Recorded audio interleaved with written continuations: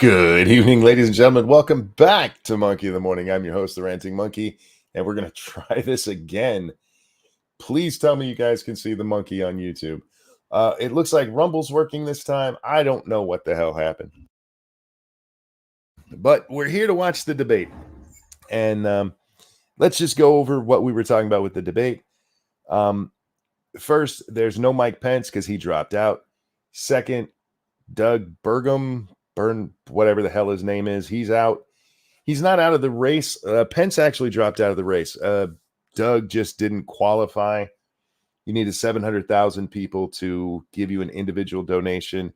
You had to be polling at 4% in two national poll or in two polls and one nat. I forget the exact thing.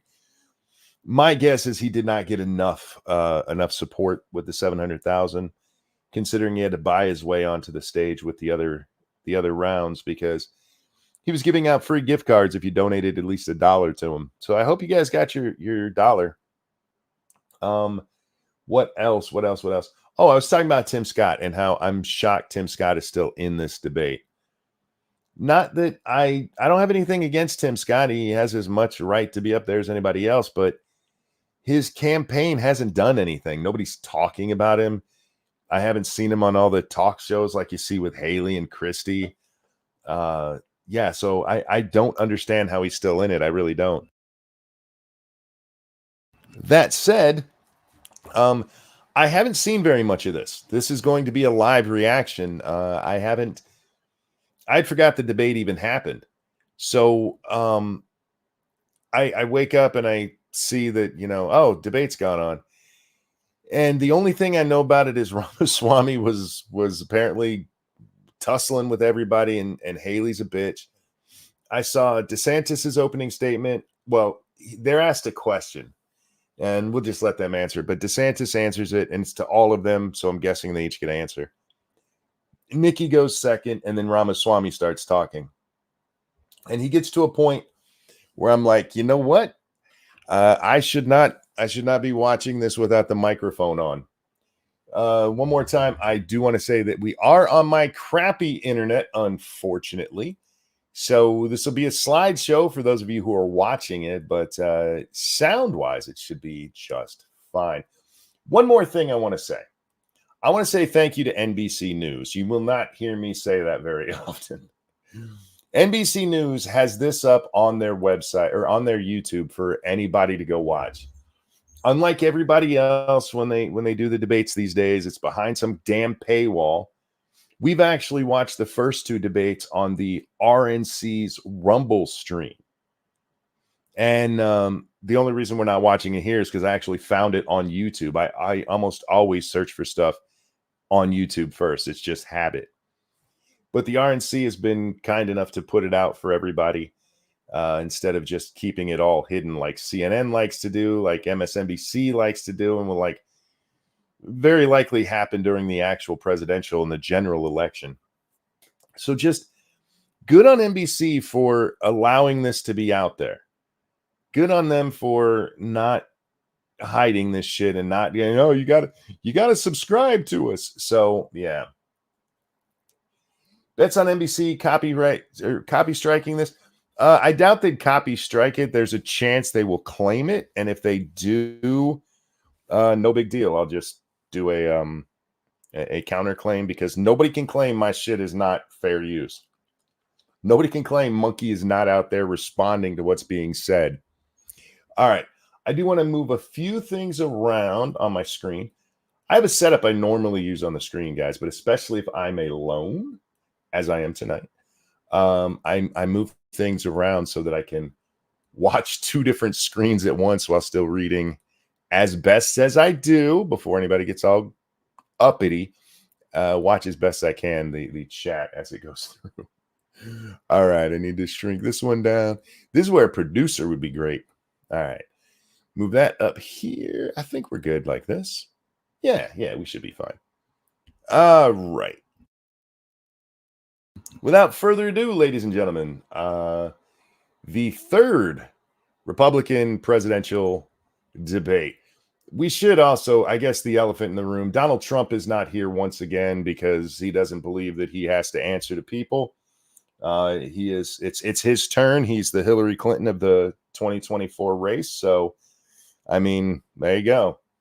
And I know people are going to be mad that I say that, but bullshit. I cannot believe this fucking piece of shit will not get his ass on the stage and debate. I for fuck's sake, get your ass up there, Mr. President. All right, there we go. Who is best to take on President Biden? And can any of them first beat former President Trump? As it stands right now, none of them can beat Trump. That's the truth of the matter.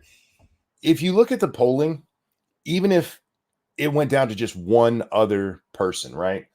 Let's say they all the 5 people on stage, like, all right, look, we got to take out Trump. We will all unite behind Ron, or we'll all behind Nikki or Vivek, whatever it is. The polling right now has Trump at about 50%. He's got 50%. If you put everybody together, actually, I think it's like at 60%, depending on the poll you look at. Some of the people that are supporting DeSantis or Nikki or whatever are going to go over to Trump.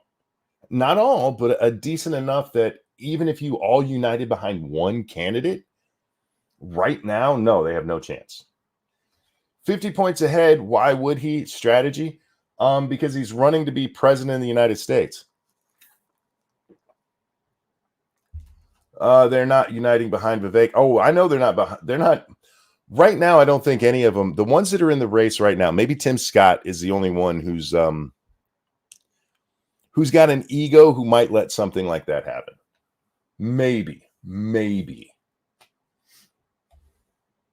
The other 4, there's no, they, especially the Haley and Ramaswamy camps. I just don't see. Oh, and Christie, yeah. Not to say Ron and his fans aren't egotistical as well, but oh my God, people supporting Chris Christie. Why? Just why? Do you just like Jowls? Honestly, it's not like he's saying anything unique or special. Anyway, okay, sorry. Who's far ahead in the polls? The candidates are here. Florida Governor Ron DeSantis, former UN Ambassador Nikki Haley. Wait, for those of you who've seen this already, how often does Ron do that really, really uncomfortable smile of his? Where he looks like a kid in a kindergarten class where they say, smile, and he's like, this is the best I know how to do. Entrepreneur Vivek Ramaswamy, former New Jersey Governor Chris Christie, and South Carolina Senator Tim Scott. Timmy Scott really should have waited till 2028. Maybe he's doing this just to bolster his name for 2028. But even if Trump wasn't in this election, I mean, with DeSantis, okay, here's the truth of the election, right? If Trump didn't enter the race, right now, DeSantis is so far ahead, nobody can touch him. All of the people who are like, fuck DeSantis over there on Twitter right now would be sucking his ass so hard if Trump was not in this race. Now, I don't think any of these guys could overcome it. Nikki's trying real hard to become number 2 by sucking up to every piece of shit that she can find who will just write her name in an article. But the truth of the matter is DeSantis just has too big of a shadow. The only reason it's not working, the only reason he's not winning is because Trump is in. So when it comes to Tim Scott, I understand him running. And I mean, yeah, if you want to, by all means. But he's the one, where people, oh, DeSantis should have waited till 2028. Tim Scott really should have waited till 2028. Unless he's running for VP. NBC News, the Republican presidential debate. We're going to let him live from the Adrian Arch. Fox is trying to make Nikki a thing. Yeah, and we'll get to it. We'll get to it. Like I said, I haven't watched very much of this, but there is something I want to point out with Nikki when it's her time. They're going to give us the rules of the debate, and I will try to shut the hell up for him. Center in Miami, Florida. It's a nice looking building. It's like a lot of wasted space. What about poor kids? They could be living in there. Shady Grin, thank you. Only Christie supporters are the masochists from his speech where he berated them. Berate me harder. Berate me hardly. Berate me harder, Christie. You're talking about the speech from the other day when he was being a bitch because some people booed him. Oh my God, he's such an asshole. Can you turn the debate up at all? No, the debate's as high as it can go. But they also haven't started talking yet, so let me know how it is when we get their mics on. I wish they'd turn that fucking music off. Good evening, everyone. Welcome to the Republican presidential debate. I'm Lester Holt, anchor of NBC Nightly News. Good evening. I'm Kristen Welker, moderator of NBC's Meet the Press. Hello, I'm Hugh Hewitt, host of Salem Radio's The Hugh Hewitt Show. I did not realize that was Hugh Hewitt. I have read and listened to Hugh Hewitt a lot. I'm sure I've seen him before, but I did not realize that was him. That is I'm not okay with that. All right. Nikki Haley trying to become number 2. Well, she's pretty shit. Mission accomplished. Well, yeah, that kind of number 2, I guess. Little low, but not terrible. Yeah, sorry, guys. We are now just 68 days from the Iowa caucuses when Republican primary voters will begin to determine. Dixie Rose, thanks so much. It was a great debate. You're going to love this. I'm going to be honest with you. My hope is that it passes quickly because I just want to lay back down. I really do. Republican debate on NBC, already game. Don't get ahead of me, Rogue. Don't get ahead of me. And their party's nominee for president. Tonight, we'll question 5 candidates seeking that nomination on how they're best prepared to be commander-in-chief. And, of course, how best to bring down prices impacting Americans across the country. Wait, I thought inflation was all better. You guys keep telling me that Biden keeps saying it's all better. Why we need to bring down prices? We have 2 hours for a serious debate on the issues that matter most to Republican voters. Candidates will have 1 minute and 30 seconds for answers and the opportunity for a closing statement. Some chick right back there just waved to the camera. I don't know who she is, but I hope whoever she was waving at saw it. I really do. I hope that she got a couple of minutes of fame with her friends back home. Will be at the discretion of all of us at the table, the moderators. I might be easily distracted. Invoking a candidate's name or policy does not necessarily mean the mentioned candidate is entitled to a response. That is a change. That is a change. The first 2 debates, if you were mentioned, you were like, hey, they said your name, that you get to respond. Even though they didn't hold to that, especially when it came to Vivek, when people would mention him, because everybody was trying to take a shot at him. It is funny how they are still treating him as though he's Trump and taking some shots at him, and they've been doing it the last 2 debates. But this is a change where just because you're mentioned doesn't mean you get to respond, which is kind of douchey, honestly. If you're mentioned, you should get to respond. Frosted Glass, thank you. Nikki's ping pong ball trick was very impressive. I didn't miss any of them. We want to caution all the candidates not to interrupt or speak over your fellow debaters. If you talk over each other, the voters can't hear you. And given the bullshit, we can hear just fine most of the time. You know what makes it hard to hear? What makes it hard to hear is when they're having a debate and they're going back and forth and some fucking moderator sitting there going, guys, could you please shut up? People can't hear you. We can hear 2 people talking. It's when the 3rd asshole speaks up to try to calm everything down that we can't hear what's going on anymore. Fuck. It's not like they're bad mics over Zoom, for fuck's sake. I just hate that. I really do. I hate them saying that. But the people can't hear you. Let them fucking argue. I want to see them argue. These are people who are wanting, I just love that freeze frame. So these are people who are wanting to lead the free world. And if they can't have a spirited debate with people on their own goddamn side, I don't want them anywhere near the office. Let me see how they react. Issues we're facing it's not specifically civil. On the world stage, we want everyone to hear every word you have to say. Continued interruptions may result in loss of additional questions. If you guys interrupt too much, we're going to make it so we don't ask you any questions. We're going to treat you like Doug from the last one. Oh, fuck. And to our audience, please hold your applause so that the candidates can be heard. With that said, let's have a good debate. That's another thing I don't like. I mean, I get it because they don't want people coming up there with their stump speeches and their one-liners like, hey, guys, could y'all not... Hey, how about this? If you want to have a debate where the audience isn't making any noise, which is fine, how about, and I'm throwing this out there, don't have a fucking audience. Do this in a fucking newsroom where you put the 5 of them up there. You can ask them all the questions they want and nobody claps or cheers or does anything.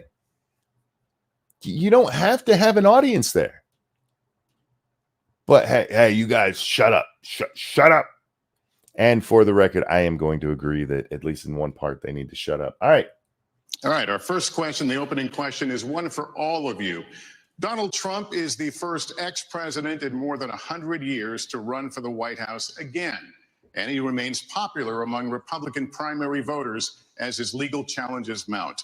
But before he gets to the actual question, have you guys ever been to a funeral? Am I the only one that thinks Lester Holt looks like day 3 of a viewing? He really does look like the makeup is getting a little dirty and maybe it's time to close that lid and put it in the ground. Nothing against Lester. I mean, Lester's not a smart man. He's a good reader. He reads a teleprompter very well. He's very old school news anchor kind of thing, the Jennings Rather era.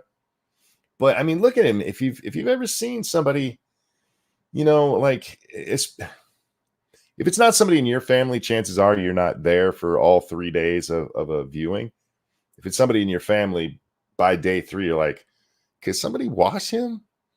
But that's what Lester looks like. He looks like he died a while ago. DeSantis, let me begin with you on this one. Speak to Republican voters who are supporting Donald Trump. Why should you and not him be the Republican nominee to face Joe Biden a year from now? All right. I already hate your question. Speak to Republican voters. That's who they're speaking to. This is literally the Republican National Committee's debate for their candidate for president. Speak to why. All you got to do is say, why should they choose you? Why should people choose? You don't have to add that extra part in. Shut up, Lester. Is he going to ask stupid questions all night? Is he going to piss me off all night with shit like that? It's those little things that really irritate the fuck out of me. I know it's not that big of a joke, or sorry, not that big of a deal, but it really does irritate the shit out of me. It's words for the sake of words. You don't have to say that. We all know what this is for. Oh, fuck. Speak to the people who might vote Republican, why they should vote for you for the Republican. Well, who else is he going to be speaking to, dickhead? Sorry, deep breath. This country is in trouble, and the elites that have put us here, they don't care about you. They don't care that you're having to grapple with higher grocery prices or have higher gas prices. They don't care that your family's less secure because of the open border that's allowed drugs and even terrorists to come into this country. Well, I care. I am not going to sit idly. Wait, he did not just say that. He did not. Please tell me Ron DeSantis just didn't say, well, I care. Oh, my God. Wow, you had a decent answer until that point. He's not wrong. The elites don't give a shit. They do what they want to do, and you as the little man, hey, just keep voting for us. Put that I care. What are you, Bill fucking Clinton? Give me your thumb. Show me your fist with the thumb up. Joshua, great timing. I care. I'm a little man like you. No, you're not. By and let this country continue its downward spiral. We need leadership, and we need it now. I'll take the hits, I'll take the arrows, I'll take the slings, because ultimately it's not about me. It's about you. I will fight for you. I will make sure to lead this country's revival, and I will win for you and your family. I mean, that's better. That's better. I'll lead and I'll take the slings and arrows because Ron DeSantis has shown over and over again that he's been willing to do that, especially coming from the press. And he said, "Don't say gay." He didn't say that, but I mean, that's actually true, and he does deserve credit for the way he's been able to deal with that stuff. I just hate that I care bullshit. I really do. Lead this country's revival, and I will win for you and your family. Okay. Actions speak louder than words. We don't have time for excuses, and it's not something that we're going to be able to have all these distractions. As a veteran, I will. But you just did actions speak louder than words. Here, let me throw a whole bunch more words. How about this, Ron? And I mean this sincerely. Why not go into I'll take the slings and arrows like I did with the Family Protection Act in Florida, which the press decided to label "Don't Say Gay." How about actually show, don't tell? Why do none of these motherfuckers? He's got credentials for this, and he's just going to tell you what he's going to do. By the way, I meant to say from Disgruntled Technician, thank you for that feminist $12. And Dixie Rose, thank you for the feminist $12. And Evolve Potato, thank you so very much. You can understand that Trump not being there can be both bad for the voters not being able to hear Trump being challenged on stage, and that it's a good strategic decision. Also, I might have sent this to Jack first accidentally, so that's some money for him. Well, thank you for that. I appreciate it. No, I understand all of the strategic arguments, okay? It doesn't make it all right for him, this guy who's trying to be their nominee, pussing out of the debate. Because what you're telling me is he's afraid he's going to say something that's going to cost him. That and I'm not yelling at you for that. I'm talking to the people who back this shit up.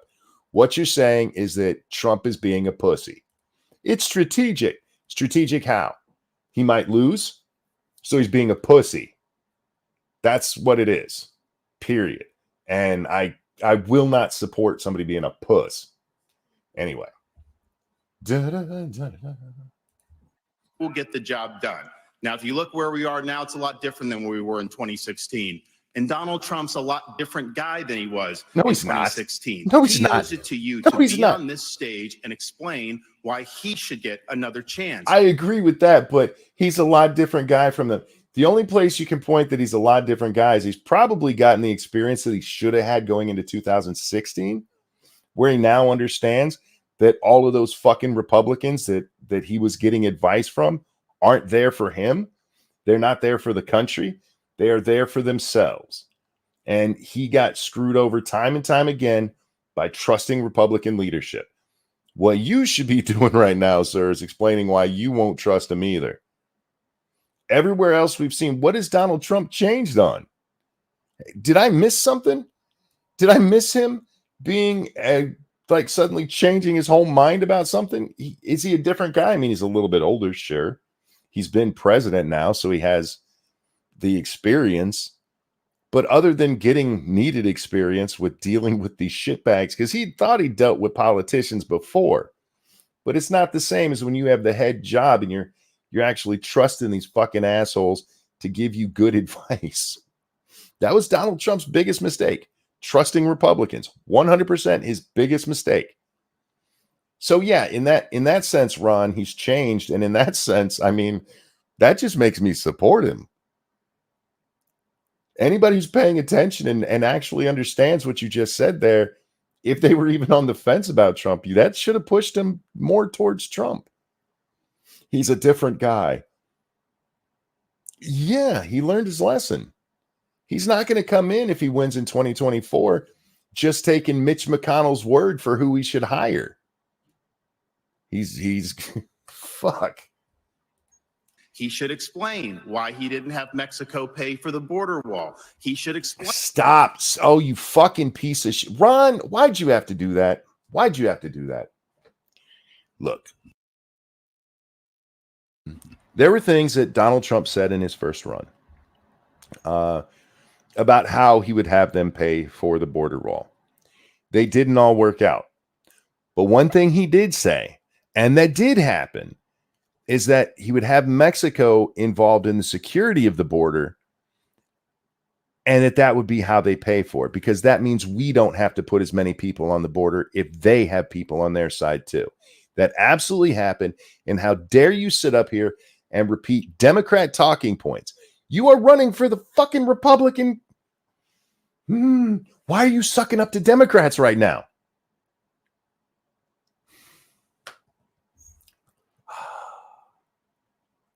I can't put my finger on it, but Ron sounds like someone who is trying to fake passion, but can't quite pull it off. This doesn't seem. You were 100% right there, Dangerous. This doesn't seem sincere. It doesn't seem sincere. This sounds like an opening statement, like, "Hey, all right, Ron, we wrote this out for you. You read it when you get up there. Read it when you get up there." Why are you taking Democrat talking points to take a hit at Trump? What a fucking bitch. Ron, I like you, but that's a negative in your column, sir. He should explain why he didn't have Mexico pay for the border wall. He should explain why he racked up so much debt. He should explain why he didn't drain the swamp. And he said Republicans were going to. All right. Oh my God. Ron's just trying to piss me off. Remember, guys, this is the first answer. Okay. We just talked about draining the swamp, right? He was getting very bad advice from Republicans who have no inclination whatever to get the swamp drained. What was the other one that he said there? Hang on. I got to watch it again. I got irritated. Explain why he didn't have Mexico pay for the border wall. Yeah, we touched He that. should explain why he racked up so much debt. All right. Now, this one I'll give you. Even before COVID, which is where most of the debt comes from, he was racking up quite a bit of debt. That's a fair thing to point out. Trump should explain about the debt, and it's not. I'm sorry, I will not just go on with it was about COVID. Trump was spending a lot of money before COVID. COVID increased it exponentially, sure. And that is fine to explain the funding from 2020 through 2020. But the first 3 years, it doesn't explain that at all. And he should. But for the record, all Republicans should be explaining that shit. As I pointed out many times, the debt gets worse every time a Republican's in office because they just spend. So you're right. He should have to answer for it. But so should a lot of other people. And I'm happy that you finally seem to give a shit about spending. Although I don't think you do. I think, like all Republicans, you're just saying it because it's the debate and you have to. I have a feeling that if you get into office, you will also spend. Careful throwing them little stones there, Ronnie. He should explain why he didn't drain the swamp. And he said Republicans were going to get tired of winning. Well, we saw last night, I'm sick of Republicans losing. In Florida, I showed how it's done. 1 year ago here, we won a historic victory, including a massive landslide right here in Miami-Dade County. That's how we have to do it. So I promise you this, as the nominee, next November, I'll get the job done. And as president, I will deliver. Your time is up. Let me All tell right. All right. Yeah, the small elections that happened yesterday, the Republicans got beat. You had the Ohio abortion thing. What was this state? Bashir, right? Bashir, is that his name? He got reelected wherever he is, and he's a liberal. But I'm so sorry. Ron, what did you do to help the candidates you thought would win? Thank you, Snub Earth. On that point, don't Republicans improve general economics? So on that point, don't Republicans improve general economics? Is the debt a separate issue? No, the debt and the only reason the debt and general economics are a separate issue is that we've been able to just keep kicking the can down the road. That can is going to come due eventually. We can't just keep spending. We were already well into the high $20 trillion rate before we ever got to COVID spending. You can have a decent economy that's running well, and then everything goes to shit because of your debt. How many people, just on a smaller scale, how many times have we read stories that people are making $250,000 a year are horribly in debt? They're living paycheck to paycheck. They're making plenty of money, but they have so much debt that they're not getting ahead at all. And that's where we were headed, whether COVID came or not. Keldrick, I mean, Ross Perot was warning about this in the 90s, back when we had what, $10 trillion debt? Was it even that high at the time? Keldrick, thank you. A lot of the things Trump promised to do were blocked by Republicans in Congress. The Republicans that are mad that Trump didn't get certain things done should maybe look to their fellow party members to explain. Yeah, look, and that would be Trump could give that answer. I didn't do X, Y, or Z because, it got blocked by Congress. I mean, that's a legit answer to give. I tried to get it done. We did what we could. But he's not here to answer it all. So, man, this is starting to really annoy me. There we go. All right. Not you guys. I'm sorry, my computer. When I said this starting to... I don't mean you guys who are asking questions or don't. No. That came out so wrong. So wrong. I was having to move things around my computer again. To do this the way that I really should be, I should have a third screen. And so anytime I click on the one screen, I have to click on it again to bring everything else back up. Sorry about that, guys. Should not have come out that way. Oh, you know what I should do? I should just move this over here, because this is capturing that screen. Yeah. Okay. That should make it much, much better. Sometimes I get smart ideas. Not very often. Here we go. Let me turn to Ambassador Haley. Why you and not the former president? I'm sorry, real quick. That cheering, he didn't say much to cheer like that for, honestly. He really didn't. But that's not as bad as it gets. All right. This hag. It's her turn. Hillary 3.0 now, because they tried 2.0 with Kamala, and here comes 3.0.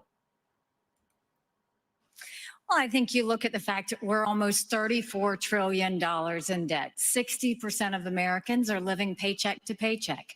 50% of American families can't afford diapers. 1 in 6 American families can't pay their utility bills. Are there a bunch of kids running around there with their asses bare?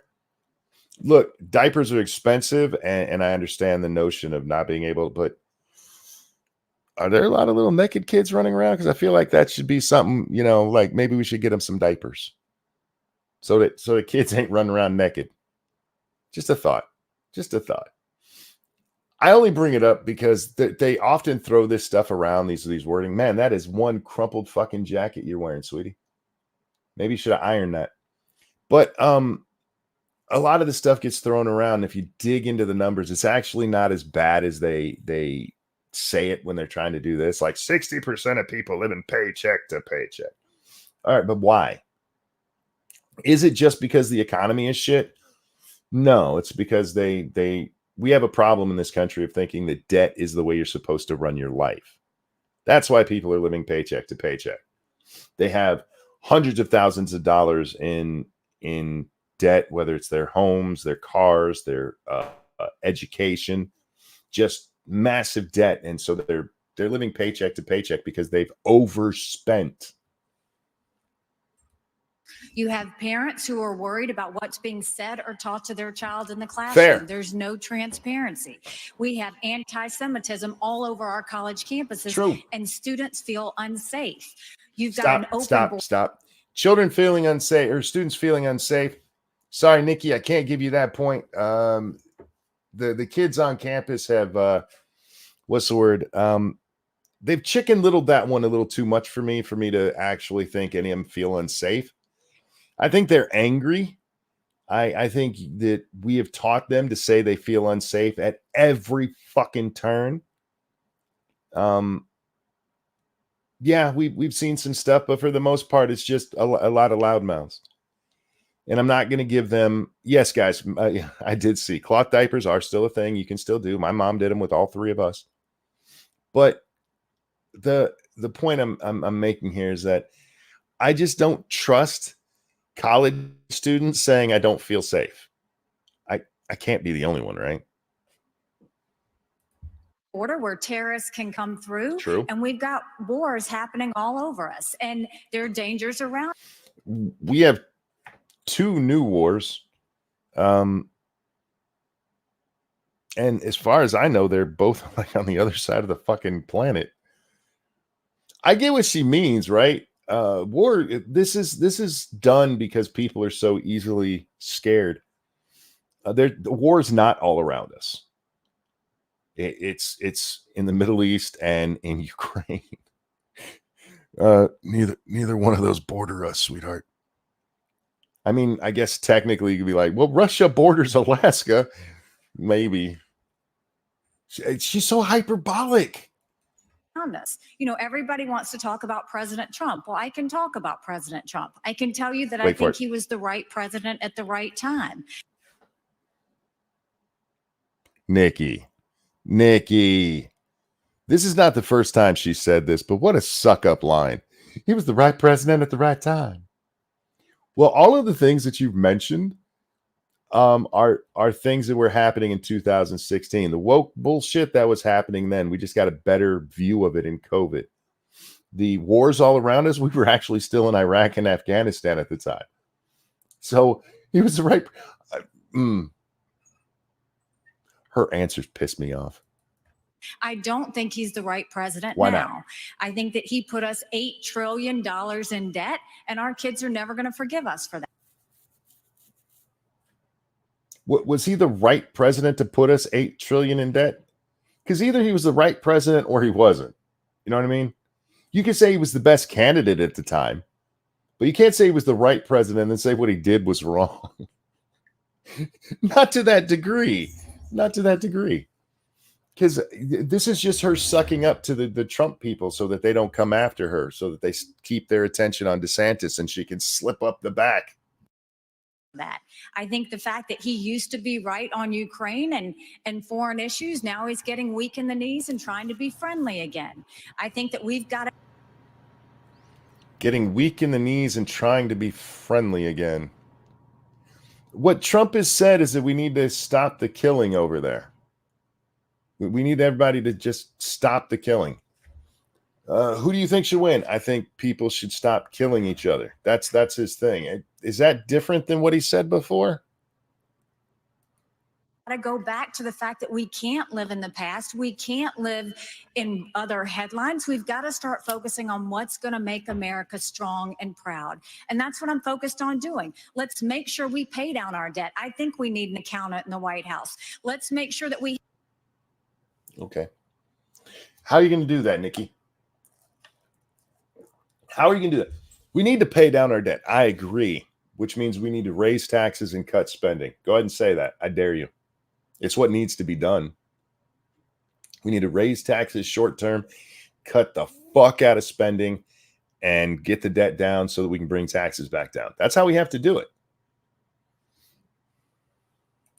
We have transparency in the classroom. As a mom, I know what that means. Let's make sure we secure our borders so that our families are safe. Let's get crime down because our families want to know that they can be safe no matter where they go. How are you going to get crime down from the White House? It's not your job, sweetie. And as the wife of a combat veteran. Oh, fuck you. Every goddamn time. Every time we have to hear that. As the wife of a combat veteran. Look, the families who stay home, yeah, it's rough on them. But you don't know shit about the military because your husband's in it, sweetie. We'll tell you, a military needs to know we have our back, and we need to make sure that America is. Ambassador, thank you very much. This is the part. Let me just before Lester does his, let me just. Once again, there's nothing that she said that should get that kind of response. Maybe a polite clap, maybe a polite, but it just tells you that this is a NBC production, that you have all of these people who are chanting like retarded seals. Whoa, whoa, she said words. Oh. Let me just caution the audience. Let's not go down this road. We've asked you to please, keep restraining yourselves, and it would be helpful so we can hear the candidates, because these are important issues and the voters want and need to hear them. You just took up longer time telling them not to clap so that you could hear the candidates than they clapped. Just saying. Mr. Ramaswamy, let me turn to you. Please make your case. All right. Now, guys, this is what made me stop and say we need to do this live. He's about to say some shit that if I didn't already want to have babies with this man, he'd have the babies because I'm the man, of course. But I would. I'd be like, hey, you want to sneak off and make babies together? Would you? I get that people have problems with Ramaswamy. That's fair. If you have issues with him, I really hate the fact that he's tried to hide parts of his past, which there's answers for. He's got answers for him, but he tries to hide them. Like there's no reason for that. Just fucking answer it. But I was not expecting what he said here. Why should you be the nominee and not the former president? I think there's something deeper going on in the Republican Party here, and I am upset about what happened last night. We've become a party of losers at the end of the day. It was a cancer to the Republican establishment. Let's speak the truth. I mean, since Ronna McDaniel took over as chairwoman of the RNC in 2017, we have lost 2018. He went after McDaniel herself. Ronna McDaniel, who's been the head of the Republican Party basically because of Trump for a while now. She just had that contentious re-election to that post after, remember her spending all that money on some flowers? This is a dude trying to become the Republican nominee, and he's taking a shot at the chick running the party. But this isn't even the best part. This isn't even where I went, fuck. All right. Daniel took over as chairwoman of the RNC. Oh, yes, that's true. Viking says in front of her, too. She's in the audience. He is calling that bitch out, and she's in the audience. Apparently, after the debate, he goes over, and the two of them have words at the it would be stage right, the left side of the screen. He goes over and has arguments with her about whatever it is that he says here. Sorry, I'll shut the hell up now so we can hear it. Establishment. Let's speak the truth. I mean, since Ronna McDaniel took over as chairwoman of the RNC in 2017, we have lost 2018, 2020, 2022, no red wave that never came. We got trounced last night in 2023.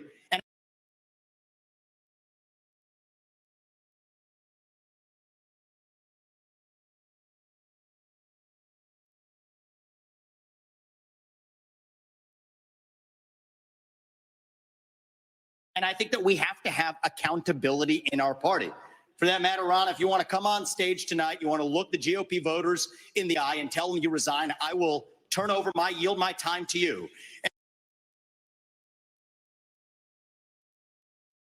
He just told the bitch who's in the audience that if she wants to come resign after having such bad results, he will let her have the mic. She is in the fucking crowd. This dude, fuck. And frankly, look, the people there cheering for losing in the Republican Party. Think about who's moderating this debate. This should be Tucker Carlson, Joe Rogan, and Elon Musk. We'd have 10 times the viewership, asking questions that GOP primary voters actually care about and bringing more people into our party. That's the part where I paused it and just went, fuck, I got to do this live. He just called out the debate moderators. First, he calls out Roma, the bitch who's, is it Rona McDaniel, the bitch who runs the RNC, and be like, fuck you, bitch. And then he's like, oh, I ain't done yet. You fucking assholes right there, you shouldn't even be asking us questions. We should have Tucker Carlson up here doing it, Joe Rogan doing it. He's not wrong. He's not wrong. I mean, we heard the clap after the Haley thing, right? I mean, that's what highlights it so well.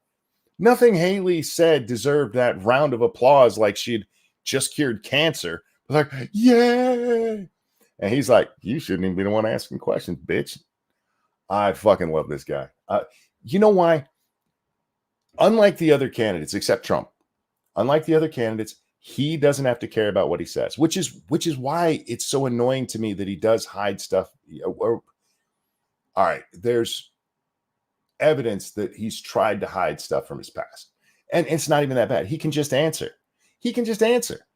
He has fuck you money. He is paying for this on his own. He's not sucking up to any PAC because he this is his money he's spending.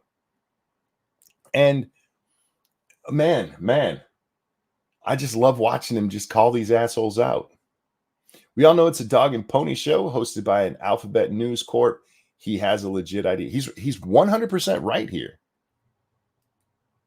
You think the Democrats, and we've got Kristen Welker here, you think the Democrats would actually hire Greg Gutfeld to host a Democratic debate?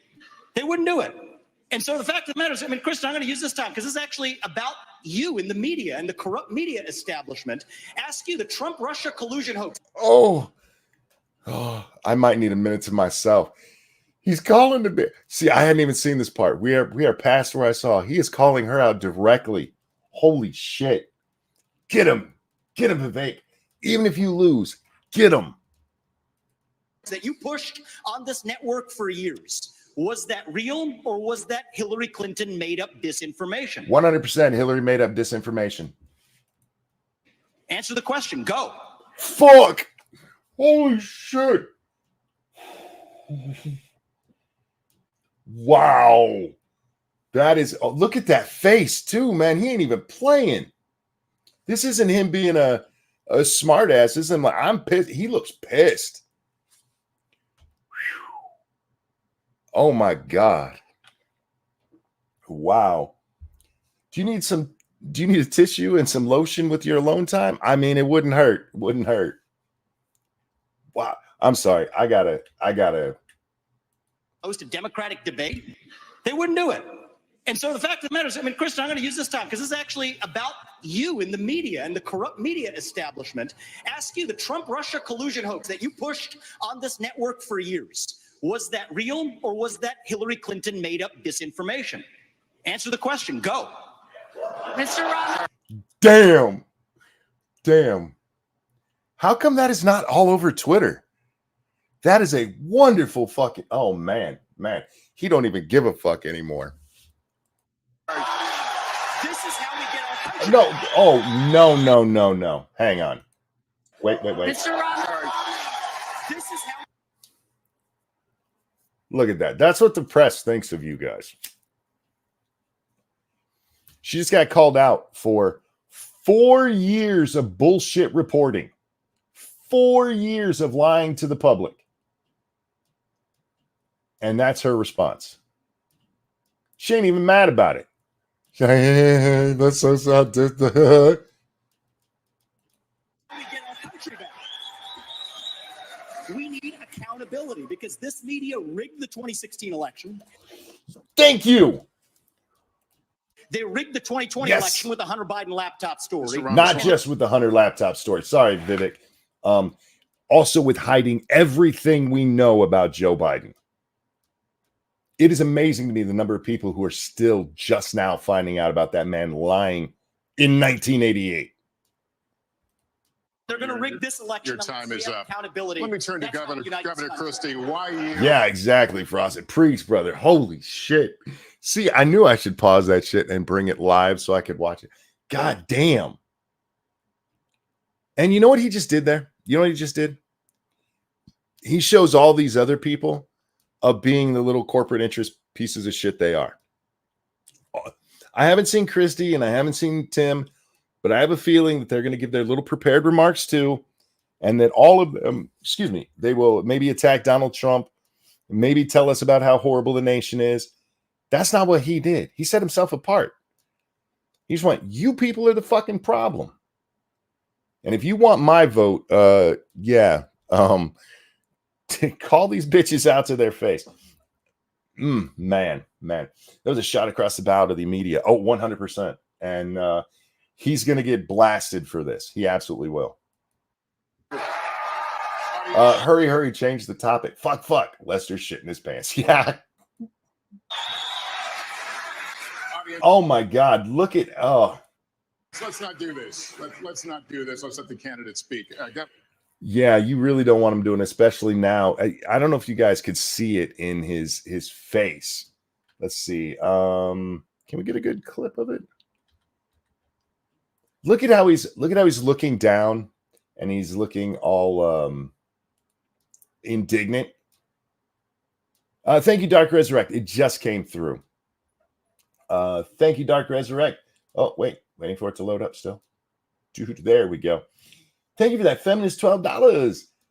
They smile because they know they will get away with it. These people fucking hate you, and yet we give them so much authority. True. Remember, they think they're better than everybody else. They can see news that you can't. They can see everything. It's not a 9 head, it's male pattern baldness. It's like a perfectly straight line on his head, so it looks like a 5 or a 9 head. The media thinks they're better than you. And you can see it in his face that he is so annoyed at what Vivek just said. I wonder if he's going to get punished for that. Remember they said that they could punish people? Audience, let's not do this. Let's not do this. Let's let the candidates speak. Governor Christie, why you and not former President Trump? Well, Lester, look, you said it at the beginning of the debate. We are dealing with extraordinarily important issues facing this country right now. We have our greatest ally in the Middle East under fire from a terrorist group that has committed right back into stump speech bullshit. Wiping them and every Jewish person in this world off the map. We have Ukraine with Vladimir Putin, a communist KGB dictator who wants to put the old band back together. He's starting in Ukraine, and he's going to move to the Baltics and Poland after that. You have no evidence of that at all. None. We have inflation in this country that is choking. I just want to point out, because I just watched Willie Mack's video about Hassan, and when Hassan was like, they're not going into Ukraine, he was very adamant nobody was going into Ukraine. We told you that 6 months before it happened. So when I tell you that there's no evidence of Russia wanting to go into Poland, it's because there's no evidence, and I'm going by everything I've seen. Could I be wrong? Sure. Am I? No. He's going to get the band back together. He loves that line, by the way. Choking every American family that wants to try to rise up. Rise up. And give their children a better life. And tonight, we need to decide which president is going to be the one to tackle the big issues, who's going to make this country. Well, I mean, you using the word big, I feel like you have some kind of authority on being big, but not dealing with big issues. Your big issue is like, which of my 12 value meals should I start with? Look once again, not just inward, but look outward at the world and say America is the country, the indispensable nation that makes this a safer world. And in a safer world, American innovation, American hard work has always been the thing that has driven our country to greater things. I'm going to be the president who will do those big things. We're not going to be small, and I'll say this about Donald Trump. We're not going to be small. No, you're not, Chris. No, you're not. He's going to say this about Donald Trump. Can't wait. Anybody who's going to be spending the next year and a half of their life focusing on keeping themselves out of jail and courtrooms cannot lead this party or this country, right, and Governor, it needs to be said plainly. Governor. Yes, he can. Yeah, he can. He can absolutely do that. You just don't like Donald Trump. I would have a lot more respect for Christie if he'd just go, I hate Donald Trump. Fuck Donald Trump. I don't like him. He's an asshole. I still wouldn't agree with him necessarily, but just be honest. He's going to be in the courtrooms. How about this, Chris? He shouldn't be. For fuck's sake, in the Jack Smith case, part of the evidence against him is literally that he tweeted out that there was a stream happening. That is a real fucking thing, that they had a proof of guilt. You fat piece of shit. And as somebody who likes to beat the drum about your credentials when it comes, sorry about that, who likes to beat the drum about their credentials when it comes to fighting fucking crime, you of all people should be up there going, This is a bunch of shit. Look, I don't even like Donald Trump, but this is fucking bullshit. And you won't even do that because you're a douche. Dark Resurrect, thank you again for that feminist $12. Look, I'm tired of taking care of the rest of the world. Either we need to leave the world alone or manifest our destiny and just conquer the world. What we really should be doing in that sense, like NATO, take NATO, for example. Donald Trump pointed out that, hey, we're spending way more than everybody else. You had several big countries, Germany, who weren't paying their fucking NATO bill. And they don't even have to cover much of it. Most of it still comes from us for no fucking reason. If the rest of the world wanted to get together and go, hey, yeah, we're going to chip in our actual fair share, that would be fine. But that's not what happens. Thank you, Frosted Glass, who says, I got to say, I chuckled at one point because the moderator says to Christy, we'd like you to weigh in. Oh, my. Nobody wants him to weigh in. They don't have the zoo scale there. Thank you. Let me turn to Senator Scott. Senator Scott, you've said former President Trump can't Worst applause of the night just went to Christy. Wow. win. Make your case to Republican voters. Well, certainly, That former President Trump can't win. Make your case to Republican voters. Well, certainly, what I would say without any question is that the truth of my life destroys the lies of the radical left. We need a president and a candidate who will actually help our base solidify and attract independent voters into our party. The Great Opportunity Party is now winning back African-American voters and Hispanic voters because we are working on a foundation based on faith. All right. Timmy. Which Republican candidate over my whole lifetime has done the best with African Americans and Latinos and any other group you want to say, except for spoiled ass rich white women in the suburbs? Who was that? Oh yeah, it's the guy you're trying to tell me you're going to be better than. And again, I don't dislike this guy. The First Step Act is his baby. Trump is taking credit for it because he signed it into law, but it was Tim Scott's baby. Those two worked together to get that push through. Whether you think it's good or bad, it is one of the things that is helping with African American outreach, because for some reason all of our politicians think that the way you get black people on board is to deal with prisons. I don't know what that says about them, but Tim, you can't just sit there and go, we're working on outreach without paying attention to the guy who's done the best at it, for fuck's sake. Tim went too hard on religion. It's going to scare off independents. Yeah. I haven't seen this, but even in that opening thing there, we're going to do this based on faith. You can have your own faith, Tim. That's fine. But that should never be your rationale for why you're doing things. Not governmentally. Sorry, dude. Our nation is facing some deep challenges. It is the loss of faith in this nation that is a part of the erosion that we're seeing every single day. It's restored. I mean, he's not wrong in a sense.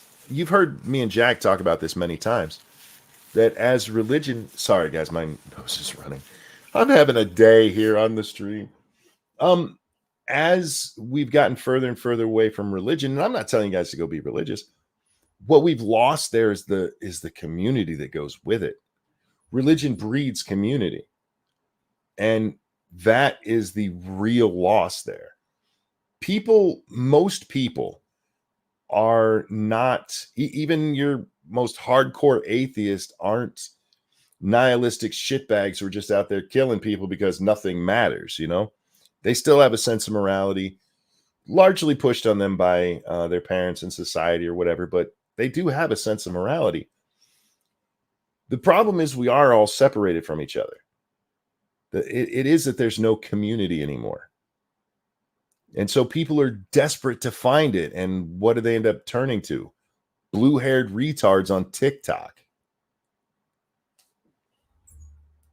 restoring faith, restoring our Christian values that will help this nation once again become the city on the hill. When Ronald Reagan talked about the city on the hill, he was coming from Matthew 5.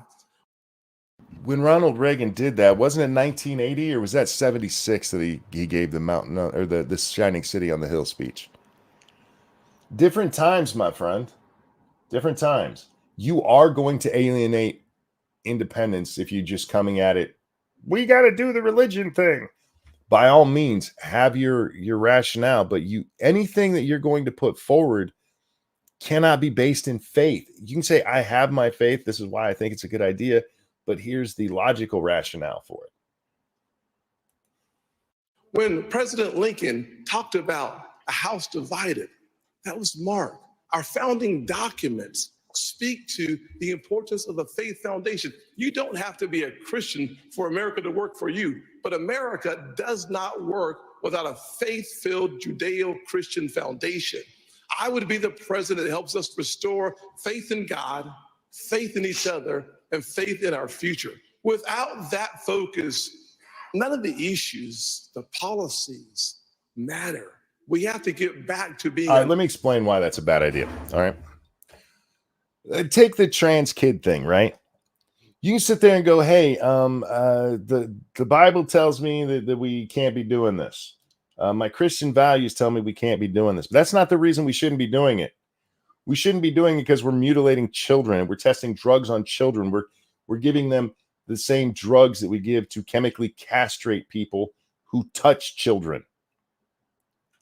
See, you can. This is one of the reasons for all the people that I don't like Ben Shapiro. Ben Shapiro in those 2 talks he gave, I think it was at the one that he gave at Cambridge.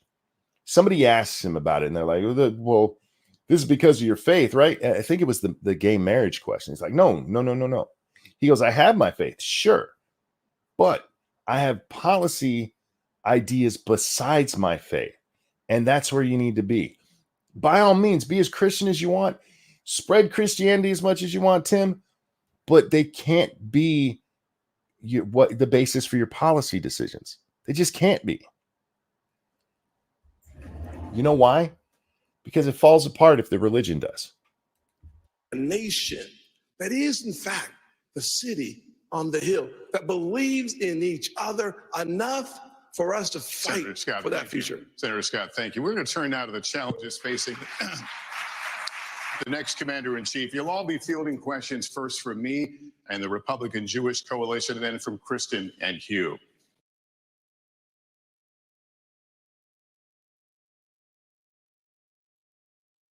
So as we continue forward, the Israel-Hamas war is barely a month old.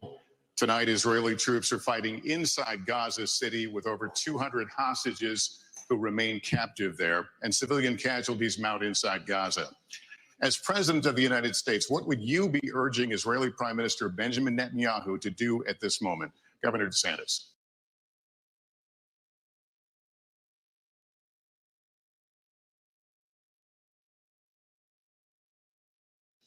I would be telling Bibi, finish the job once and for all with these butchers, Hamas. They're terrorists. They're massacring innocent people. They would wipe every Jew off the globe if they could. He cannot live with that threat right by his country. That Hamas should release every hostage and they should unconditionally surrender. I'm sick of hearing the media. I'm sick of hearing other people blame Israel just for defending itself. We will stand with Israel in word and in deed, in public and in private. And I can tell you, as governor, I actually did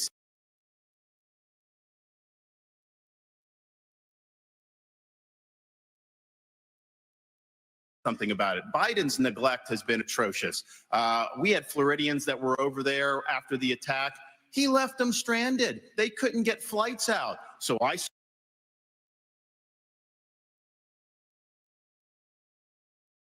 God bless it. What I read, Grisello said, sorry, but is it wrong that I really don't care about any of this right now? I just wanted to hear Ranting Monkey's voice. No, there's nothing wrong with that at all. I went above and beyond that, but we'll just leave it at that. As to what DeSantis just said here, he's not wrong. The way our government handles this when people go into dicey situations, and then something breaks out and we're like, hey, we gotta go save those people. Well, you have to pay for your flight when you get back. DeSantis was like, fuck that. We're going to send our own planes to get Florida people out. And this is what he did. And good on him for doing so. I'm echoing. There shouldn't be. You just said I was muted. How am I? I'm muted and echoing. That's weird. Scrambled resources in Florida. I sent planes over to Israel, and I brought back over 700 people to safety. There could have been more hostages had we not acted. And I'll tell you this, I met the first plane load when they came to Florida, and one of the mothers pointed to a 6-year-old daughter, and she said, my daughter had been saying the last 2 nights, Mommy, I don't want to hear any more bombs, no more rockets. I just want to get back to Florida. So yeah, stop taking your kids to places like Israel. No offense. That is a dangerous place. I get it. You guys have your pilgrimages and stuff, but wait till they're older. Fuck's a 6-year-old doing in that situation?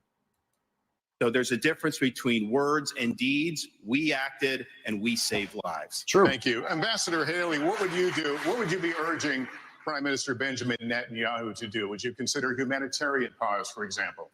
The first thing I said to him when it happened was I said, finish them. Finish them. And the reason is I worked on this every day when I was at the United Nations. You literally just repeated what Ron said. Now, I don't know if she said this before. She said it, first or whatever, but here she just repeated exactly what he said. And we have to remember that they have to, 1, eliminate Hamas, 2, support Israel with whatever they need, whenever they need it, and 3, make sure we wait, back that up. Them. And the reason is I worked on this every day when I was at the United Nations. And we have to remember that they have to, 1, eliminate Hamas, 2, support Israel with whatever they need, whenever they need it. Who's eliminating Hamas if the next sentence is support Israel? Because Israel's the one that needs to eliminate Hamas. But then Israel needs to support Israel with whatever Israel needs. Is she talking about a fuller scale invasion that I'm not aware of? I'm not wrong on how she said that, right? Let's listen again. Every day when I was at the United Nations.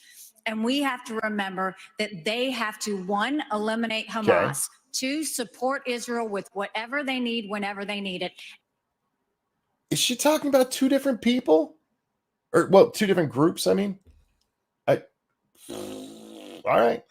And 3, make sure we bring our hostages home. Oh. So she's saying Biden needs to eliminate Hamas? The way she said that, they need to. Wow. Nikki, you been hanging out with Graham in his closet? We need to be very clear-eyed to know there would be no Hamas without Iran. There would be no Hezbollah without Iran. She's not wrong about that.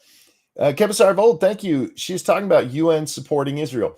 Okay, but then she immediately goes into us bringing our people home. She gives 3 different, the way she says it, because the question is, how would you advise Benjamin Netanyahu here? And I get it. She probably has a prepared response. But this is why you have to listen, Nikki. I know you're a woman, not your forte, but listen. Would not be the Houthis without Iran. And there wouldn't be the Iranian militias in Syria and Iraq that are trying to hit our military men and women if it hadn't been for Iran. And who is funding Iran right now? China is buying oil from Iran. We've been giving them some money. Russia is getting drones and missiles from Iran, and there is an unholy alliance. We need to be clear-eyed. The last thing we need to do is to tell Israel what to do. The only thing we should be doing is supporting them and eliminating Hamas. No, Nikki, it's still okay if they do fuck up, if they do just bomb a civilian area just to bomb it, that we should be calling that out. The last thing we should no. Stop with that nonsense. Why are these people like this? Why are these people like this? She just wants people to die. I'm convinced of that with Nikki Haley. It is not that Israel needs America. America needs Israel. They are the tip of the spear when. I mean, not really. Look, we support Israel because it is helpful to us to have such a strong ally, especially right there in the Middle East. I don't think we have anybody that close anywhere around. But it's helpful to us. Sure. Do we need them? Not really. We'd be just fine with what do we get from Israel? She's about to say tip of the spear, which, sweetie, I am not interested at all of going to war with the entire Middle East. I kind of like the Kushner plan and the Abraham Accords, where we just get everybody together and like, look, y'all can get really rich if you stop the shit. That's where I want, sweetie. And we can deal with the bad actors. But fuck, man. And to my Israeli friends out there, I'm not saying I want anything bad to happen to Israel. I get called, I've been called a Zionist so many times over the last week. I'm not saying we need Israel to go away. I understand why we support them, and I have no issue with how we support them.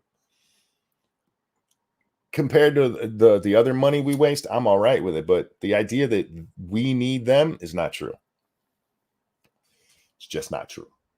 The only thing we should be doing is supporting them and eliminating Hamas. Okay. It is not that Israel needs yes, it is. 100%. America. America needs Israel. Nope. They are the tip of the spear when it comes to this Islamic terrorism, and we need to make sure that we have their backs in that process. All right.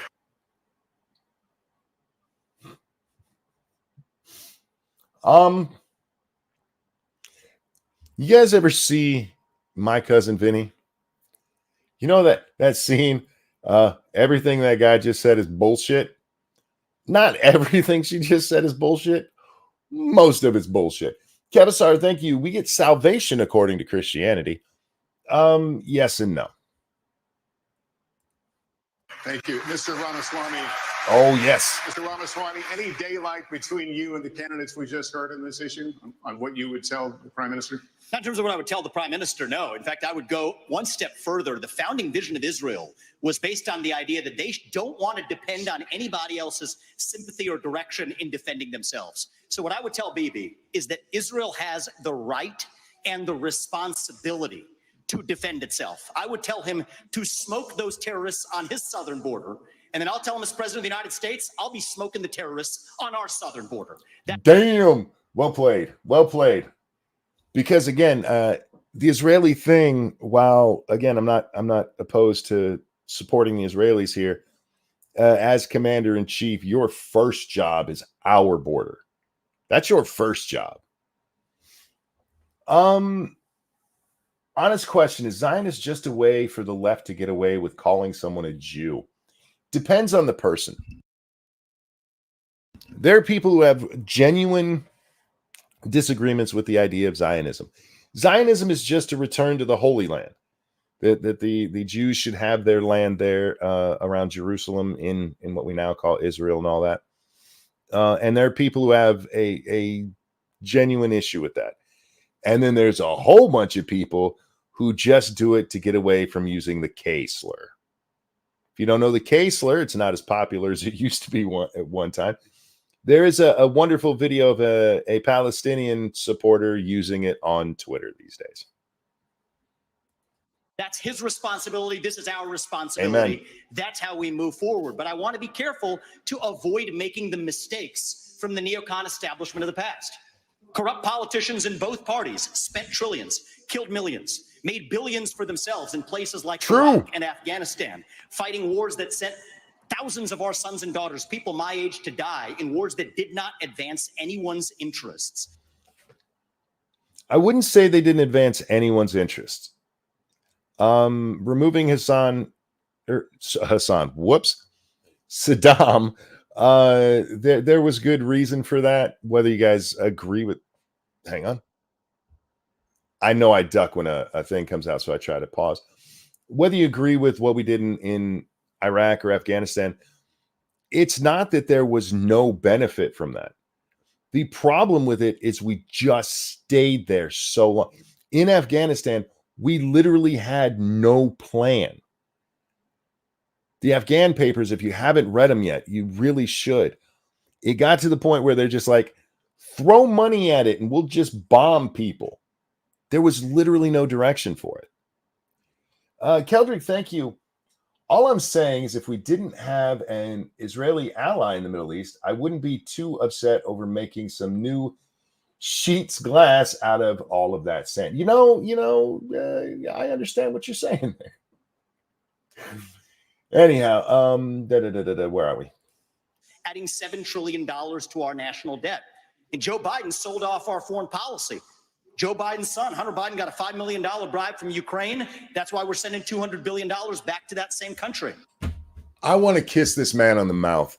Jesus Christ. How many times have you guys heard me talk about this?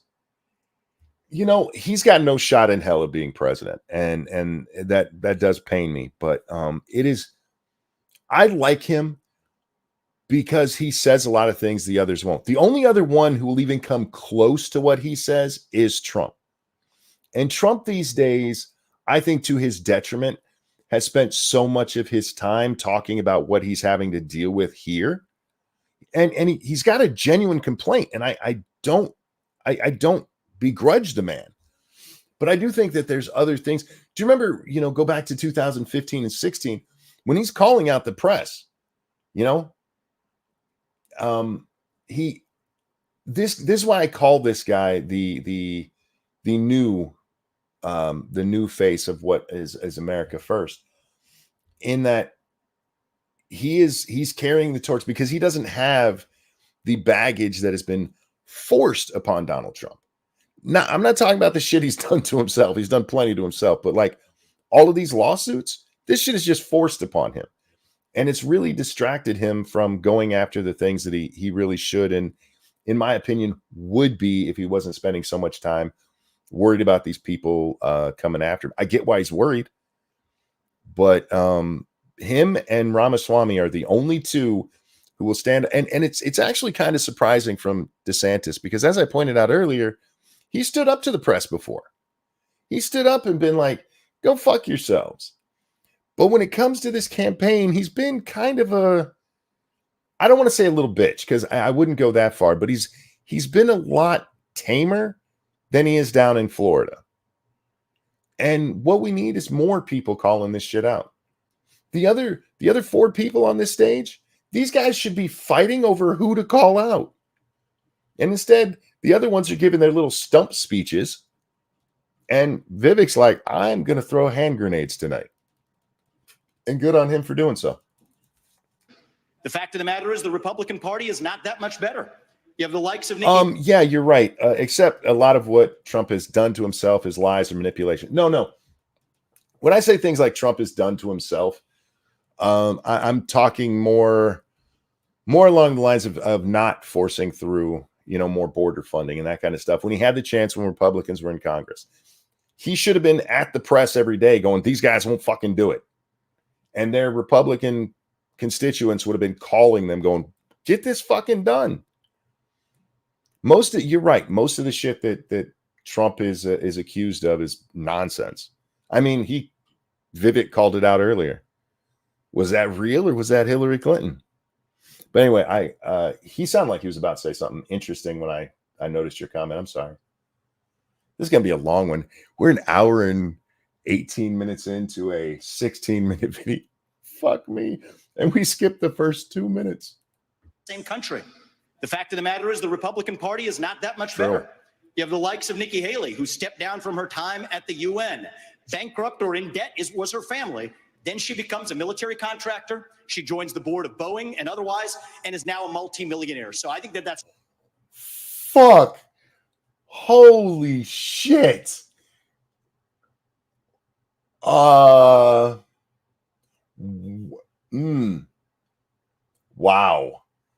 Look at that face. Look at that. He's not wrong. He's not wrong at all.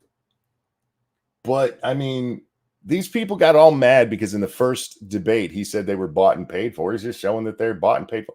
Now, dog backwards, I did hear about the TikTok daughter exchange. I haven't watched it, but we will get to it. I know it's in here somewhere. Holy shit, he just bitch slapped her. He just walked up with his pimp hand. How you like me now? What's wrong when Republicans do it or Democrats do it? That's the choice we face.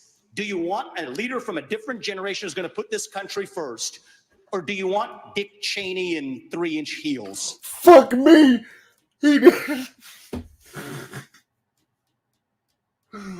Did he just call her Dick Cheney in 3-inch heels? Fuck. I'm so sorry. Thank you, Comrade Kitty. Monkey putting on his lipstick. Yes.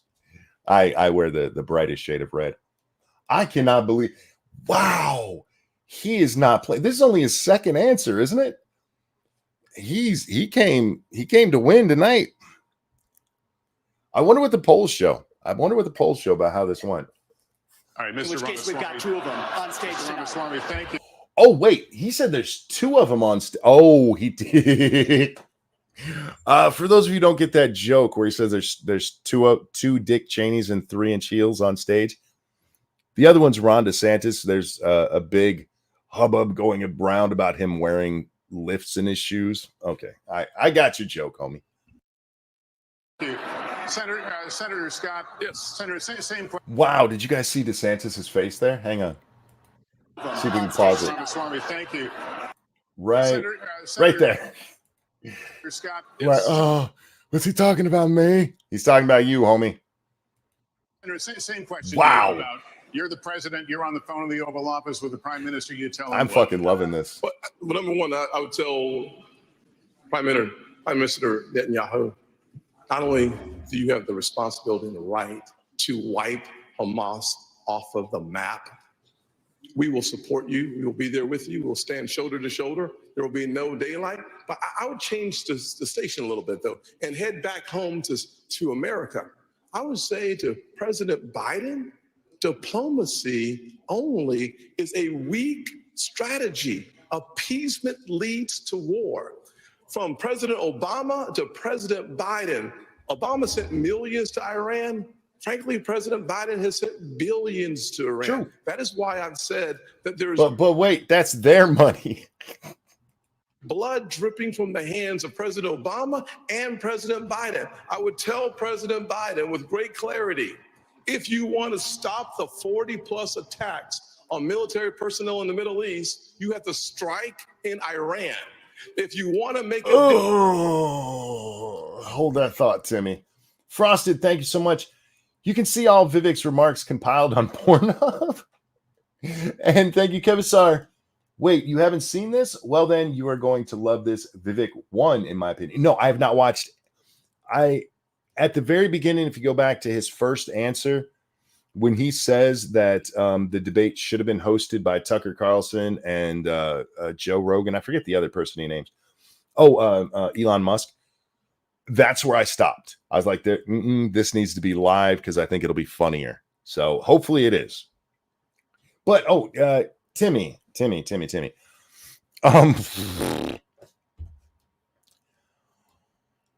If we have actual proof of Iran being behind the attacks on our troops, I don't have a problem attacking them. But that is something we need to be very, very careful with. Just because we do not, that is a powder keg over there. Look, if they're killing our people or trying to kill our people, fuck them. I do not give a shit. Fuck them, kill them all. The ones responsible. Don't come after our troops. But just, hey, we should be bombing Iran. Ooh, be very careful with that one, Timmy.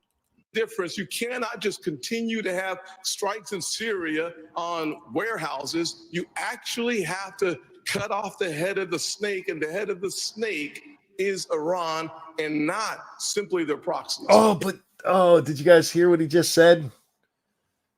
You have to cut off the head of the snake, and the head of the snake is Iran. He's not wrong there. But what he's talking about is overthrowing the government of Iran. We tried that. You might have seen it, Tim. You're around my age. Look up the Shah of Iran. If we're going to do it, we have to commit, like full on commit. It can't be a CIA operation. It can't just be raining bombs from the sky, because that's not going to stop anything, especially when we've given them a shit ton of money to go buy other bombs with. I'm not a supporter of Iran. I think we should have dealt with them fuckers a long time ago. But right now, the world's a different place than it was when I was a kid. And Iran has a lot more capability than it did. If we got them dead to rights, go blow them up. I'm fine with it. But you're talking about the overthrow of the Iranian government. And we cannot just do that willy-nilly. In order for us to have a powerful response from America, we have to be in a position of strength. As President of the United States, my foreign policy is simple. You cannot negotiate with evil. You have to destroy it. All right. And that's fair. You guys know I'm a big fan of Donald Trump laying his dick on the table when dealing with North Korea, because we appeased them so many times. And Donald's like, fuck it, let's do this. He knew the North Koreans weren't going to do fuck all about it. And that's the thing. The problem when it comes to Iran is we don't know right now. You want to, hey, Timmy, if you're telling me you're going to take us into a war with Iran, I'm probably not even, I will probably vote against you. Senator Scott, thank you. Governor Christie, I want to get you to weigh in here. Millie, well played, dog backwards. That's a reference to General Milley, guys. Look, Lester, these problems are so big and serious that the first thing I would say to Prime Minister Netanyahu is pretty simple. America is here, no matter what it is you need at any time, to preserve the state of Israel. Remember that Hamas's main goal is to get rid of Israel, is to get Israel absolutely off the map. Now, True. There are three things I think I would say to him when he asked for advice. The first I would say is that it is absolutely your obligation to protect the territorial integrity of Israel. Secondly, to make sure you protect the security and the safety of your people. Every time something happens to compromise either one of those things, it creates greater unrest. You should not be wider than Nikki and Ron in a pulled back shot, you fat bastard. In the entire region. Second, you must go in and make sure that Hamas can never do this again. The fact is that Israel and their intelligence community failed. Their intelligence community failed because they pulled out human assets from Gaza. That's what happened. You can sit there and say, oh, they need to ensure that this never happens again. The only way to assure this never happens again is to make sure you get rid of all people who support Hamas. Unfortunately, it's just the world we live in. They will never be able to make sure it never happens again. What they can do is everything they can. The Israelis have gone so far as to dig huge walls underneath the border to Gaza so that they can't tunnel into Israel. They have all kinds of electronics monitoring that border. And the problem is these guys, instead of talking on cell phones like they normally would do, this was all just human.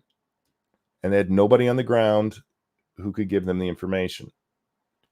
So the only way to fix this, and this is true, is to not let Gaza be its own independent place anymore. To move the Israelis back in, at least on some kind of basis. But I hate it. It was an intelligence failure. Of course it was. Every attack that is unexpected, every unexpected attack is an intelligence failure. It's meaningless to say that. They failed here, and they failed the people of the state of Israel. And so we need to work closely and better together to make sure, one, that their skirt was too short, they're degraded, and two, that we know everything that's going on inside the Gaza Strip when it's going on so that something like this can't happen to kill 1,400 individuals again. And the third thing is to keep your eye on the ball. Make sure that we continue to isolate Iran, work with the reasonable nations in the Middle East, the other Arab nations who want to partner with you, and make sure that we continue to isolate Iran so that their only friends in the world are the part of the evil foursome: China, Russia, Iran, and North Governor Korea. Christie, thank you very much. Why would you include North Korea? Is meaningless, guys. They might be able to do a tiny, tiny bit of damage to something, and then any country would wipe them off the face of the planet. I get it. We shouldn't ignore North Korea, but all I heard from him is we're going to appease North Korea. We're going to continue in this vein right now with a question from Matthew Brooks, the CEO of the Republican Jewish Coalition, a partner of the Republican National Committee in this debate. Here it is. Given attacks by Iranian-backed proxy groups on U.S. military bases in Syria and Iraq, attacks that have wounded approximately 24 of our U.S. servicemen, do you support the use of military force by the United States against Iran? At this point, again, unless you can point out for sure that it was them, you hit the people who are hitting us. If you want anything more than that is an escalation that's going to lead to a war with Iran. Governor Haley, would you please answer that? Yes, I'd first like to say they're 5-inch heels, and I don't wear them unless you can run in them.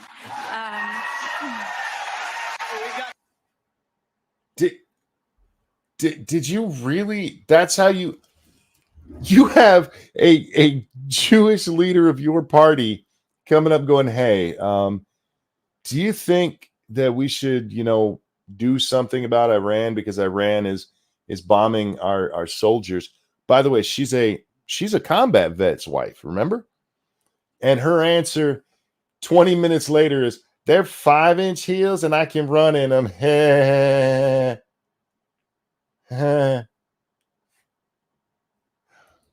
Two of you on stage. The second thing that I will say is I wear heels. They're not for a fashion statement. They're for ammunition.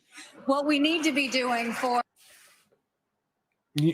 You keep bullets in your shoes? You like Maxwell Smart and shit? Missed it by that much. She had to have 2 comebacks.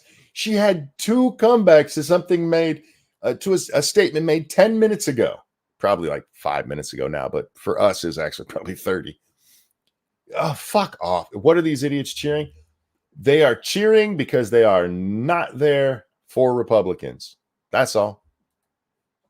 For Iraq and Syria is, first of all, the idea that our men and women could be targeted and that we've allowed almost 100 hits to happen under Biden's watch is unthinkable. We need to understand this is Iran giving the green light, telling them what to do, and we shouldn't be doing the tit for tat like what Joe Biden has done. We need to go and take out their infrastructure that they are using to make those strikes with so they can never do it again. Iran responds. And again, I'm not opposed to that. I'm not. But if you're doing it, you are committing us to war. Kevasar, thank you. Did she just admit running away? Yes, she needs to be able to run. Is there some value? I'm not a woman. Women, is there some value to putting bullets in your shoes to help you run when you're in heels? I don't know. To strength. You punch them one and you punch them hard and they will back off. But what we don't need is Biden falling all over himself to get back in the Iran deal.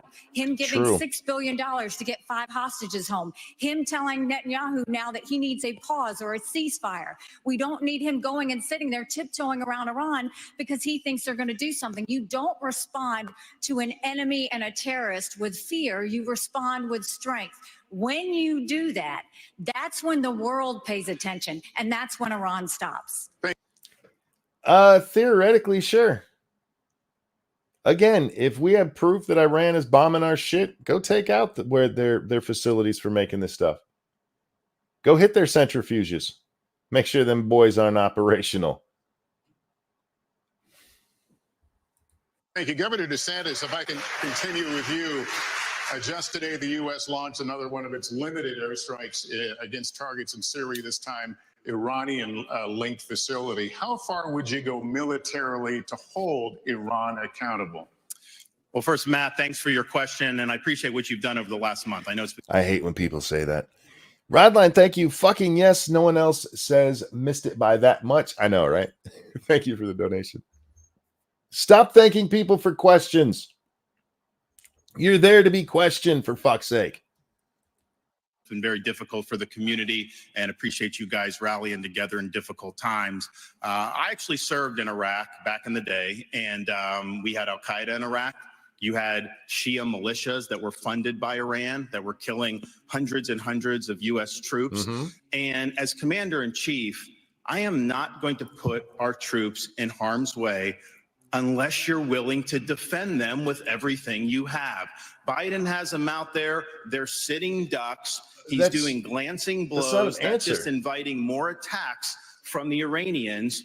I would say you harm a hair on the head of an American service member, and you are going to have hell to pay. We are not just going to sit there. But what hell? And maybe he gets to it. I'm sorry for jumping in.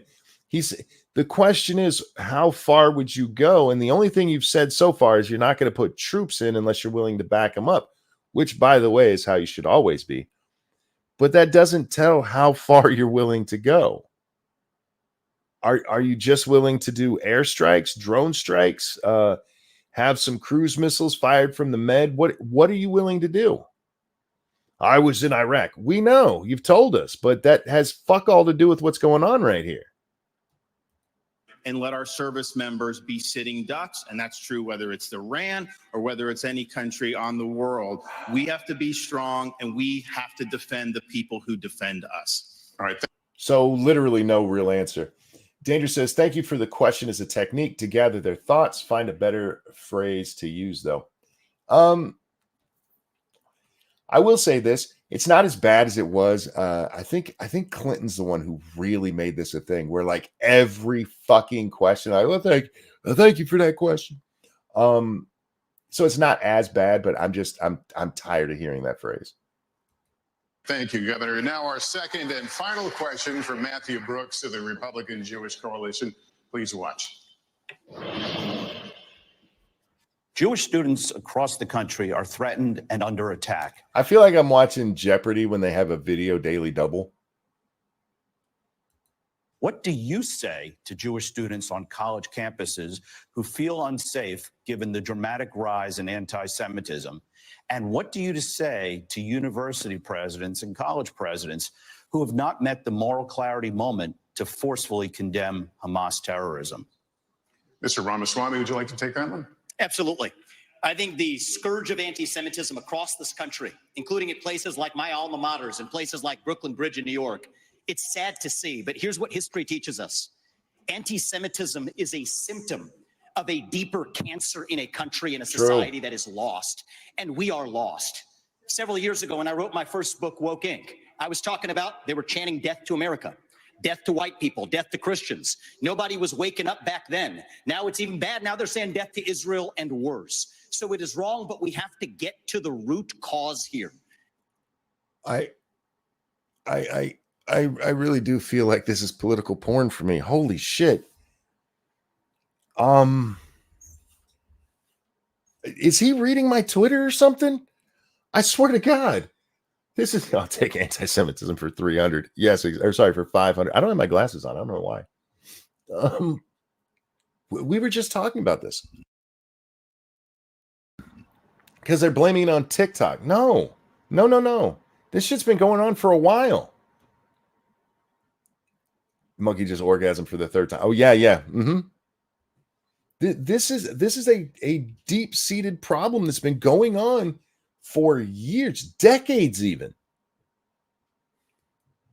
Now, I think it's really important that we do this through leadership, not censorship.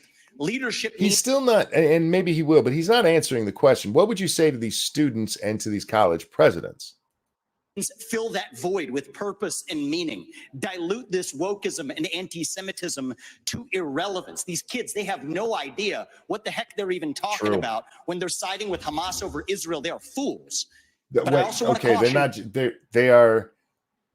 they are fools, but in fairness, it's what they've been educated to be. And the right answer here is to the Jewish students, just keep an eye out, be careful. And to the college presidents, stop this woke bullshit. This is what has done it. And go back to actually teaching. Stop forcing everything as oppression, because that's how you fix it. I told you Vivek is on fire. Thank you so much, Kevisar. You're not wrong. You are not wrong, man. Seriously, me and him are gonna make little monkey babies. Oh God, is monkeys a wrong word to use with somebody with his complexion? I meant me because I'm monkey. For anybody who's like, oh my God, he said monkey babies. Here, if we go the direction of Ron DeSantis or Nikki Haley, with whom I respectfully disagree. Wow, he is calling both of them. He's not paying any attention to Fat Boy and Tim Scott. He is just calling out DeSantis and Nikki, and maybe he gets to the others later. But fuck, I love this guy. Get him. I don't even care if he wins. Just stay in the race long enough to just embarrass the shit out of these people for being such shills. I also want to caution here, if we go the direction of Ron DeSantis or Nikki Haley, with whom I respectfully disagree on this issue, pro-censorship, telling students came for the voice, stayed for the incidental racism. I don't ever mean it. I fucking hate when that happens. Over Israel, they are fools. But I also want to caution here, if we go the direction of Ron DeSantis or Nikki Haley, with whom I respectfully disagree on this issue, pro-censorship, telling student groups to disband, mark my words. Soon they will say if you question a vaccine and its side effects, you're a bioterrorist. Soon they will say that if you show up at a school board meeting, you're a domestic terrorist. They've already been doing that, bud. They've already been doing that. Soon if they say that J6 prisoners should be released, you're an Already done insurrectionist it. terrorist. So that's where this road ends. We don't quash this with censorship because that creates a worse underbelly. We quell it through leadership by calling it out. These university administrators have lost their way, and we need leadership at the top in the United States of America that restores our founding values and that has no place for this kind of anti-Semitic hate. That's where I stand while respecting our Constitution. All right, for the record, the one that he's talking about where he's like, you don't say they can't exist. This is a group that literally said they were part of Hamas. Not that they supported them, they are a part of them. And under law, yes, they cannot be a group on campus. They just, that's under the law, dude. Nobody's saying they can't say the stupid shit they want to say. By all means, keep saying it. Please say it louder so we can hear it and we know who you are. But when it comes to I keep hearing about censorship. It is not censorship to go, that guy said something stupid. And that's what's happening here. What's being called censorship is not even as bad as the cancel culture we've seen. It's just like, hey, this guy said this. And literally, actually, hey, we're part of Hamas. How dare you? Blamed Israel when it first happened. That's what this idiot said. You can't point that out. That's censorship. No, it's not. But now he can't get a job. He probably should have thought about that. Maybe, and I'm just throwing this out there, we should educate these kids a little better. How the fuck you not know that maybe it's not a good idea in America to attack Israel and you want to become a lawyer? I'm not saying all lawyers are Jewish, but a lot of them are. And you think they're just going to put up with that shit? I'm all for open debate. I don't think any of these people should be censored for what they said. I think they should be argued with for what they've said. But when it comes to something like he specifically points to that group, they said they are part of a terrorist organization. Frankly, those people should have been arrested. Senator Scott, let me get you to weigh in on what you just heard. Well, let me just say to every Stop letting Tim talk. University president in America, federal funding is a privilege, not a right. True. Number one. Number two. Not that you're doing anything. Every student who've come to our country on a visa to a college campus, your visa is a privilege, not a right. True. Number three. Any campus that allows for anti-Semitism and hate, to allow students to encourage terrorism, mass murder, and genocide, You should lose your federal funding today. I don't like that. I don't like what he said there. He goes too far. You should still be able to debate this stuff. You should. The ones who are like, I am a terrorist, fuck them. But the ones who are just arguing for Hamas and Palestine and they're with their right to exist from the river to the sea. Look, they're mostly retards and they should be argued with and not hidden. It's the same argument for any kind of vile thought. And vile being my own morality, not yours, because we all, and this is why it can't be just, hey, if you support anti-Semitism, dude, you know how many times I've been called a Nazi? Do you know how many times? Neither do I. It's been so many, I couldn't even fucking count it. Am I a Nazi? No. Am I anti-Semitic? Not at all. As I pointed out, I've been called a Zionist repeatedly over the last couple of weeks, which is weird for a Nazi. So you have to be careful when it comes. People say horrible shit, and that is when First Amendment kicks in. When it crosses the line into I'm a terrorist, then you can actually do something. Period. To all the students on visas who are encouraging Jewish genocide, I would deport you from those campuses. We have to stand strong with our Jewish Americans. And that's fine. That's fine. But as Ramaswamy pointed out, it's a symptom. It's not the disease.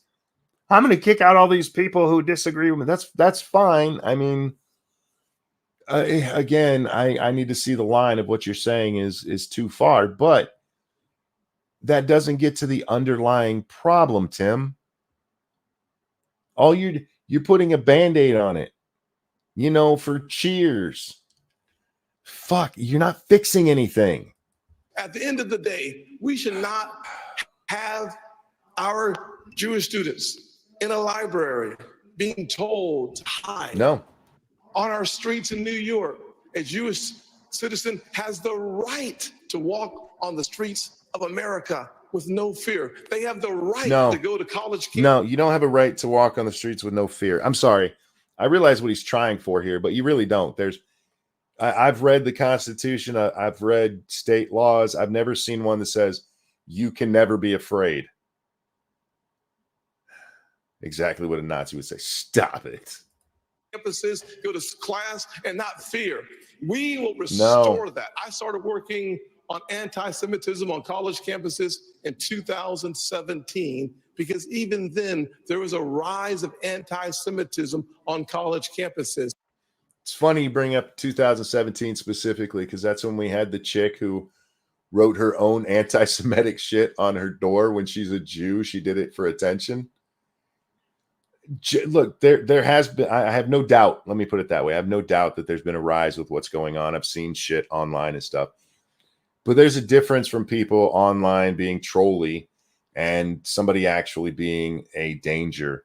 And just like we've seen with so many other hate things, a lot of it turns out to be bullshit perpetrated by the very victims we're told about. So while I can see that, yeah, probably there's been some stuff on the rise, I'm saying that just in general because I haven't actually seen what we're talking about here. And I know from being on this side of the aisle how much I've been told about the rise of the anti-Semitism because of idiots like Richard Spencer. We must force the people off those campuses and Senator frankly, Scott, thank you. Let me out of our country. Let me turn to the Governor DeSantis here. What do you think about what he just said? I was the first presidential candidate to say, if you are here on a student visa as a foreign national, you're making common cause with Hamas, I'm canceling your visa and I'm sending you home. No questions asked. Okay. All right. And maybe he'll get to it in a minute. That's fine. And I'm not necessarily against that because, yes, having a work or a student visa is a privilege. You have no right to be in my country, even to learn. But as I asked with Timmy, how does that address the root cause? What are you going to do about the others, Ronnie? Second, I have friends here in Florida who their kids do not feel safe even going to university campus at all outside of the state of Florida. You have Jewish students fleeing for their lives at Cooper Union. Joe Biden should have the Department of Justice on these college campuses and holding the universities accountable for civil rights violations. When you should not have money going to these places. I already acted in Florida. We had a group, Students for Justice of Palestine. They said they are common cause with Hamas. They said, No. we're not just in solidarity. This is what we are. He keeps saying common cause. They literally said we are Hamas. We are not just supporters. We are them. Just to be clear. Oh, my ears are ringing really bad. We deactivated them. Bye, We're not going to Chris. use state tax dollars to fund jihad. Bye, Rogue. No way. And what is Biden doing? Not only is he not helping the Jewish students who are being persecuted, he is launching an initiative to combat so-called Islamophobia. That's true. No, it's the anti-Semitism that's spiraling out of control. That is what we have to confront. And as president, I can tell you this, we are not going to stand for this on college campuses any longer. All right. It's not that I disagree with them. I mean, but again, why is Ramaswamy the only one who's mentioned the root cause? Why is he the only one that's gone there? Do you guys remember the Black Lives Matter bullshit? Do you remember how many times we watched these Black Lives Matter folks call black police officers every slur they could think of? I mean, hey, we're here to support the Black Lives folks. Black lives. Oh, you're a black guy, but you got that uniform on. House Negro. How much did we see that shit? We have a problem in this country that is deeper than what's going on in Israel. We have a whole generation, 2 generations now, absolutely indoctrinated in full-on fucking stupidity. Anyway, guys, I got to get a drink. I'm not leaving because I have the fridge right here, but I got to stand up and walk over this way. Oh, my God, my ass hurts. I should probably sit up straighter in my chair. Okay. Anyway, so yeah, none of these guys are addressing root causes. None of them. I'm going to put a Band-Aid on it. All right. All right, Governor, thank you. Let me turn to Governor Christie, and considering what he just said, you led a state with a sizable Muslim population. Last month, as you know, a 6-year-old Palestinian-American boy was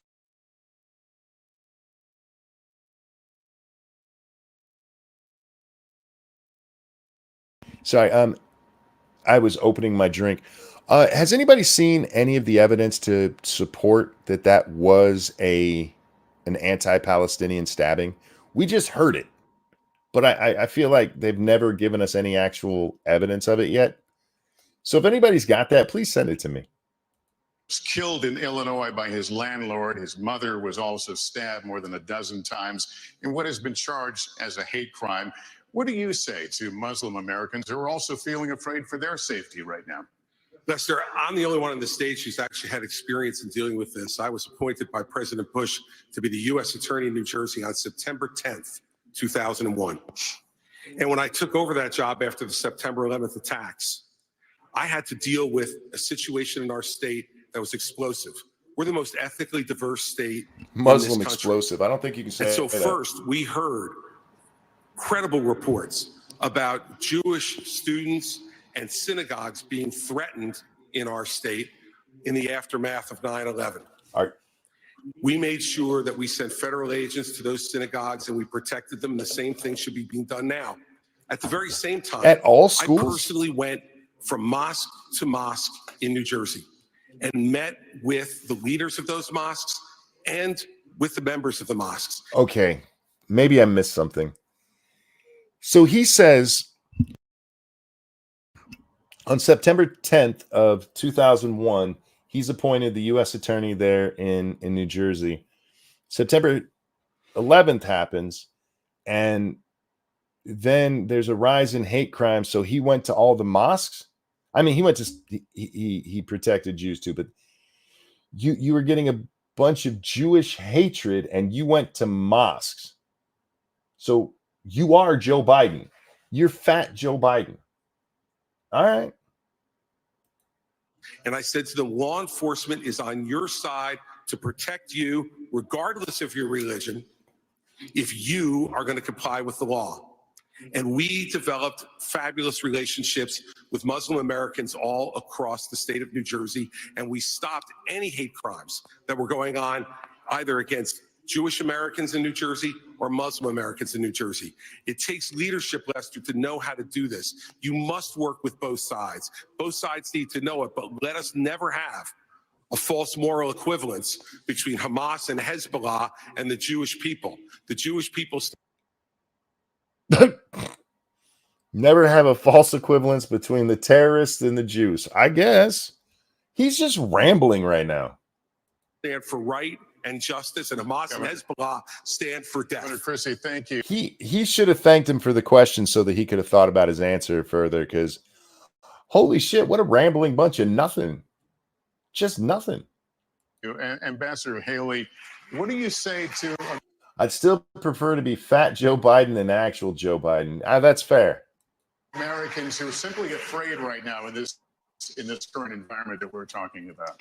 I think you look at the country, and the country is all out of sorts. I think, look at what these kids are dealing with on college campuses. What makes me so angry is not only do you have the kids barricaded in the library, they've said they were going to shoot up the kosher dining hall. You've got kids' dorm rooms who are being set on fire because they have something related to Israel on their doors. Nikki.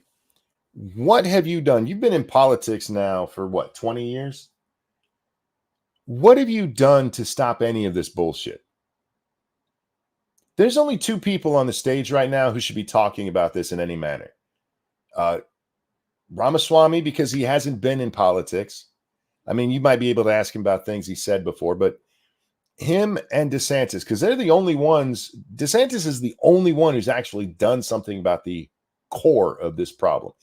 He's not smart enough to bring it up in his answer, but he's the only one who's actually done something.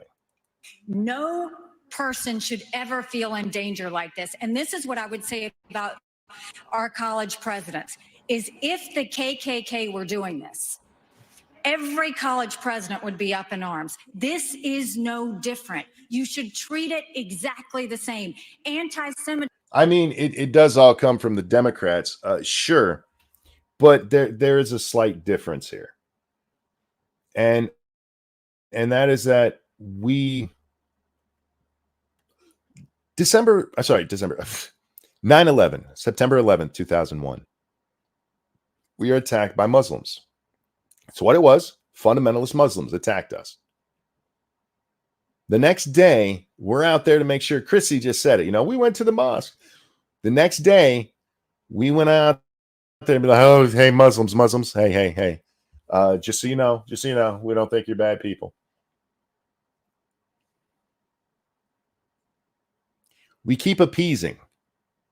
Instead of pointing out that they have a violent rhetoric in their fucking religious scripture, we're like, hey, guys, just so y'all know, we don't think bad about you for, thinking it's okay to rape a man's wife in front of him because you beat him in battle.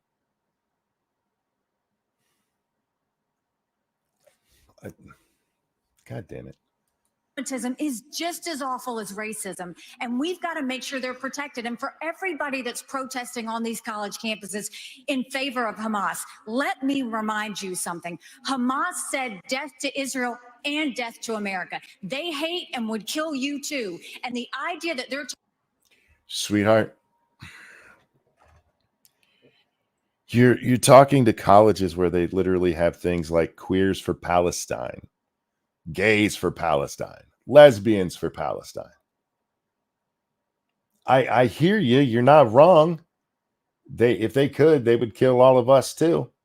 But you're talking to people who are so indoctrinated. This is the big difference between saying, if the KKK came, we pretty much all reject what the KKK says. The nonsense coming from the other side is still being taught as just diversity. Yes, Chibs, yay, diversity. No, it's just people with different beliefs. Gays for Palestine is the meme of the year. Yeah. talking about genocide for the Jewish people. That's not the values of America. That's not us. We're better than that. We don't need to celebrate terrorists. We But don't need to. again, you have these kids who are out there chanting from the river to the sea who have no fucking idea what it means. You have Rashida Tlaib, who, by the way, I don't agree with her censure that she got. I think that was kind of an overkill. She can say stupid shit. But you have these kids who are hearing these phrases and they have no idea what it actually means. So sure, you can look at them and go, they want you to die. You have to actually show them. And you won't, because you'd actually have to call out Muslims. To celebrate genocide. We don't need to celebrate violence towards anybody. We need to go. Bullshit. I am perfectly happy celebrating violence towards Hamas. I hope they all die a horrible, horrible, painful, slow death. I hate this hippie bullshit. We should never celebrate violence. Sometimes you should. Back and soul search in our country and remember what we are about. The problem, I got to stop again. The problem isn't that violence is a problem. The problem is when it's used and who it's used against. So we have a real problem with not understanding good guys versus bad guys anymore. You got your gray Jedi gayness out there.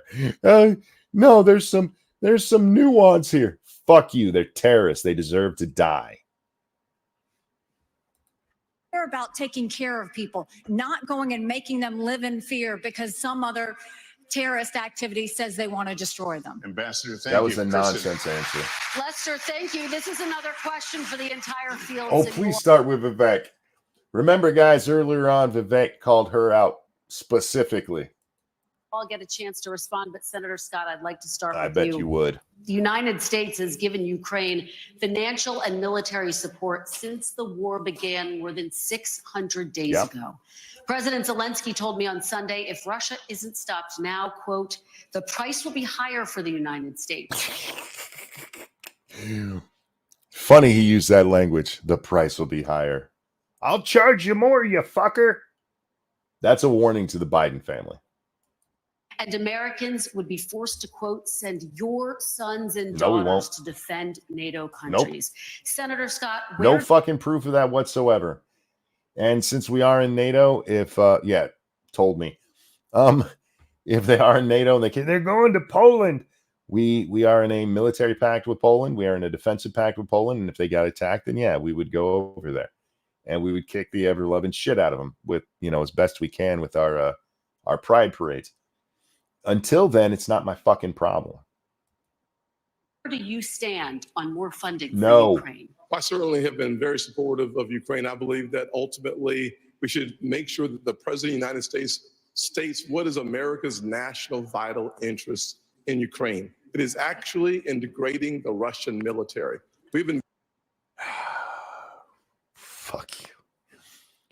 What we need to support Ukraine so that the Russian military is just a war of attrition with them. Fuck off. Very effective using our resources and our weaponry and the incredibly high. They've been very effective. How'd that counteroffensive go with all of our stuff? They've been very effective. Really? Then why does the little dictator, and yes, I mean, he's canceled elections now. Why does the little dictator with all the money offshore keep coming back to me telling me he needs more of our shit? We've given him now a bigger military budget than Russia has by quite a lot. He's very effective. No, he's not. Not at all. A price of Ukrainian blood to achieve that objective.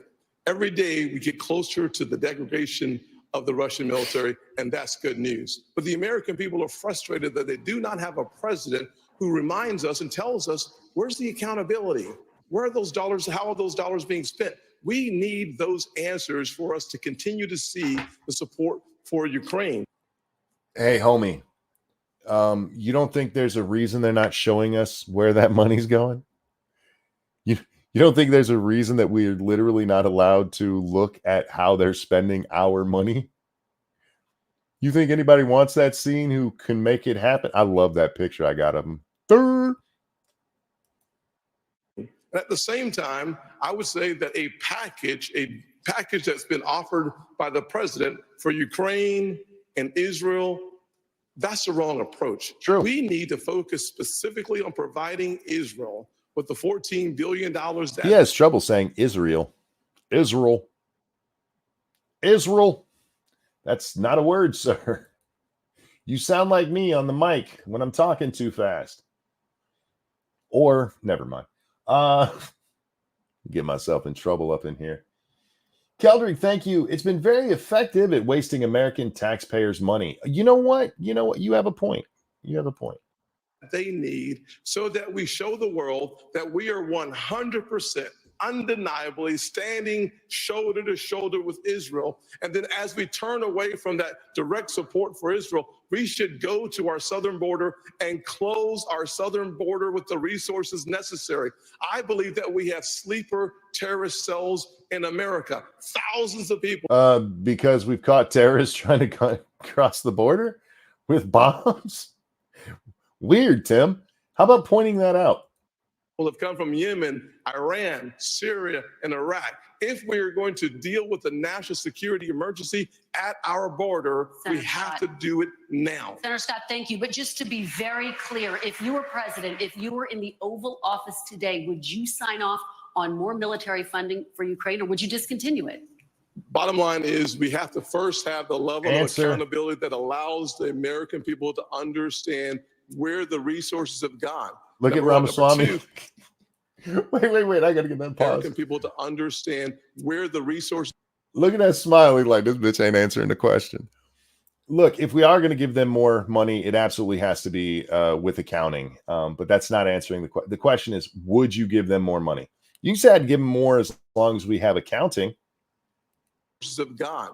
Number one. Number two, after we have that, Why is he getting so much longer to responsibility talk? taken care of and accountability, then we have an opportunity to look at the overall strategy that helps us degrade the Russian military while we use our resources, and frankly, keeping our NATO partners safe from the Russian military is absolutely essential. As you understand, Article 5 would require to support and to defend NATO, our troops on the ground. The fastest way for us And yes, to eliminate you know who else understands that?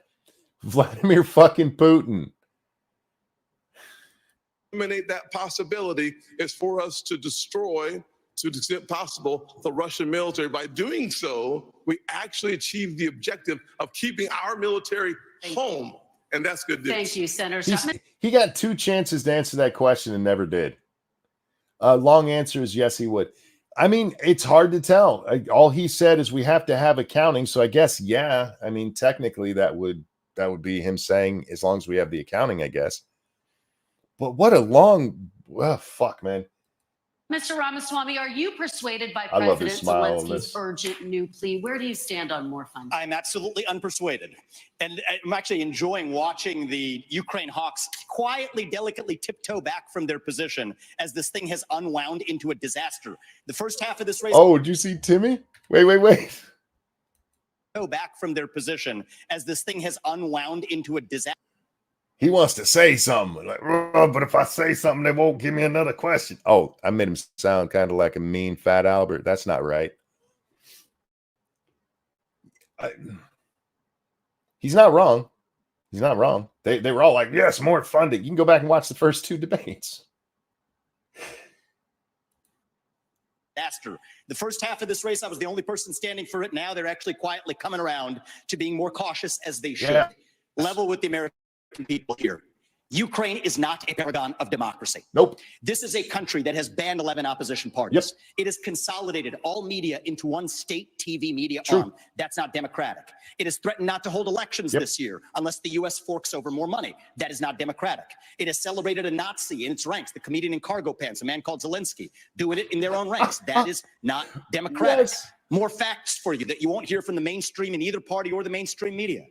The regions of Ukraine that are occupied by Russia right now in the Donbass, Luhansk, Russian. Donetsk, these are Russian-speaking regions that have not even been part of Ukraine since 2014. Not only that, and maybe he'll get to it, have been being bombed by the Ukrainians since 2014.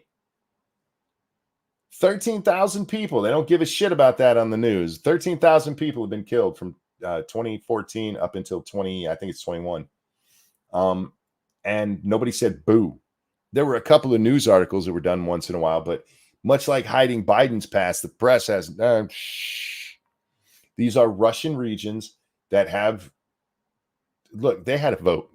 And I believe all elections are secure. It was like 96% of the people like, yes, we want to go to Russia. Here's how you solve it. Don't let Russia have the land. Don't let Ukraine have the land. Let them become their own country. Let them do all of the governance themselves. Let them decide. And then they can ally with whichever side they fucking want to. People probably couldn't name those provinces for you. Those are the hard facts. And so to frame this as some kind of battle between good versus evil, don't buy it. True. And I'd like the likes of the sharpest of the. It is a battle of evil versus evil. That's what it is. Putin is a shitbag. If you come to me talking about how great Putin is, you're just wrong. The guy is a shitbag. He's a murderous shitbag. We don't know that Zelensky's a murderous shitbag yet, but he's definitely a shitbag.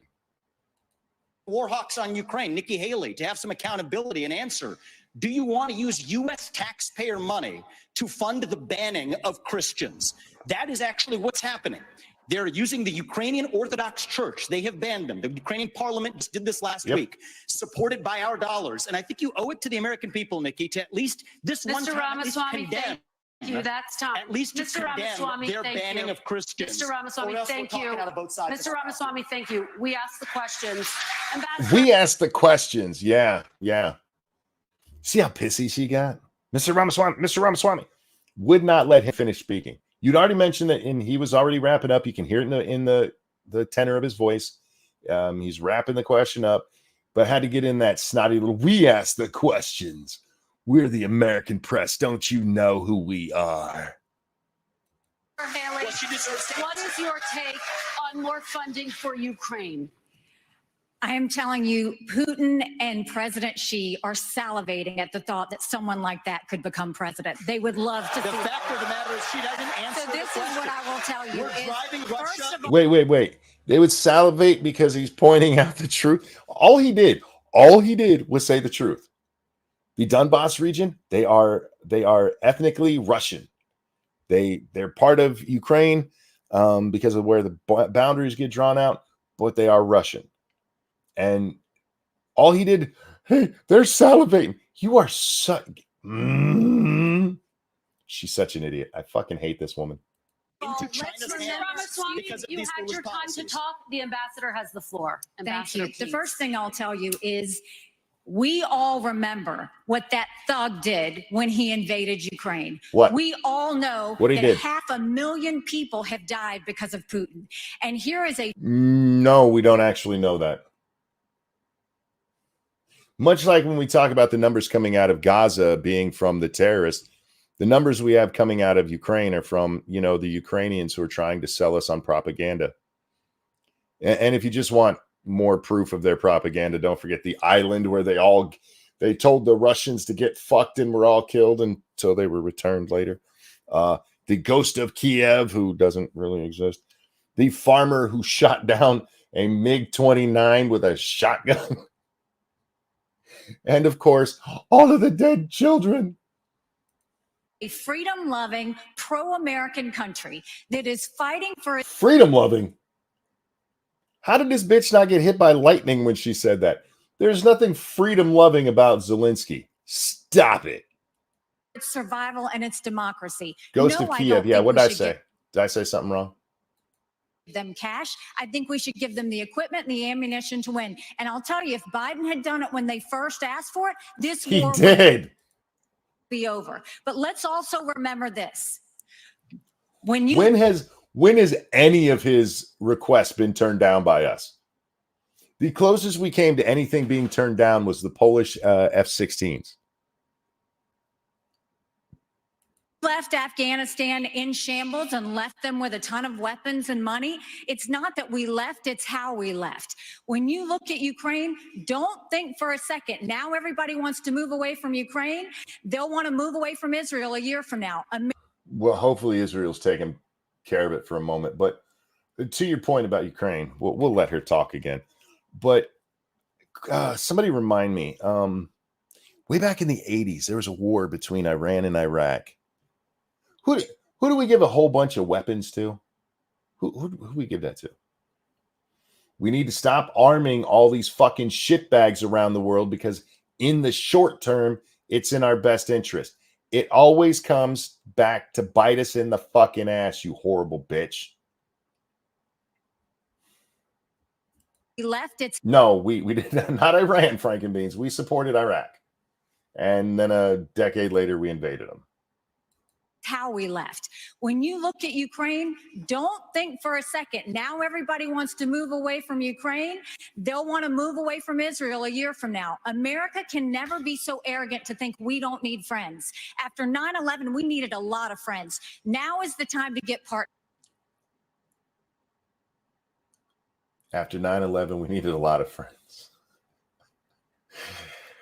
You talking about when we went and blew up Iraq and the French were like, you can't use our airspace? Partnerships. This unholy alliance between Russia, Ukraine, and China is real. There is a reason the Taiwanese. Russia, Ukraine, and China. No, Russian, Iran, and China. I realize you just misspoke, but careful. You just mask clipped off and you pointed out that guy's a shitbag. Want us to support the Ukrainians. It's because they know that China is coming after them next. There is a reason Ukrainians want us to support Israelis, because they know that if Iran wins, Russia wins. Wait, no. Especially if you're talking about Zelensky. Zelensky's mad that we've moved our attention to Israel.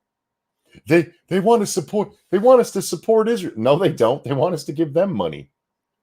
You fucking horrible bitch. What does Ukraine do for us? What does Ukraine do for us? We're not in an alliance with them. What do they do? Other than piss off Putin. Ambassador, thank you. Governor Christie. Wow. Wait. Hang on. We got to listen to that. And Ukrainians want us to support Israelis because they know that Wrong. if Iran wins, Russia wins. Ambassador. We have to see the combination of the three. Notice how she skipped there. I just wanted to point that out. Ambassador, and then she skipped. Ambassador. That's not how she did it with Vivek. With him, he's like, Mr. Ramaswamy.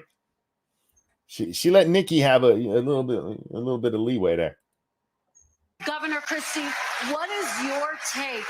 And how long should Americans be expected to help fund the war in Ukraine? Kirsten, let's remember the last time that we turned our back on a shooting war in Europe. It bought us just a couple of years. And then. Is he talking about World War II? Or is he talking about Crimea or Georgia?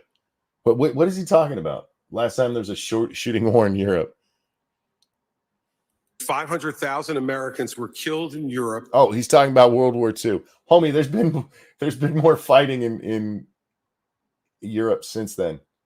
Especially if you're going to be using Ukraine and Russia as the example. Literally, it was 2014 when they went into Crimea. And we ain't do dick. So shut the fuck up, you fat piece of shit.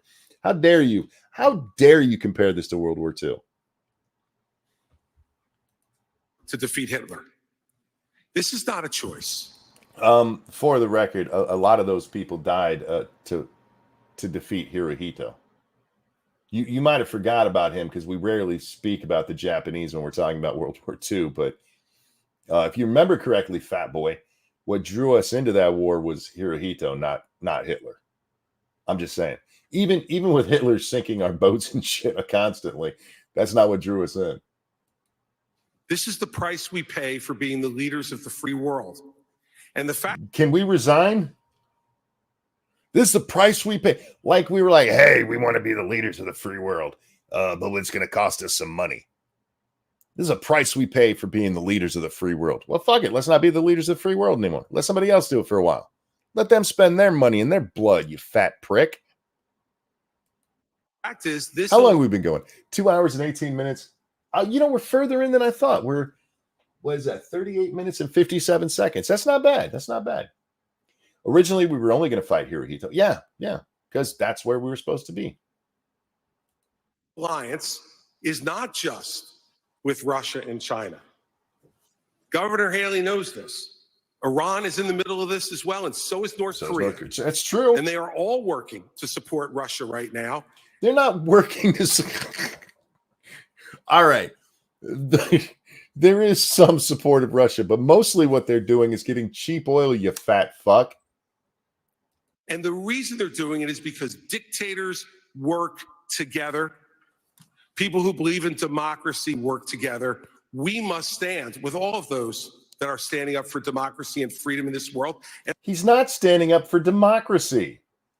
He's standing up so that he doesn't lose stuff, so that he personally doesn't lose. What a fat prick.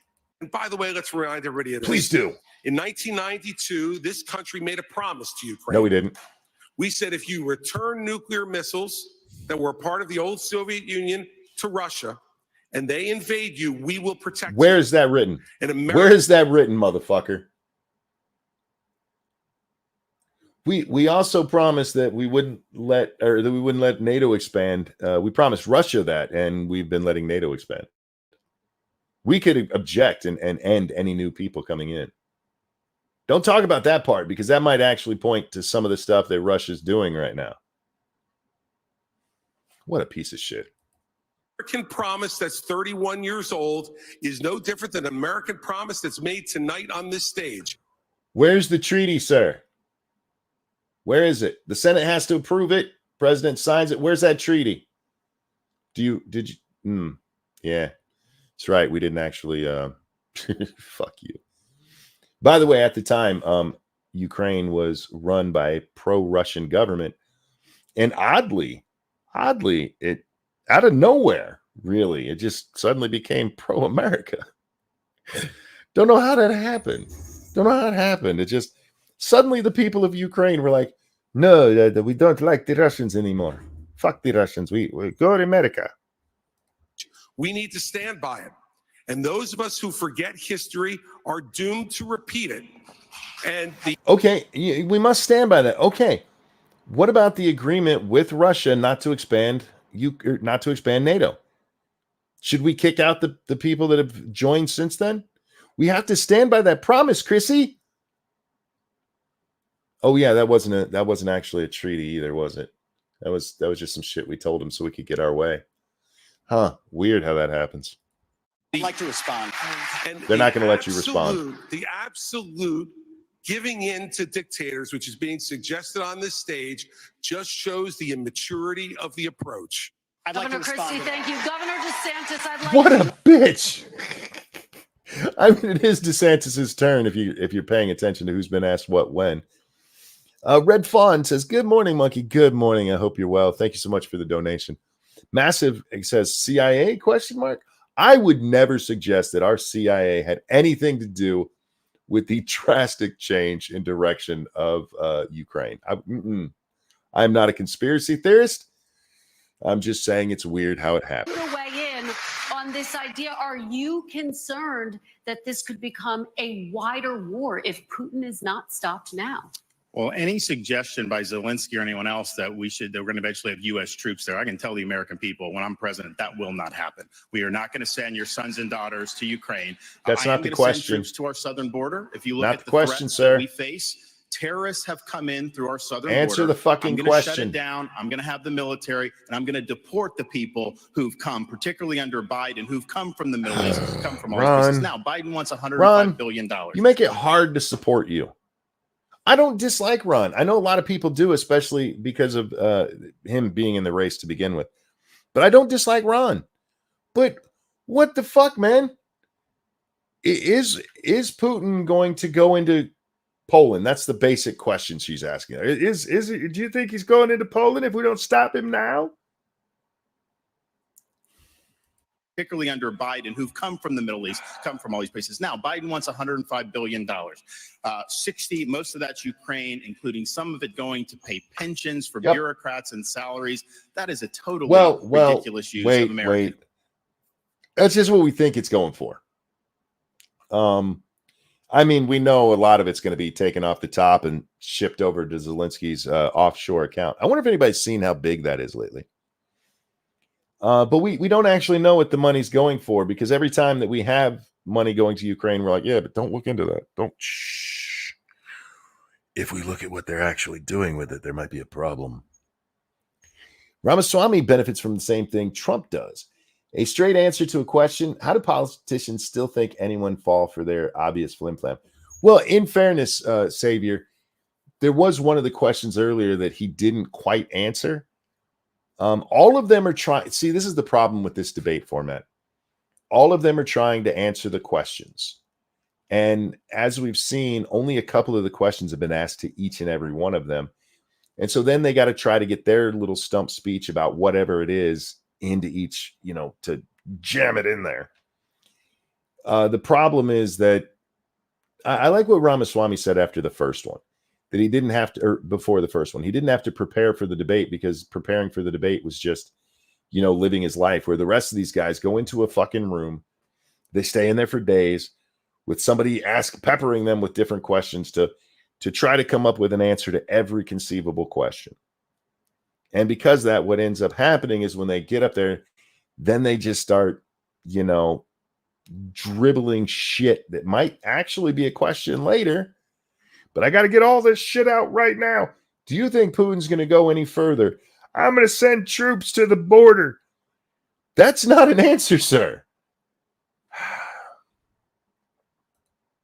Tax dollars. He says he has money for border to try to do, and the media repeat that. When you look at it, what what are the odds that Zelensky's kicking money back to the Biden family?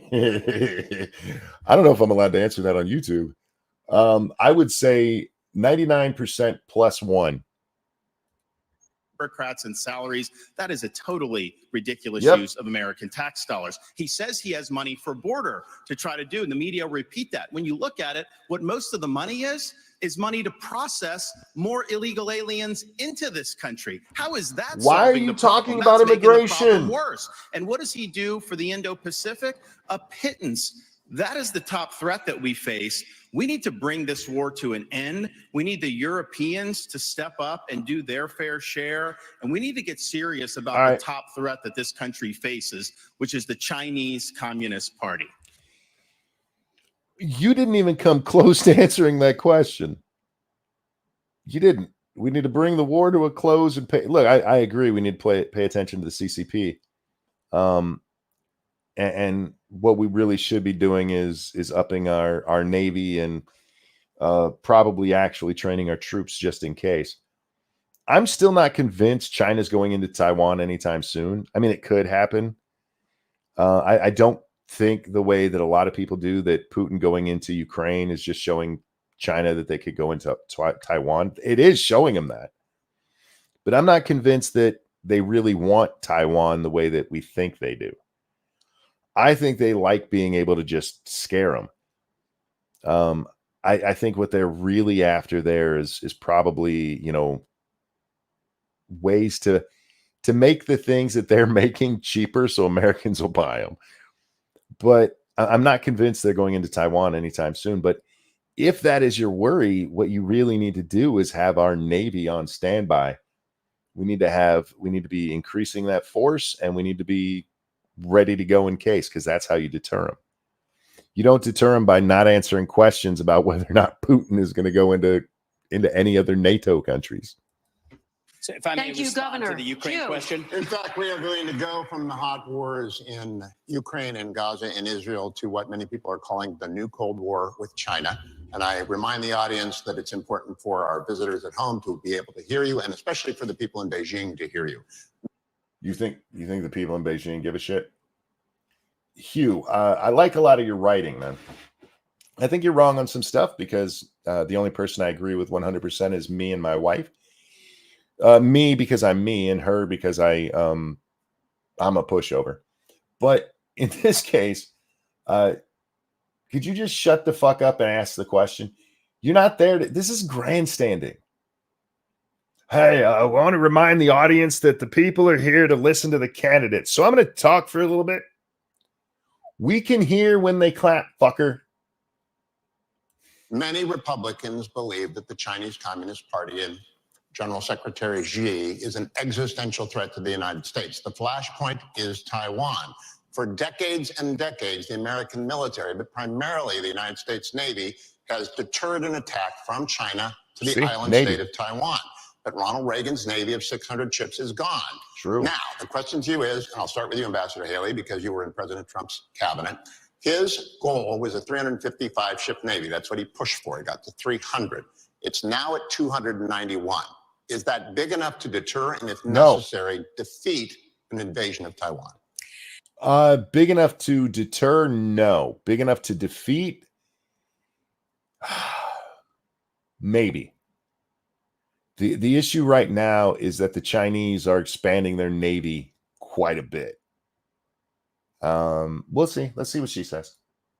China has the largest naval fleet in the world. They have 350 ships. They'll have 400 ships in 2 years. We won't even have 350 ships in 2 decades. China has built up their military. It's not just land, air, and sea. They're doing cyber. They're doing artificial intelligence. They're doing space. America needs to modernize our military. I'm not disagreeing that we need to modernize our military, but we also need to get back to the basics with some of our military.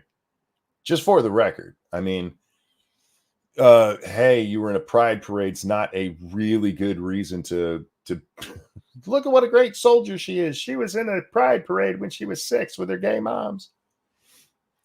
Ahoy, monkey. Hey, how are you, RVA? I used to like Hugh Hewitt. I don't hate Hugh Hewitt.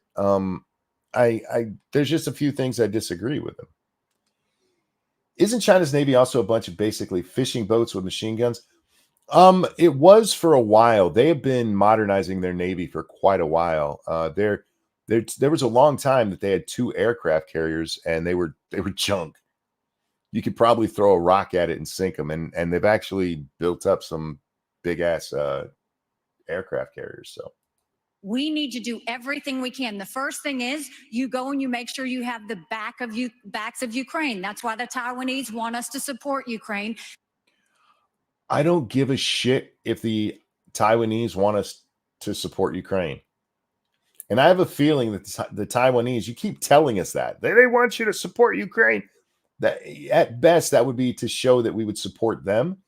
And if you went to the Taiwanese and said, hey, look, all right, we only have enough money to either support Ukraine or you guys, they would say, fuck Ukraine. This is the second time she said this stupid shit, and it means nothing. Because they know that sends the biggest message to China. No, it doesn't. It sends a message to them, you idiot. Go to China and we start being tough on them. No more sales of our American soil to China. 90% of their Navy is fishing boats. Based on what evidence? If you're asking what evidence that it's fishing boats, it was known for quite a while that that's what their Navy basically was. It's not that anymore, though. And what is the evidence? I'm going based on what the U.S. military has released. So, is Monkey on Rumble? I should be. Did I get shut down over there? China, and let's take back what they've already stolen. Then you go and to the universities. No more having. Sorry, I keep interrupting this bitch because she annoys me. She says we got to stop Ukraine and take back, or stop Russia and Ukraine and take back what they've already stolen. Is she talking about clearing out Crimea? That's an interesting take. Millions of dollars go to our universities. Then we will go and end all formal trade relations with China until they stop murdering Americans from fentanyl. Something wrong is yet. Wait. We're going to stop all trade with China? Are you trying to crash our fucking economy? You guys remember how shitty it was to try to get stuff because we had backups at our ports? Look, if that's the way you want to go, that's fine. You're not Donald Trump. You in a trade war with China, they're just going to laugh, sweetheart. But you're talking about a complete blockade of Chinese-made stuff? Are you insane? That even Trump didn't do that. Best, if you want to do that, sweetheart, you got to get into a tariff war with them, which, by the way, is probably the best way to kick off a war between them and Taiwan. Fucking idiot. trade relations with China until they stop murdering Americans from fentanyl, something Ron is yet to say that he's going to do. And then we modernize our military. Ron is yet to say that he's going to stop all trade with China until they stop fentanyl. That's probably because while Ron might not be the smartest guy in the world, he's smarter than you. When we strengthen our military, when we modernize it with the focus of cyber, artificial intelligence, and space, when we make sure No. Wait. Our- Cyber intelligence and space. All right, intelligence, sure. Cyber, we need to pay attention to. Space is iffy at the moment. What we need is our conventional weapons. We've given them all to Ukraine, you fucking bitch. We need a modern military, but a modern military is our stealth ships, you dumbass. No, what we really need is a space cruiser. Our friends, whether it's in Israel, whether it's in Ukraine, and we should be arming Taiwan. Make sure they have the equipment they need. Make sure they have the training they need now. There's nothing. We don't have the stuff to give them, you idiot, because of all the stuff we've given to Ukraine that you approve of. What the fuck are we supposed to give them? We have run out of shit. What are we going to go to Afghanistan and pick up all this shit we left behind and be like, hey, sorry, they need this in Taiwan? Fuck, lady. China fears more than knowing that America will have Taiwan's back. Let's make sure that we show it by making sure they have the equipment they need. All right, let's say that's what, to make sure we have their back. And then she says, by giving them the equipment they need. If you really mean that, Nikki, if you really mean that, will you push for a defensive pact with Taiwan? Will you end the U.S. one China policy, declare Taiwan its own country, and enter into a defensive pact with them? I know nobody's going to ask you that question because it's a real question and one that you would have a hard time answering because that is a very difficult question. But if all you're talking about is we're going to let other people die in wars as we throw money at them, you're just a fucking horrible piece of shit. You are a bad person who should feel bad every time you look in the mirror. We're gonna let other people die, and we'll give them the stuff to do it.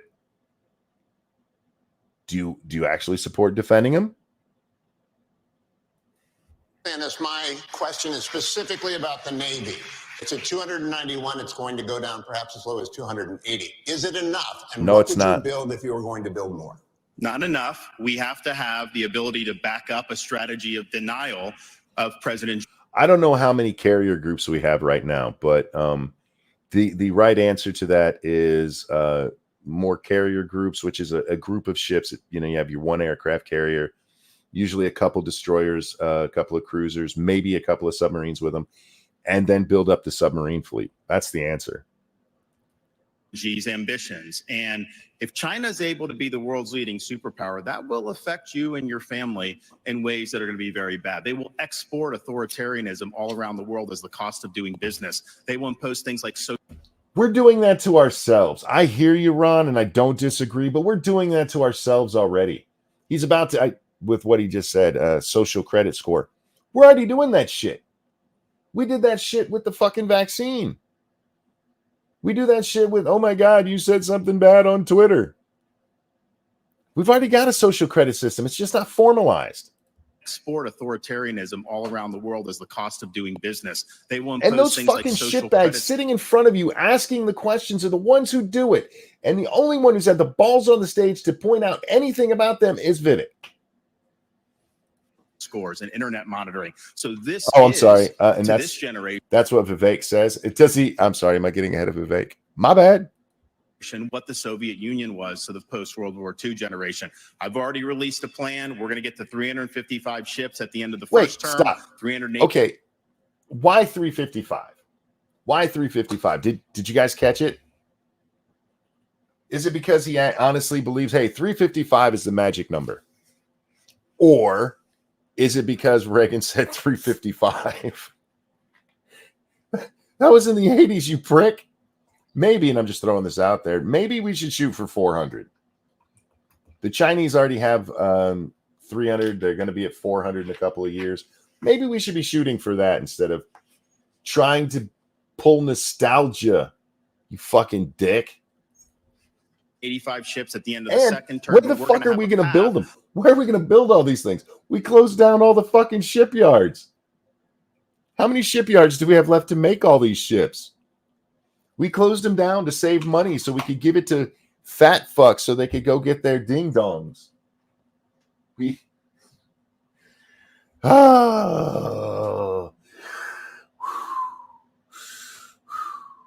breaths. To 600 ships over the next 20 years. I think the future of freedom is going to be determined in the Indo-Pacific. We have a strategy not just military, but decoupling from the economy and fighting them here at home. Decoupling, okay, stop. Ambassador Haley. Decoupling from the economy is great. But here's the truth nobody wants to talk about. Americans have a great life. Our poor people are rich in most other countries. And the reason that we're like that is because we buy cheap shit from China. You take away that, you know why American made, people say it all the time, but few people actually do it? Because having Americans make shit is expensive.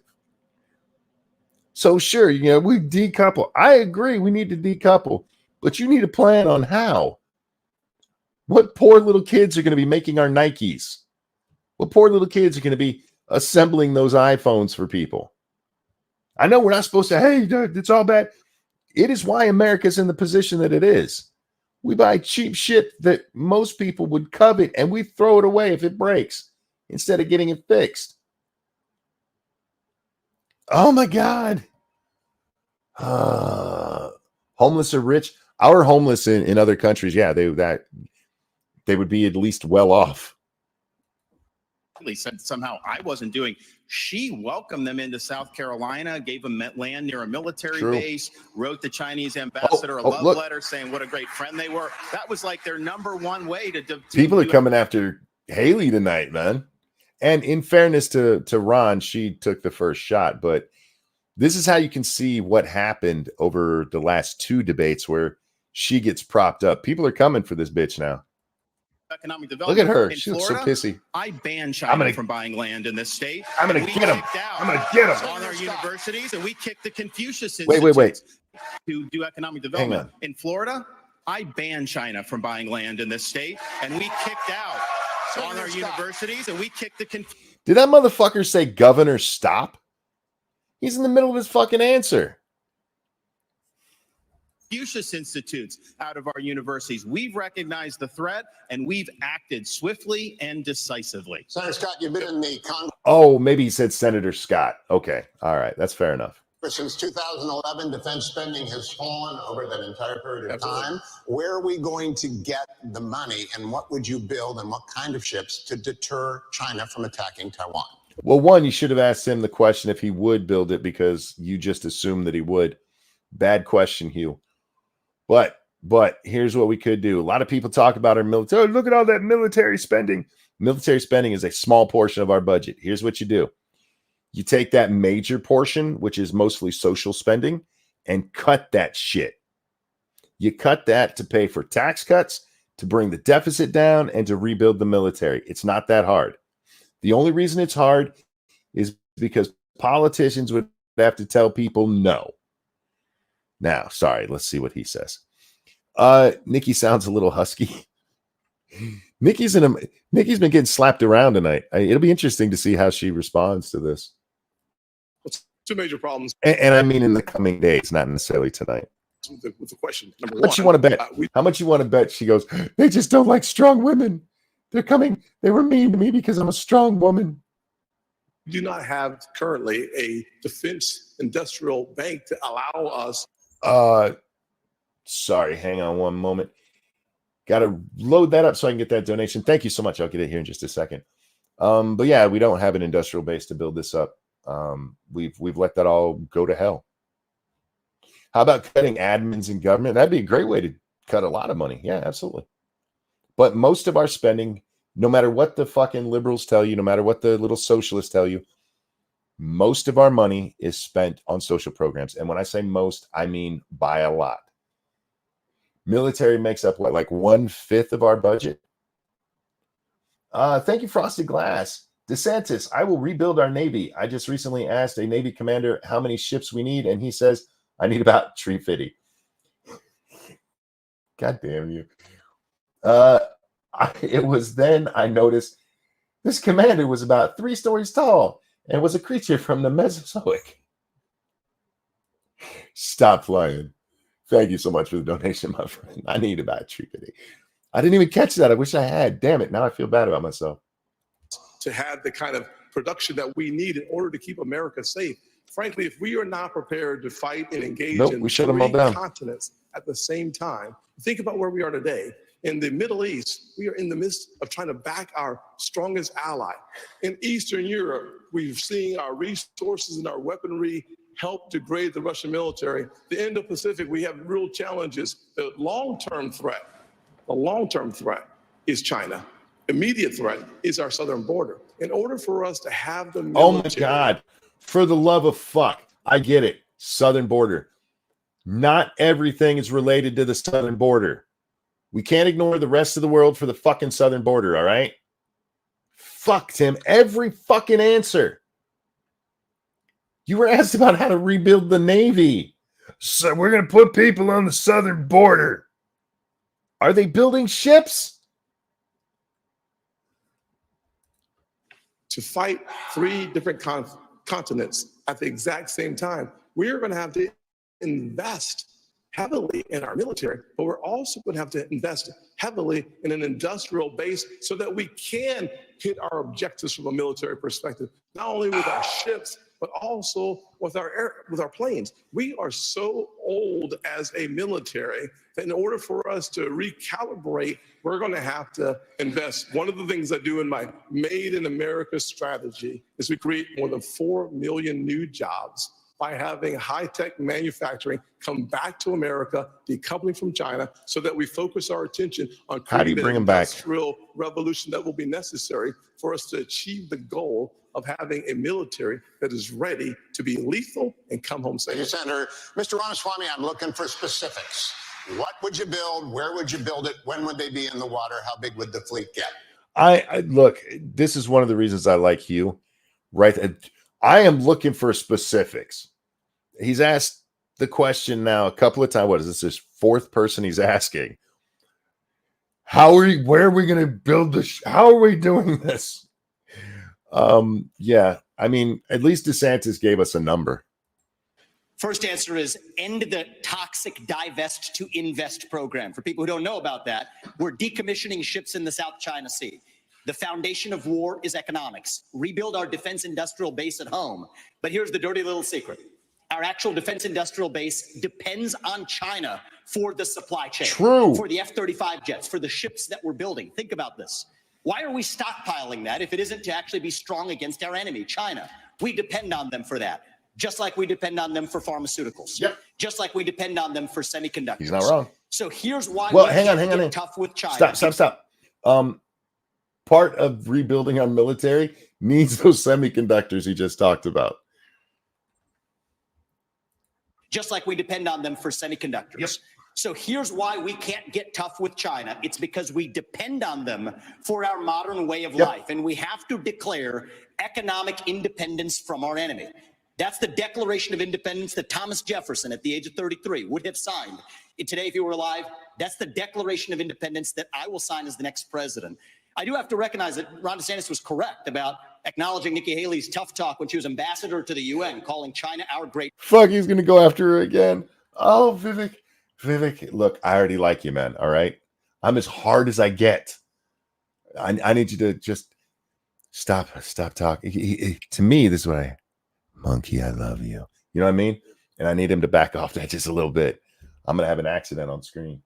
About acknowledging Nikki Haley's tough talk when she was ambassador to the UN, calling China our great friend, bringing the CCP to South Carolina. What he left out, though, Ron, and be honest about it, there was a lobbying-based exemption in that bill that allowed Chinese nationals to buy land within a 20-mile radius of a military base lobbied for by one of your donors. So I think we have to call a spade a spade. We need politicians who are independent. Okay, Ron says that's not true. I don't know. I'll have to see. That's what I'm gonna have to look up. Is there an exemption in the Florida law that says that certain companies, Chinese owned, can buy land within 20 miles of a military base? It shouldn't be that hard to find out. I want a Vivek versus Trump debate. I would like to see that too. I really would. Independent of the forces that increase our dependence on China. My message to Xi Jinping is this. You are done buying land in this country. You will not donate to universities in this country. U.S. businesses won't expand into the Chinese market until you play by the same set of rules. Okay, and I hope that Hugh is about to re-ask the question, because I agree with everything Ramaswamy just said. It just didn't answer the question at all. You're kicked out of the WTO, and you actually have to have accountability for the COVID-19 pandemic financially, which unleashed hell on the world. We have to hold them accountable. Do you have a number and a plan? I think that we need to increase our naval capacity by at least 20% over the course of the next several years. I think we have to, at minimum, be able to meet our AUKUS agreement standards. Right now, we are at risk of not even being able to meet our AUKUS standards with Australia and the UK. So what we need to do is have a... Oh, real quick, Mike says he gets there, and that's fine, but just answer the fucking question. He could have answered the question and then went into the rest of the stuff he said, because everything he said, again, I have no problem with, unless he's wrong about the DeSantis thing, which again, I just don't know. But answer the question and then go into the rest of your stump speech there. Plan that reverses the trajectory of the divest to invest and program. And he's still by wait, 20%. Increase 20%, but how? We just don't have the facilities to do it. Even if you got the parts from China, where the fuck are we putting them together? We've been closing things like shipyards and facilities where, you know, you build planes and shit for decades as we draw down the military. And some of that came back with Trump, but not enough. And we don't have the fucking shipyards to build a 20% bigger Navy. Not over the next decade. Over the next 3 years. Governor Christie? You know, my first observation, Hugh, is that nobody answers your question. And my second observation is these three in the middle think they're the enemy. I know China is the enemy, and that's what we should be focused on. So let's be really not the enemy, Dippy. The competition. This is a competition. It's okay for the... I want more of people attacking people for what they do and say. Not because I enjoy the negativity of it, which I do, but that's how you get to a lot of stuff that we learn about these guys, unless you're like a really big wonk. It comes from the other side going, hey, did you see this idiot did this? Like, these guys think they're the enemy. I know China's the enemy. They're your competition too, fat boy. You don't get a chance to say shit to China that means anything unless you beat them, dumbass.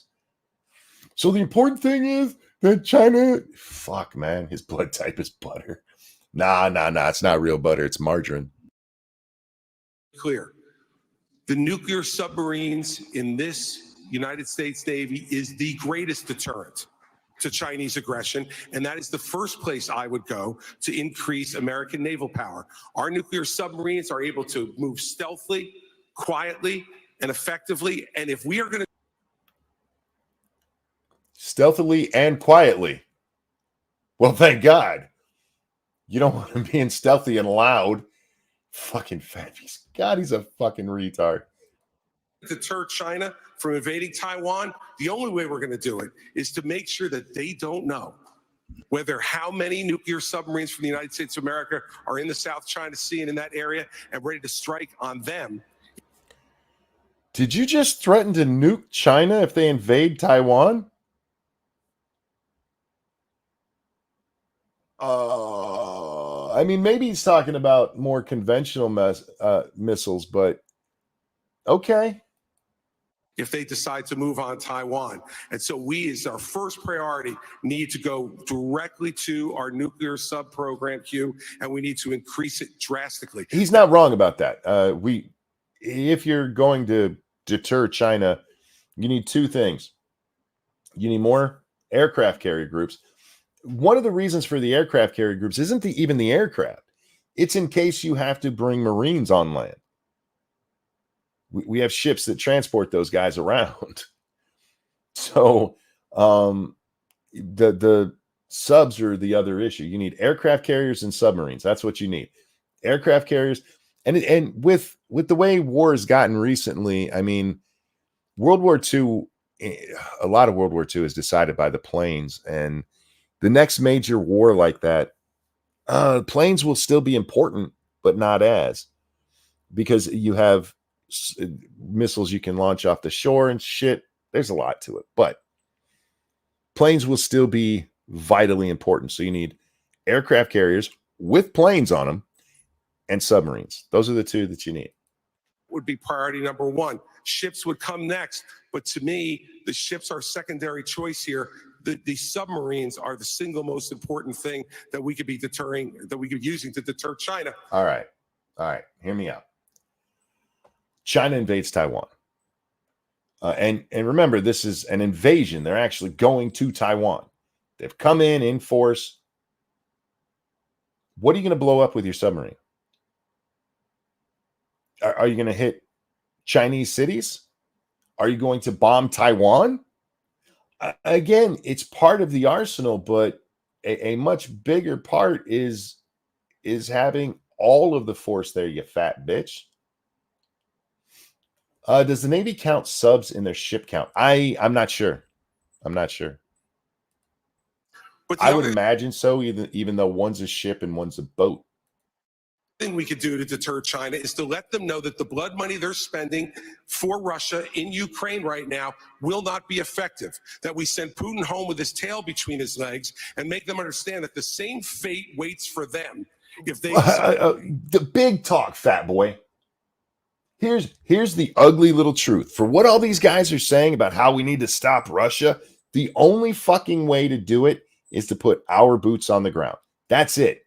We can keep giving that little midget all the money he wants and all of our fucking guns, but he can't use them. He doesn't have a very effective fighting force. The only way you stop it is if you actually get your fucking people in there. That's just the truth. You cannot win a war just by letting another dude fight it for you. You guys, you go here. We'll give you this. Go fight. It's not a NASCAR race, asshole. You don't just fund it and somebody else drives the car for you.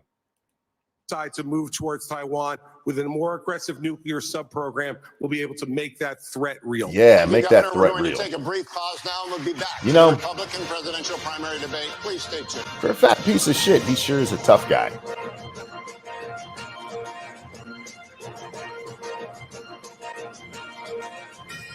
I would love to hear what the candidates say to each other during this part.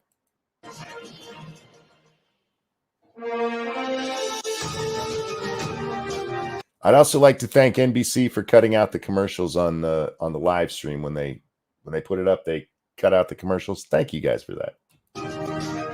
Next time, could you turn down the fucking music?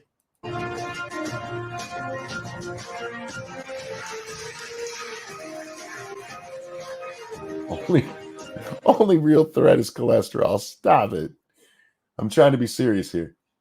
All right, look, guys, I need a break. Okay.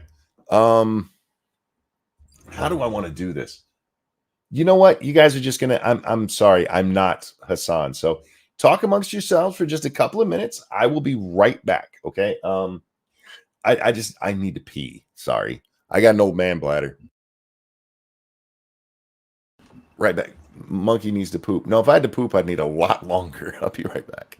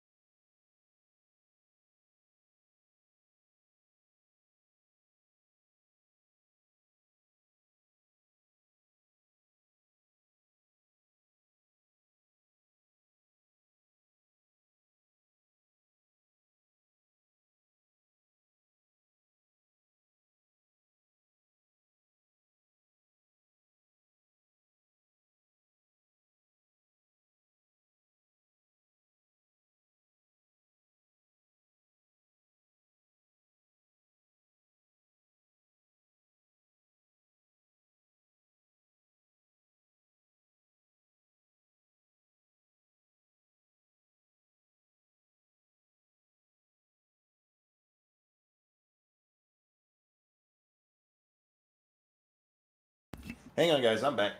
I gotta get back in my seat, get my headphones back on.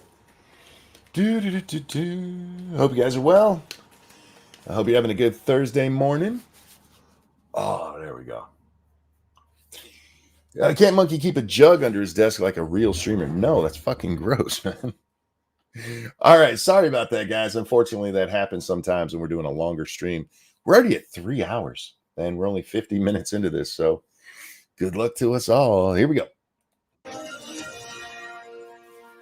welcome back to tonight's NBC News Republican presidential debate. Once Did we again, really here's Steve need- Hewitt. Thank you, Lester. If we really need the I hate when they do this. They do it every time where the camera comes across them. Just start with it pointed at you. Guys aren't that exciting. Monkey's pulling a Hassan on us. No, if I was pulling a Hassan, that would have still kept playing. We're going to stay on China, and we're going to talk specifically about TikTok. Ah, fuck. Well, one, I want to hear this part because I know part of what happens. I just haven't seen what happens. But why are we? There's a lot more going on than so far. We've talked nothing but foreign policy, which if this is just a foreign policy debate, I guess so. But that's not how it was played up.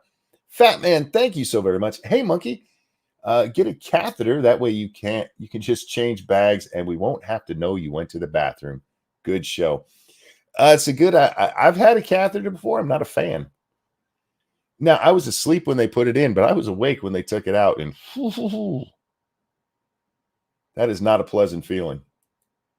Last week, Congressman Mike Gallagher. For the record, it was no injury. They just put one in when I had my surgery. It's not like I got punched in the bladder or something. Why do they put catheters in other than, for surgery? Is there a good reason to drain somebody that way? I know, and we're going to talk specifically about TikTok. TikTok. Last week, You said it wrong. It's TikTok. TikTok. Congressman Mike Gallagher, who is chairman of the House Bipartisan Select Committee on the Chinese Communist Party, published a long essay on TikTok following the flooding of pro-Hamas propaganda onto TikTok accounts across the United States. Chairman Gallagher called it shocking. He called the app predatory, controlled by America's preeminent adversary. That's true. One used to push propaganda and divide America. It's spyware, he said, a means of surveillance. Governor Christie, do you agree with Chairman Gallagher? And if so, would you ban or force the sale of TikTok? I agree 100% with Chairman Gallagher. And let me say this. See, look, guys, I'm so torn on TikTok. TikTok is absolutely run. TikTok is run by the Chinese Communist Party. It's an independent company. Bullshit. It's China. That doesn't exist. But I'm okay with the stupid on there. I really am.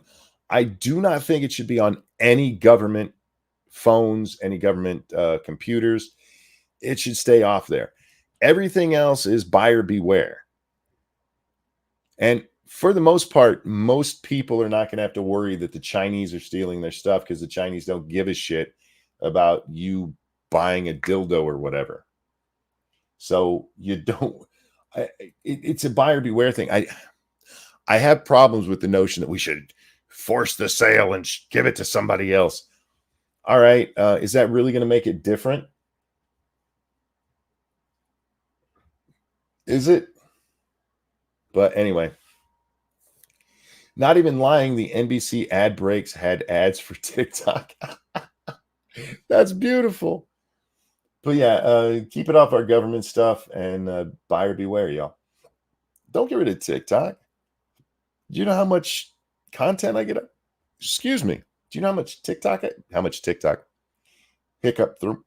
Oh, great. I would have done the show about half an hour earlier, but I had the fucking hiccups and it feels like they're back again. Fat Man, thank you. See, you already know the benefits already. Great minds kind of thing. Also, where's your pet Jack? Why is he letting you do the internet by yourself? I'm imagining he's asleep. I had sent him a message earlier. All right, we'll just pause here for a second. I fell down the bottom of the stairs yesterday and banged my head up pretty good. And I sent him a message telling I wasn't even sure I was going to do a show tonight. So he's probably sleeping. If I know Jack, he actually might be going about his regular day by now too. Jack actually has stuff he has to do in real life. Is not only spyware, it is polluting the minds of American young people all throughout this country. Stop. It's the young people who are making the TikTok videos, asshole. TikTok, this is similar to what Ramaswamy said earlier. TikTok is a symptom. That's it. What is on TikTok is what's out there in society. All of it? No. A good portion of it? Yeah. Did we not see this on college campuses and walking through the streets of New York and DC? We saw them attack the White House. Do you think that's just TikTok? This is an issue that goes so much deeper that we've been ignoring for so fucking long. As you pussies refuse to point it out. They're doing Might it bring down my intentionally. poll numbers. And when you saw what happened in the last few weeks with all of this. What about, what about the shit before Elon buys Twitter? It's the same fucking thing. It's not like they had some great controls. It was the same fucking thing. As long as it was leftist, you could be as hateful as you fucking wanted to. Anti-Semitic, horrible stuff that their algorithms were pushing out at a gargantuan rate. This is China trying to further divide the United States of America. And this is one of the big failings among many. Hey, fat boy, can I go over to Facebook and type in "from the river to the sea" and hit enter and not suffer at all? Thank you, Comrade Kitty. Oh no, it's the video games and MTV of the 2020s. Won't somebody please think of the children? Yeah. Look, there's a lot of really stupid shit on TikTok.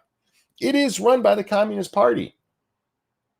But it's not like it's Chinese communists who are making the fucking content. It's Americans and Canadians and British people doing that stupid shit.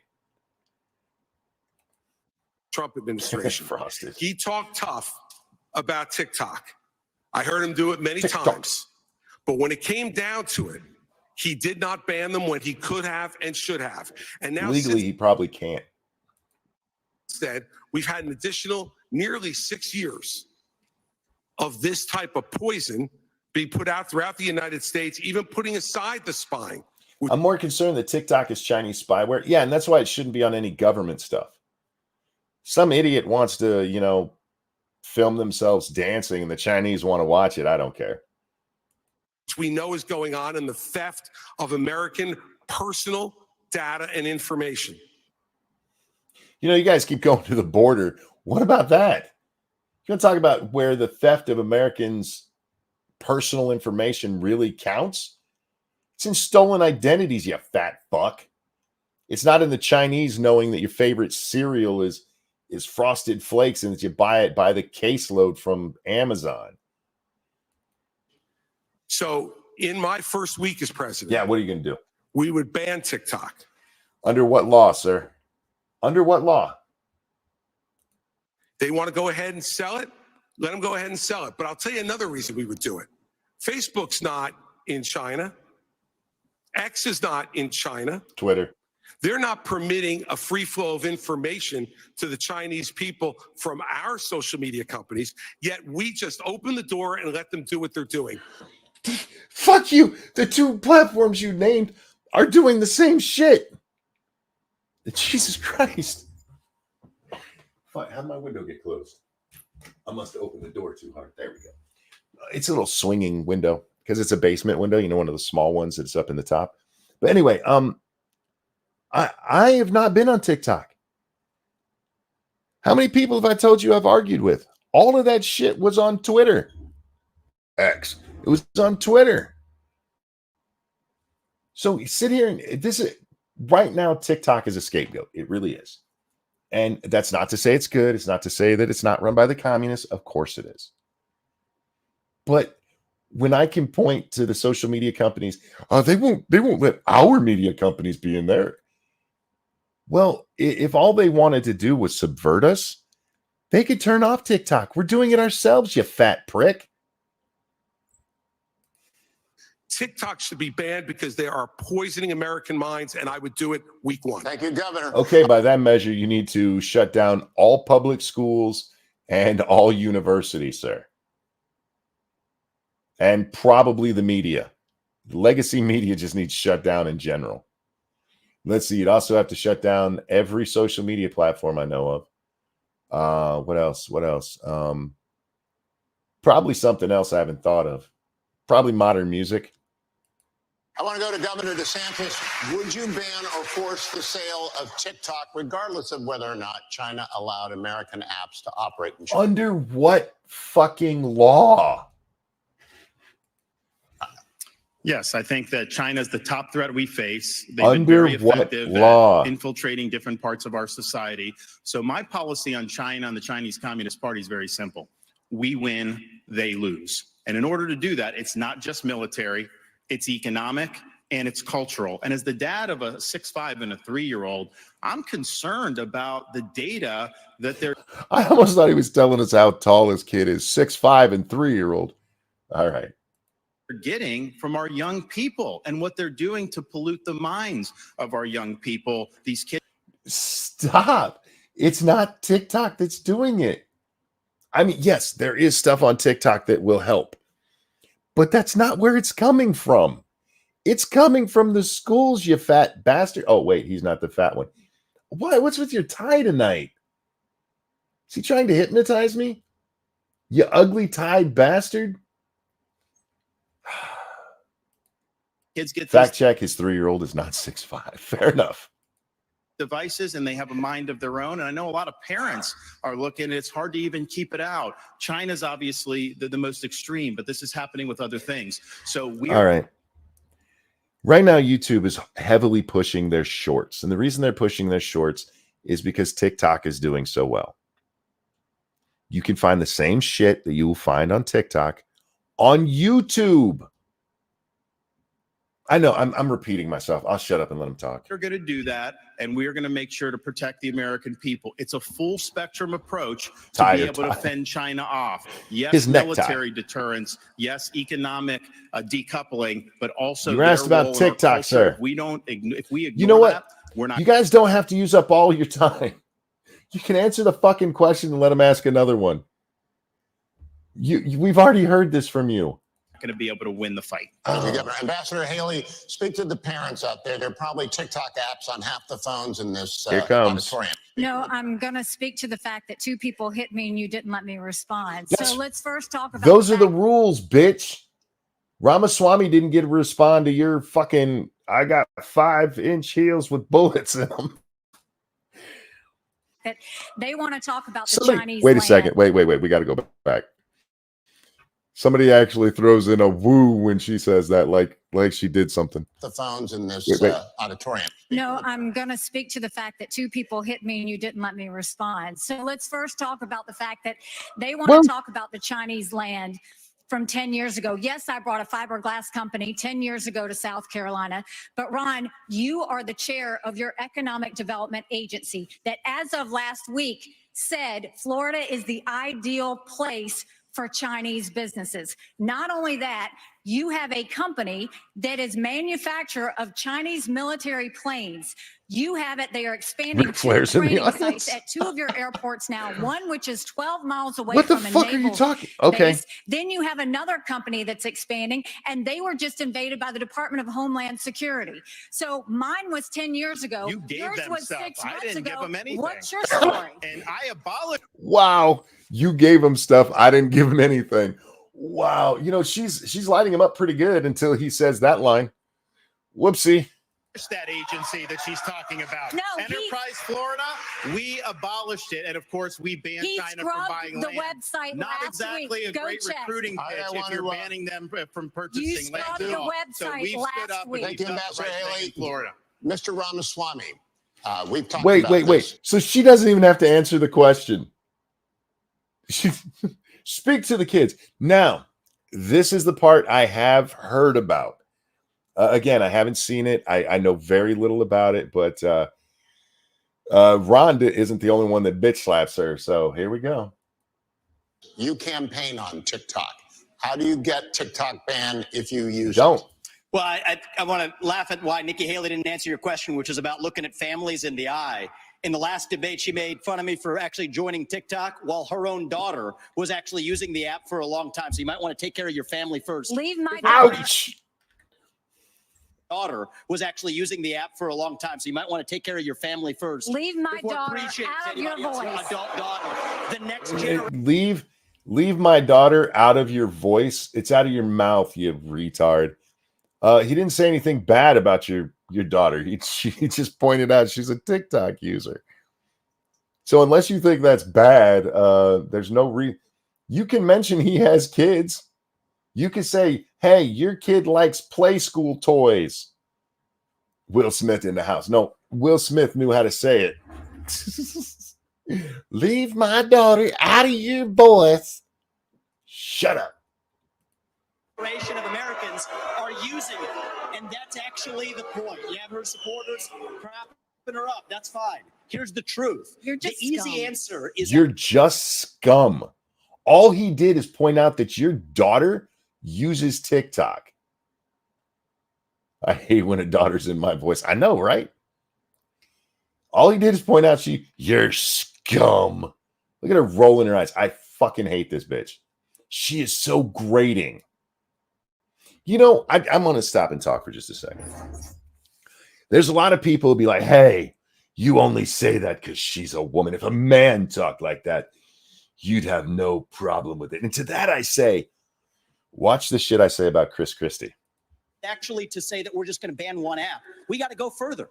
We have to ban any U.S. company actually transferring U.S. data to the Chinese. Here's a story most people don't know. Airbnb hands over U.S. user data to the CCP.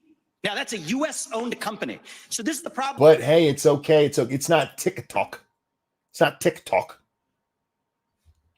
When you have Republicans that temporarily go the way the winds blow, and now it's popular to talk tough on China. When she was UN ambassador, called them literally, her words, not mine, our great friend. You can't be fair weather fans of the right policy. Get to the root cause. That does not, I don't know if she thinks this makes her look good or not. And I am sure there's going to be stories like he went after her daughter, except he didn't. And she is so outraged. How dare you mention my daughter? How dare you be up here refusing to answer a question? Even U.S. companies in Silicon Valley are regularly doing it. Cut the virtue signaling. Yes. The fact of the matter is Democrats are on TikTok today. The only person, one of the few people who is putting up content the way the actual algorithms work, speaking for pro-Israel views or others, is Ambassador me. And I predict Haley, more Republicans will join it. But stop U.S. companies from turning over data to Chinese companies. That's the real moderators answer. like not the virtue Kristen signaling. don't get to respond to personal attacks, but you do. Thank you very much. You know, when he talks That about me wasn't a praising person. China, Okay, never mind. he doesn't know the fact that the reason China was praised was because I negotiated with China and Russia the largest set of sanctions against North Korea in a generation. We are That doesn't make them our great friend yet, twat. You made a deal. Our great friend. They could still be shitbags and make a deal with us. I know because they've been doing it for a long time. That is literally the reason North Korea stopped testing ballistic missiles. So I said China did good on their part. That was a You said negotiation our you great could friend never is do. what you said, Nikki. Those are your words, not mine. And so just When own up to it. you would never can have been change able your to mind. get That's that allowed. Yeah, negotiation. and this is the point. She could say, hey, I said that at the time. I've changed my mind after I've seen more about them. That's all she has to say. And instead, she's like, no, I said they did they make good coffee. Fucking bitch. Lie to the people about I what have you've said or what fought you've done in against South China Carolina. my You have brought entire them to South career Carolina. at Get the her. United Right about Nations. that. Get her. Every day I fought China, and I did it Look at the by actual making sure hard no facts. one You could brought get them to this any country. agency heads in UN. I did it by making sure that we Ooh, called she them got- out on she got human stumped. rights. I did it by making sure that we held them accountable on everything that they did. That's the reason we got out of Human Rights Council. That's the reason we called them out. And there's not Thank been you. a day I haven't Nikki, stopped Senator really reading Scott, wasn't it is a your good foreign turn. policy Mr. experience with the millions you Ramaswamy. made afterwards. Everybody else is hanging on to the rules here, Mr. Ramaswamy. Look at how mad she is. Shaking. I don't know if you guys can see it because we're probably in I never dropped the link for you guys, did I? We're probably very slideshowy here, but she's pissy, man. If you guys want to see her be pissy, it's at what, 58 minutes? Ramaswamy, Senator Scott. Thank you. We should. Wait, Tim's here? I forgot Tim was even here. I kind of talked over and paused it at the wrong spot. He was chastising Vivek for not following the rules. Everybody else is following the rules. Yeah, that's part of the problem. I appreciate y'all clapping for me already. This is wonderful answer. Love this.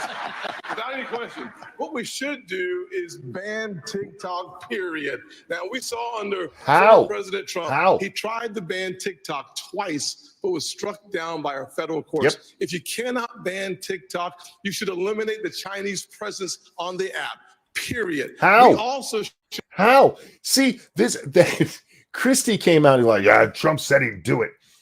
We talked about this. There've been court cases on this already. It's not like Trump didn't try. It can't be done. There's no law in the United States right now that would allow you to just take a company from somebody or kick them out of our country. Not that you have to show that they did something illegal, which you haven't shown yet. They're just dicks. And so, hey, well, if we can't do that, okay, no, you can't do that. Your answer here, let me help you out because you guys are bad at this. If you want to ban TikTok, what you would do is go to Congress and say, hey, we need a law that would make it so that we can ban TikTok. And then you'd need Congress to pass that law. And then you'd sign it and then you'd ban them. And then it would go to the court and you'd still be shot down because you probably need a constitutional amendment for it. That's how you would do it if you were going to do it. Then we can't let them own it. How are you going to force a transfer of ownership from the fucking CCP? How are you going to tell a whole nother country that they can't own a fucking business? Jesus Christ. should have provided in my parents' Bill of Rights. We give parents the opportunity to give their kids permission under 14 to be on those apps. I think it's incredibly important. Oh, for fuck's sake. Most of them, you already have to say that you're over 13. When you come to YouTube, you have to say, yes, I am over 13. You could be 10. It's not like they check your fucking ID. Oh, you got to have your parents' permission. Oh, I'm my parent today. My school required a signed permission slip for when you'd been, or excuse slip for when you'd been sick. They got a ton of them that my father never saw. Thank you. Thank you, Mr. D-Ball Money. Mr. D-Ball Money, thank you so much. Chris Christie is fat. Also, he is very fat. Woo, he is very fat. Thank you for the donation, my friend. For us as Americans to take back control of the information, especially of our kids. Where does it go? We should know that. Okay, again, I'm sorry. How do you do it? How do you do it? Are you going to force every company to have IDs for people who make an account? Because that's the only way you could do it. And even then, there's ways around it. Kids are pretty sneaky when it comes to getting things that they're not supposed to have. Fuck. We get to know that is by having a parental consent. But if we can eliminate TikTok, that is just real quick. Man Squatch says, I got access to the internet in 1997 when I was 16. On that day, I was 21 when the porn site asked. I know, right? But that stopped you from seeing it, right? Because they're like, no, he's obviously underage. The only way you can do that is to have everybody in some kind of database where you have to show ID and prove that it's you. That's it. First step. But it's not just TikTok. China continues to spy on our kids, but they're also buying our farmlands. We talked about that several times there. We have to make sure that we use the tools that are in our toolkit to stop China from buying farmland. And that you can do. You can say that this land can't be owned by any foreign entities. You can do that if you want to. We haven't, but you can. Near our bases. The third thing we have to do is make sure that they stop stealing our intellectual property. True. They're literally stealing our IP to compete against us.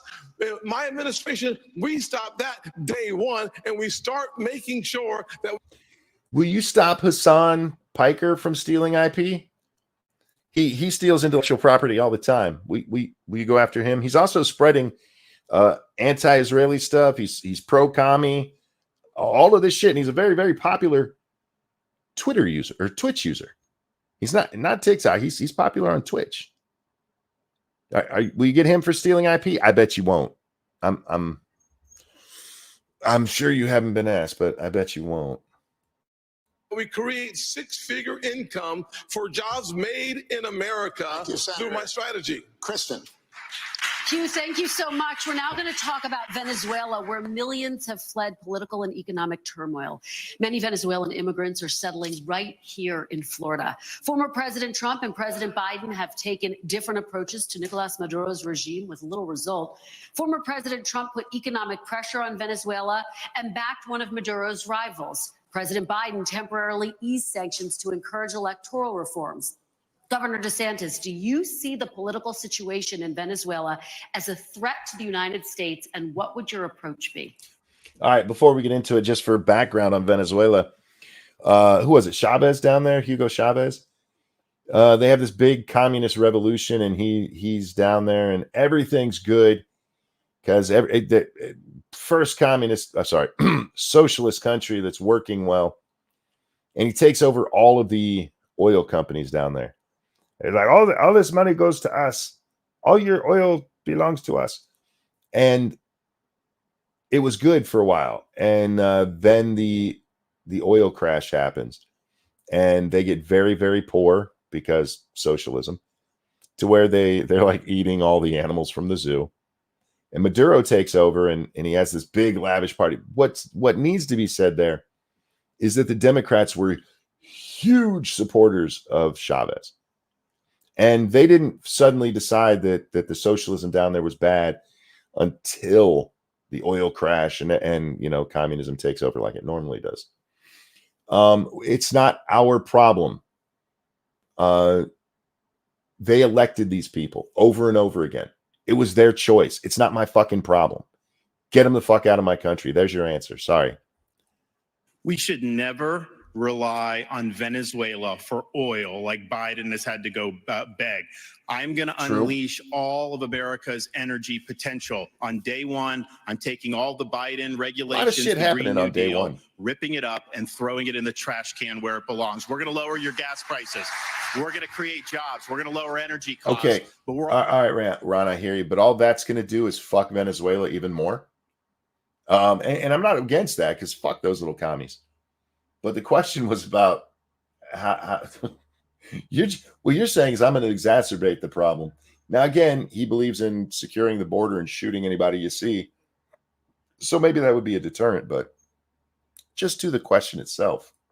We're also going to be more energy independent and secure. We'll choose Midland over Moscow. We'll choose the Marcellus over the Mullahs, and we'll choose Bakken over Beijing. That is good for America's national security. Biden's Green New Deal, that's good for Venezuela. Yep. It's good for Russia. It's good for Iran, and it's good for China. So I would turn the screws on the Venezuelan regime. I think it's a corrupt, dictatorial regime, and we should never go hat in hand begging for oil from them. Just to be clear, would you Yeah, but we had to because Biden's a douche.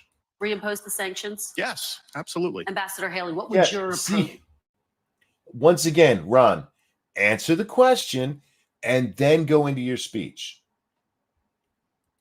Be? I stood on the Simon Boulevard Bridge and watched thousands of Venezuelans cross for hours. You know what, Frosted? I would do that. He says, on day one, I'm going to helicopter Dick in the Oval Office.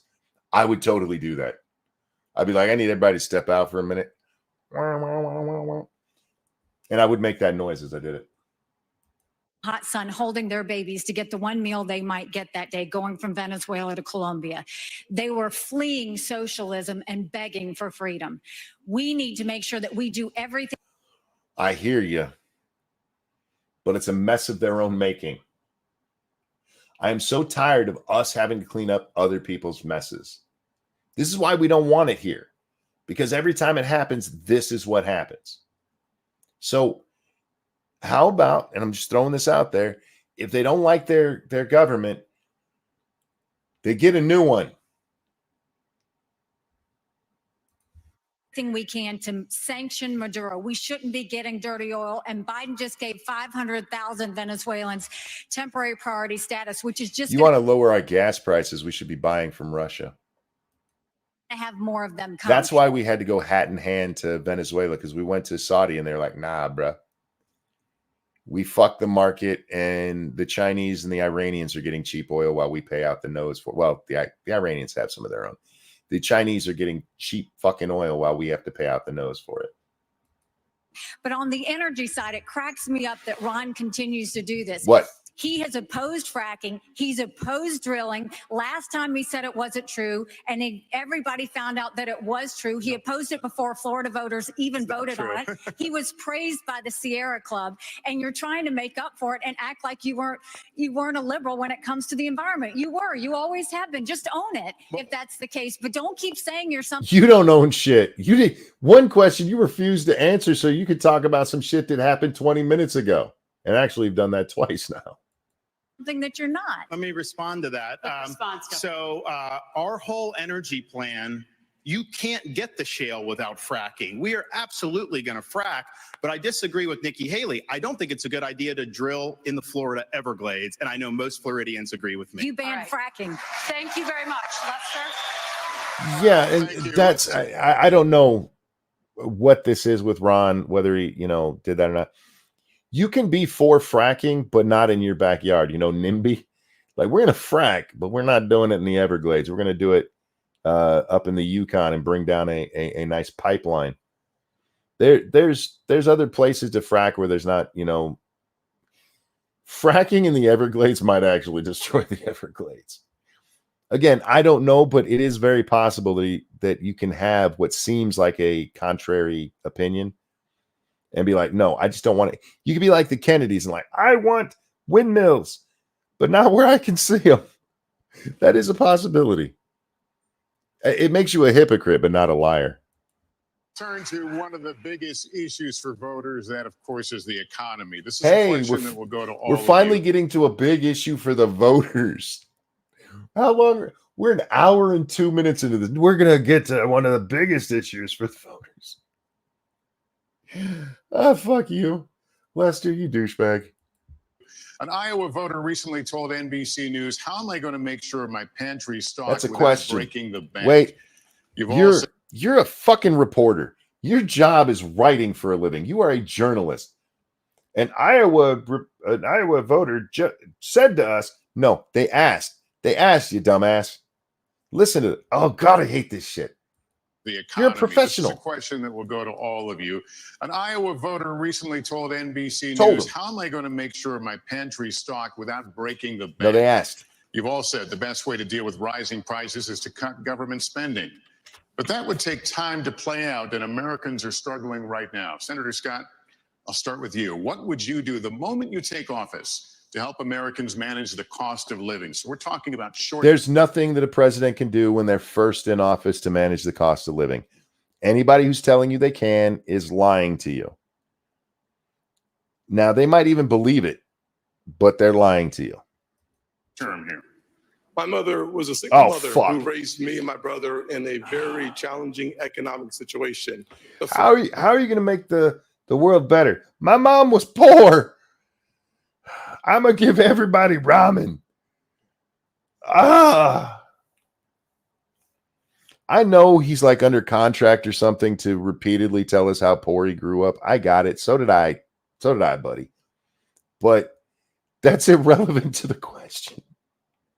It's irrelevant to the question.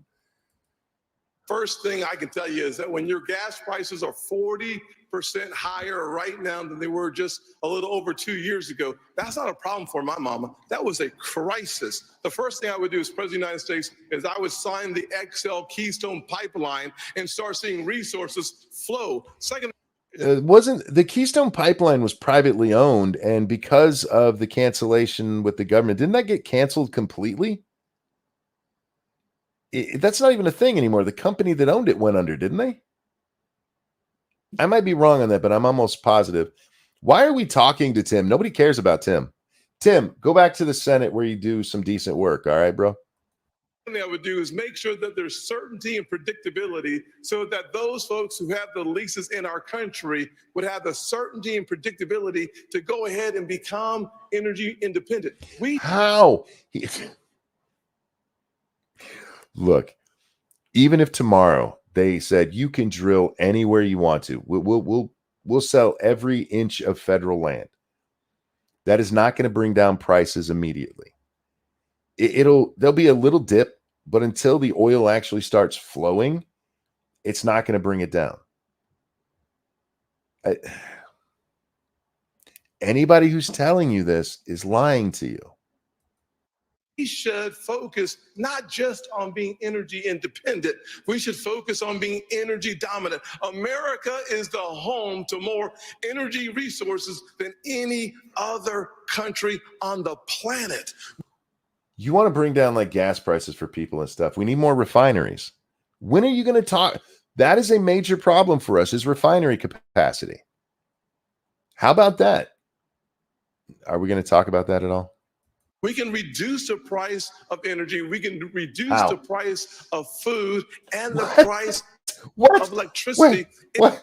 And the price of food? I mean, I guess if you're talking about once you get the gas flowing, but all right, Timmy. Timmy does have a magic wand.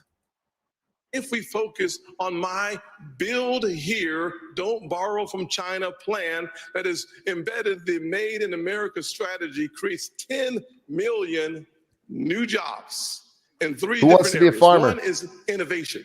Second is the high-tech manufacturing. And the third is the energy economy. We have an opportunity None of which, as Americans. okay, your question was, what are you going to do immediately? And none of that shit can be done immediately. Even if you got it all passed, it's got to go through Congress.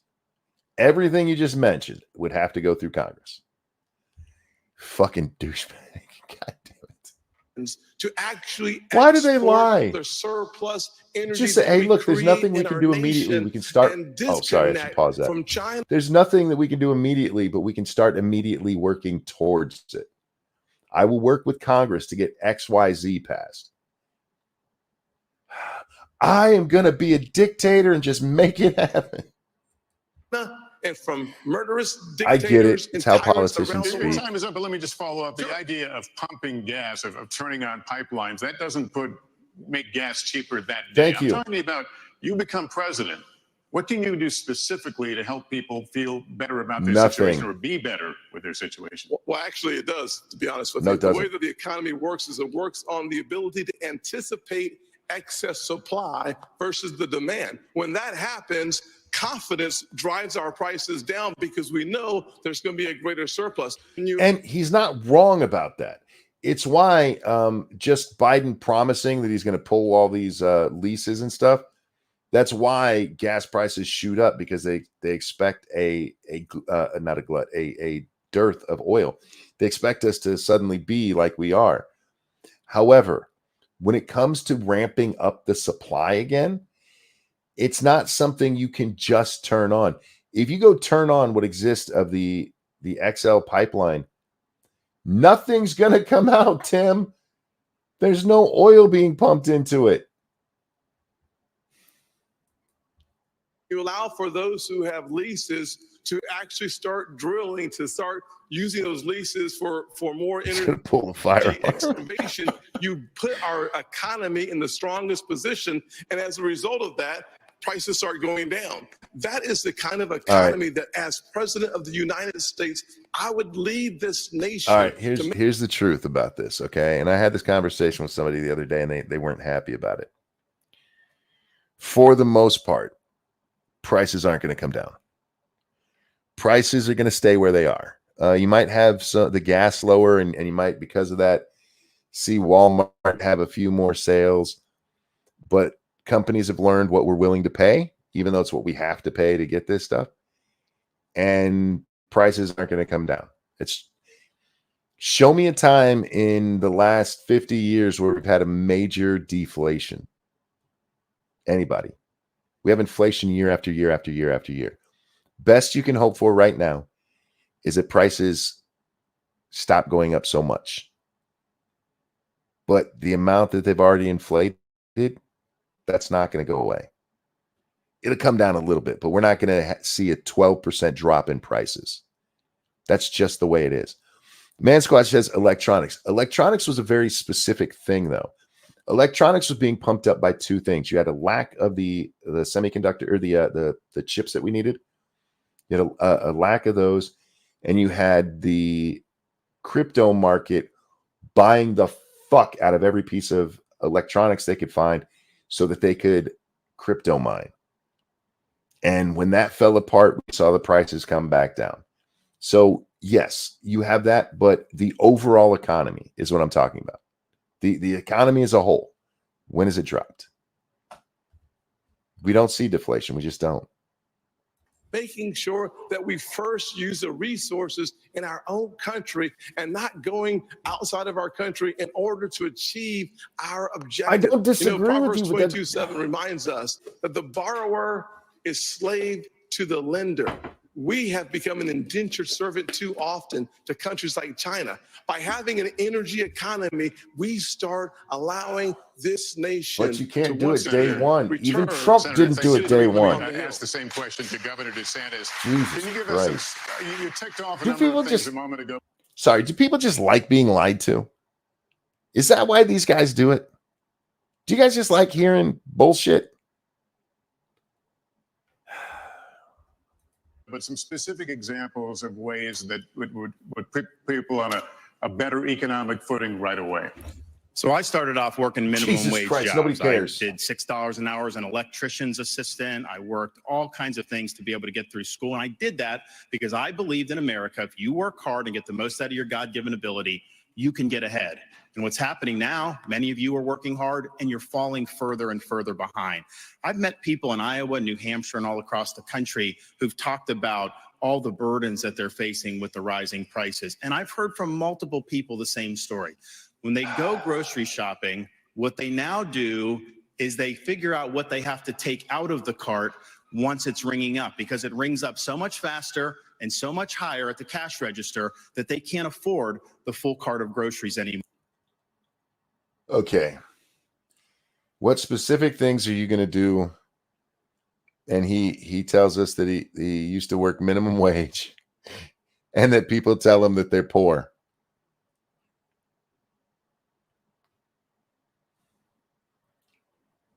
All right. More. We have to restore the American dream in this country. What can you do on day one? Here's what I'm going to do. Finally. I'm going to take all the executive orders, the regulations, everything involving Bidenomics. I'm going to rip it up. I'm going to throw it in the trash can on day one where it belongs. That is going to give the economy breathing room. And I'm also going to rein in the Federal Reserve. They have helped create, with their reckless monetary policy, what we have faced since the COVID-19 pandemic. They botched it. Congress botched it. Both parties are to blame. Fed should focus on stable prices. They are not an economic central planner for the American people. Governor, thank you. Again, both of those things will take some time. You want to know how you do it? Honestly, you have to come in with you have to be Trump, you have to be Reagan, and not necessarily those two men, but in that position at that time, where you can step in with a message of hope.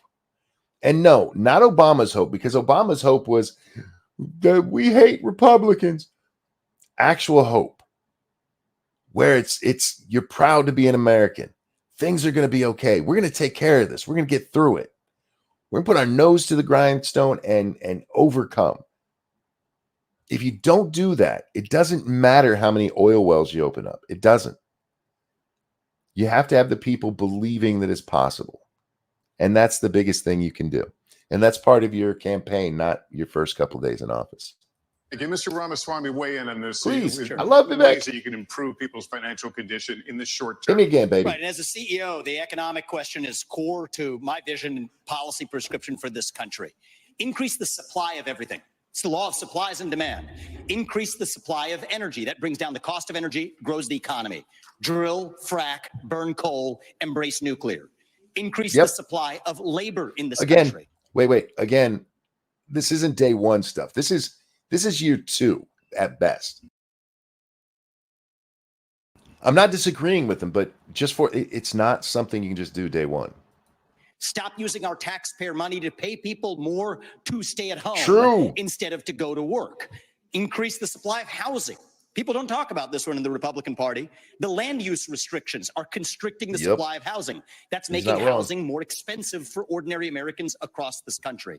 So that's the true answer. And I think it takes a CEO in the White House who actually understands. I wish he had a chance in hell of winning. I really do. I know a lot of you like Trump, and vote for him if you want to.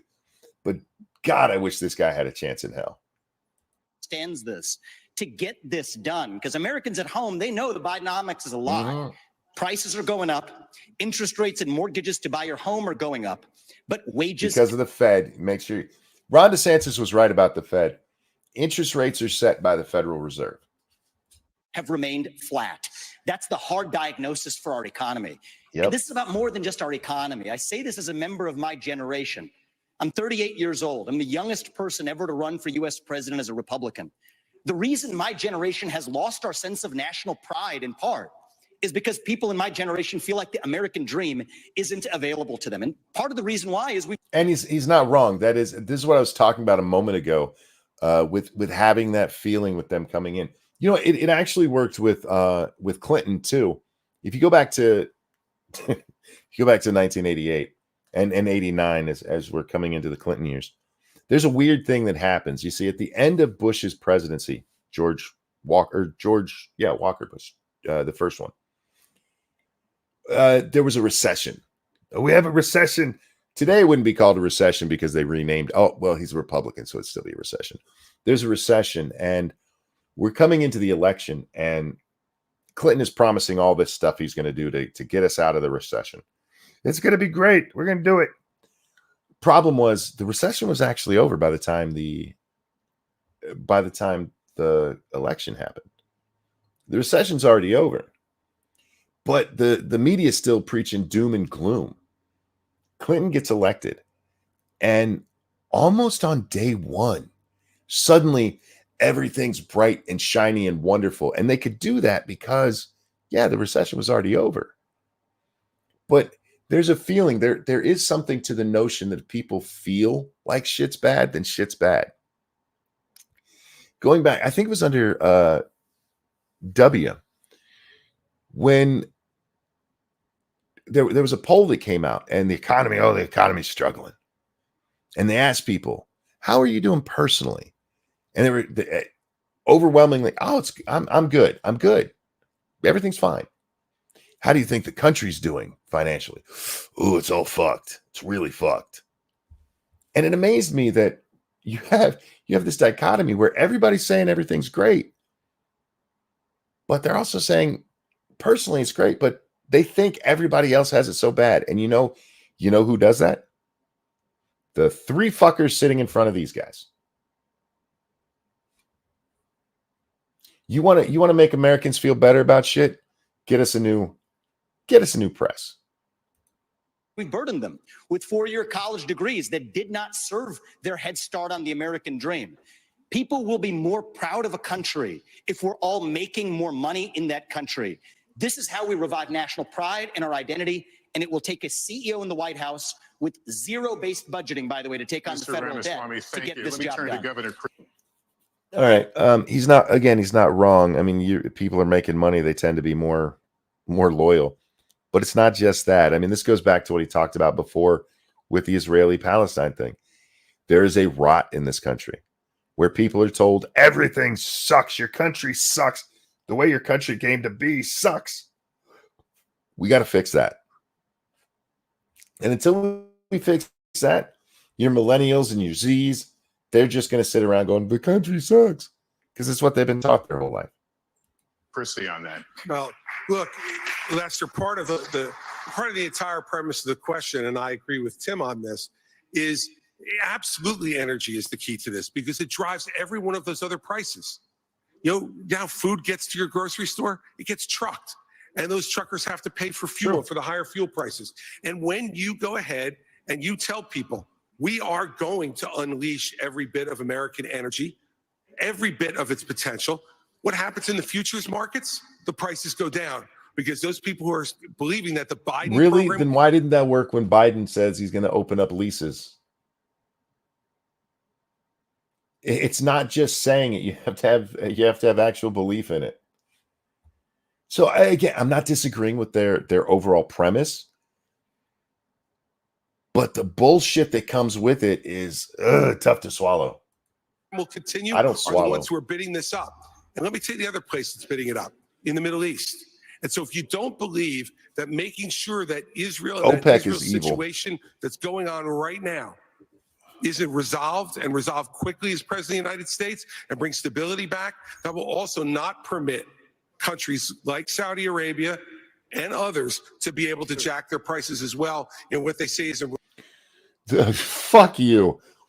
How dare you tie Israel to this? Israel and Palestine has nothing to do with oil prices. Oil prices right now are as high as they are because we stopped drilling as much and fracking and got rid of the pipeline. And everybody's like, oh shit, stuff's going bad. And the Saudis and what is it, OPEC plus or whatever it is, the OPEC countries, the oil producing whatever. They were like, we're only going to pump this many barrels. And they did it. This is supply and demand. They have the oil. It's not like they're like, oh, we ran out of oil. There's plenty of oil. They just decided to, in order to decide, oil prices, to keep oil prices high because they benefit off it because they sell it. They've kept the supply low. That's why we gotta get in. But it has nothing to do with Israel, you fat fuck. The prices were already high before this happened. It's not like prices jacked up last month. Christ, can we get a sandwich to stuff in his mouth? response to a crisis when it's really what it's in response to is putting more money in their pockets. When they have an American president who knows that Israel must be defended not with humanitarian pauses and not with suggestions for ceasefire, but with letting them know we will supply them with everything they need, that will also bring stability to the market. Energy is the key to bringing this down. How did you tie Israel to this? So, okay, according to him, as long as we get the Israeli thing under control, gas prices are coming down? The fuck are you talking about? All right. I guess. I mean, he's allowed his answer. He's just stupid. It's what every American family needs when they turn on their lights, fill up their car, and go to the grocery store. And we need to do that first and foremost. That's the short-term answer. Governor Christie, thank you. Ambassador Hillary, let me come at this from a slightly different direction. Americans in rural communities are being especially squeezed by inflation right now.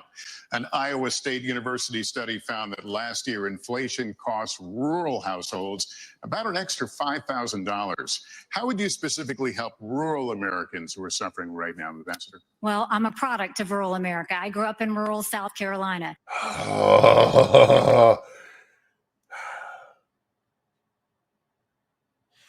Even if you grew up on New York's Upper West Side, your answer shouldn't be any different. I grew up in rural America. Okay. The question is, what would you do for those people? Telling them that you were born there doesn't help them at all, you silly twat. And I can tell you what we're seeing now in America is the rich are getting richer and the poor are getting poorer. We have to go. Did she just pull a Democrat talking point? The rich are getting richer. All right. I mean, they've done it. Okay. Start beefing up the middle class. And the first thing I would do is I will eliminate the federal gas and diesel tax in this country. We'll cut. How are you going to pay for road repair? Look, the price of gas is not high because of taxes. Yes, there's taxes on there. Oh, real quick, something much better than this bitch. Atomic Razor. This one's for you. Happy birthday to you. Happy birthday to you. Happy birthday, dear Atomic Razor. Happy birthday to you. Happy birthday. I hope you have a great one. I really do. You guys don't know this, but every time I sing the verse with the name in it, I close my eyes. I don't know why. But happy birthday. I hope you have a good one. They don't repair roads. I mean, you got a point there, but it is what pays for road repair. This is why our transportation secretary honestly said, hey, if people keep using EVs, electric vehicles, then we're going to have to find a different way to charge them because we need the taxes to pay for roads. It's true. It's just true. Taxes on the middle class, but we have to stop this spending binge that's happening by Republicans and Democrats in Congress. True. I will make sure, one, we claw back. And she's not wrong about that. The problem is that genie's out of the bottle and shoving it back. And maybe genie's not the right one here because the barn door is open and the horses are gone. So don't just close the doors. You gotta wrangle those horses back into the barn and then you close it. So we're not like completely fucked. We're close. We're not completely fucked. She's not wrong about cutting spending. One, I'd like to know the specific things she wants to cut. I'm with Ramaswamy. Just 3/4 of the federal government gone, non-military. But again, this isn't something, one, you can do very quickly. Two, you're not going to do it. You're just not. The only reason Biden got spending down is because it was specifically COVID spending that was scheduled to end. We're still spending more than we did the year before, every fucking year. You know why? Because none of these assholes want to tell somebody, hey, we're taking money from you. And it would be taking money from them because in a lot of cases, it's more than they ever paid in taxes. But anyway. Back the $500 billion of unspent COVID dollars that are out there instead of 87,000 IRS agents going. God, she went to the IRS agents too. I'm going to hit all the talking points. Returning $500 billion, which is great, to the federal government because of COVID spending. Yeah, return it all. Doesn't make a dent in our debt. Not a fucking dent. We are $1 trillion overspent every fucking year. Even in years without COVID spending. After middle America, we'll go after the hundreds of billions of dollars of COVID fraud that exist, one out of every $7. We'll stop the spending, we'll stop the borrowing, we'll eliminate the earmarks, and I'll veto any spending bill that doesn't go back to pre-COVID levels. That will cut trillions and allow us to be safe. We also need to that COVID funding's already stopped. It's sitting there in a little purse for somebody who wants to steal it. But I'm gonna go back to pre-COVID spending levels. Those spending levels have COLAs on them, cost of living increases, allowance, cost of living allowance. That's what COLA stands for. They have COLA allowances that every year they go up. So you're gonna freeze it at 2019 levels. Good luck selling that shit, sweetie. To be not energy independent. Why not? Energy Wait. How about 1990 spending levels? We're going to go back to pre-COVID levels. Okay, how about 1980? Let's go back to 1980 spending levels. We would pay down the debt in like what? 8 years? It'd be gone. I don't believe you. You're a Republican candidate. You'll spend more than the Democrat. That's just human. That's just how it works. Dominant. We are blessed with resources. Let's do it. But the reason no one should give you a number, Hugh, on the amount of ships in the Navy Jesus is because Christ. in a few years, our interest expense is going to be more than our defense budget. So no one can give you that number realistically without first tackling what's happening. Wait a minute. What is going on down there?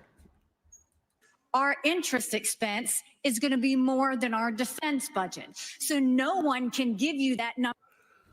Ramaswamy and Tim Scott are down at the end making fun of Nikki Haley together. That's fucking awesome. Turn on their mic so I can hear what they're saying. The fuck? Look, Nikki, you just told us that you're going to cause all this other spending to stop. Nobody can give you this number. Yeah, they can. This is what we're going for. We are going to get, 355 ships. How are you going to do that? We're going to cut all this other meaningless spending. And she meant, well, the interest on the debt. Yeah, you can pay down the interest on the debt. You pump up the military, and you take that. What is it? What are we up to? Like $3 trillion in bullshit spending, and you get rid of it. You trim that out. You cut as much of it as you can. But what about my Medicare? We'll leave your Medicare alone. Calm down, old man. Number realistically without first tackling what's happening with the financial situation. It would be a false number to give you that. We have got to understand this is a crisis. It is a national security concern. If we don't deal with what's going to happen with that interest expense in a few years, we're going to look like Japan. And we can't let that happen. The strong dollar matters. Ambassador, thank you very much. Kristen. Americans. I don't know what they're clapping for. She just said a lot of buzzwords. We do need to pay down the debt. We do have a high interest payment on the debt. But she didn't give a fuck. They can't give you the numbers. Bitch, you were just giving us pie in the sky shit as part of the first part of your answer. Good God. Americans could see their Social Security benefits drastically cut in the next decade. Stop giving it to people who don't deserve it. Out of money. Former President Trump has said, quote, under no circumstances should Republicans cut entitlements. Governor Christie, first to you. Bullshit. You have proposed raising the retirement age for younger Americans. What would that age be specifically, and would you consider making any other reforms to Social Security? Sure, and we have to deal with this problem. Now, look, if we raise the retirement age a few years for folks that are in their 30s and 40s, I have a son who's in the audience tonight who's 30 years old. If he can't adjust to a few-year increase in Social Security retirement age over the next 40 years, I got bigger problems with him than his Social Security payments. Okay. And the fact is, we need to be realistic about. Was that supposed to be funny? Look, he's not wrong. We probably do need to raise the age for Social Security, but the issue with Social Security is not just the age at which people are getting it. It's that we're giving Social Security for shit it was never meant for. There was a guy I used to work with a long time ago. He worked, how long ago? I was 18. I worked at McDonald's at the time. He was our fry cook. That's what he did, because it was he could do the fries and he could clean the lobby. And one day he told somebody that he got Social Security. And the manager asked him, why are you getting Social Security? He goes, because I'm dumb. And that was true. That's why he was getting Social Security, because he had a low IQ. He had a job. He didn't need extra money but we give money to everything now for Social Security. You have a disability, you get Social Security. Not everybody needs it. And I know there's people who do, okay? But it's never what the program was for, and it never should have been integrated that way. If you were going to do that, you should have done a whole new program. About this, there are only three things that go into determining whether Social Security can be solvent or not: retirement age, eligibility for the program in general, and taxes. That's it. Yep.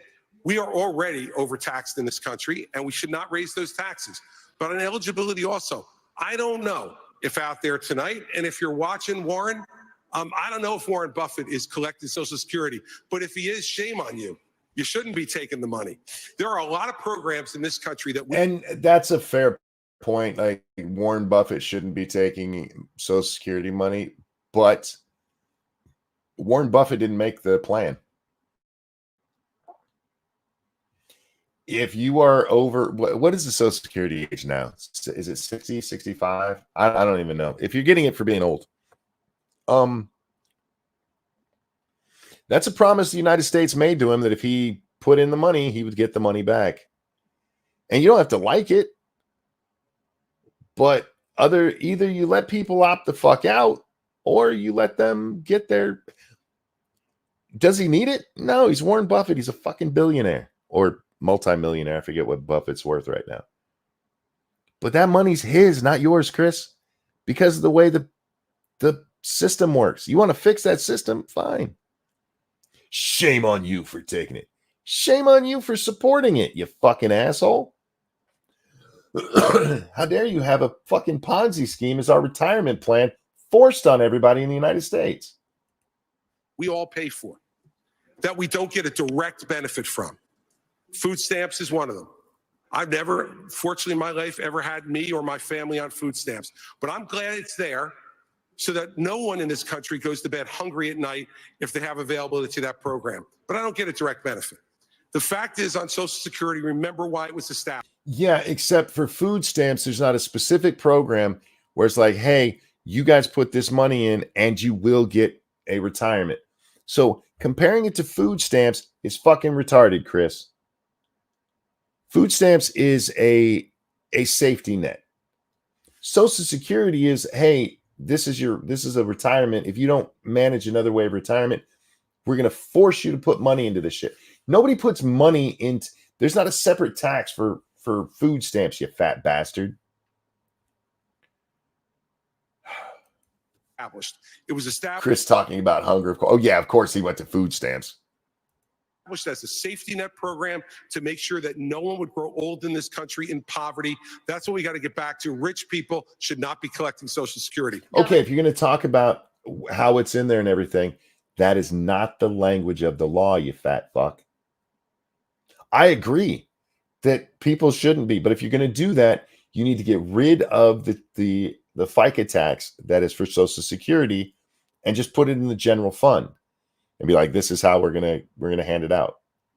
But that's not how that program works. And as long as it works that way, you can't just say, hey, sorry, you have too much money. Are they a douche for taking it? Sure. Well, you're kind of a douche for supporting taking it from them. Governor, can you give me a specific age, 69, 70? What would the age be? No, look, that's going to be a power of a negotiation with Congress, Kirsten. And hell, I'm not going to start negotiating until I get there. Well, what number would you like it to be? You can say, hey, what I'd really like, but you know why he's not doing that? Because that would be all over the news. Like, Chris Christie says you need to be 70 to get Social Security. He's not going to do that. All right, Ambassador Old people Haley, have too much power.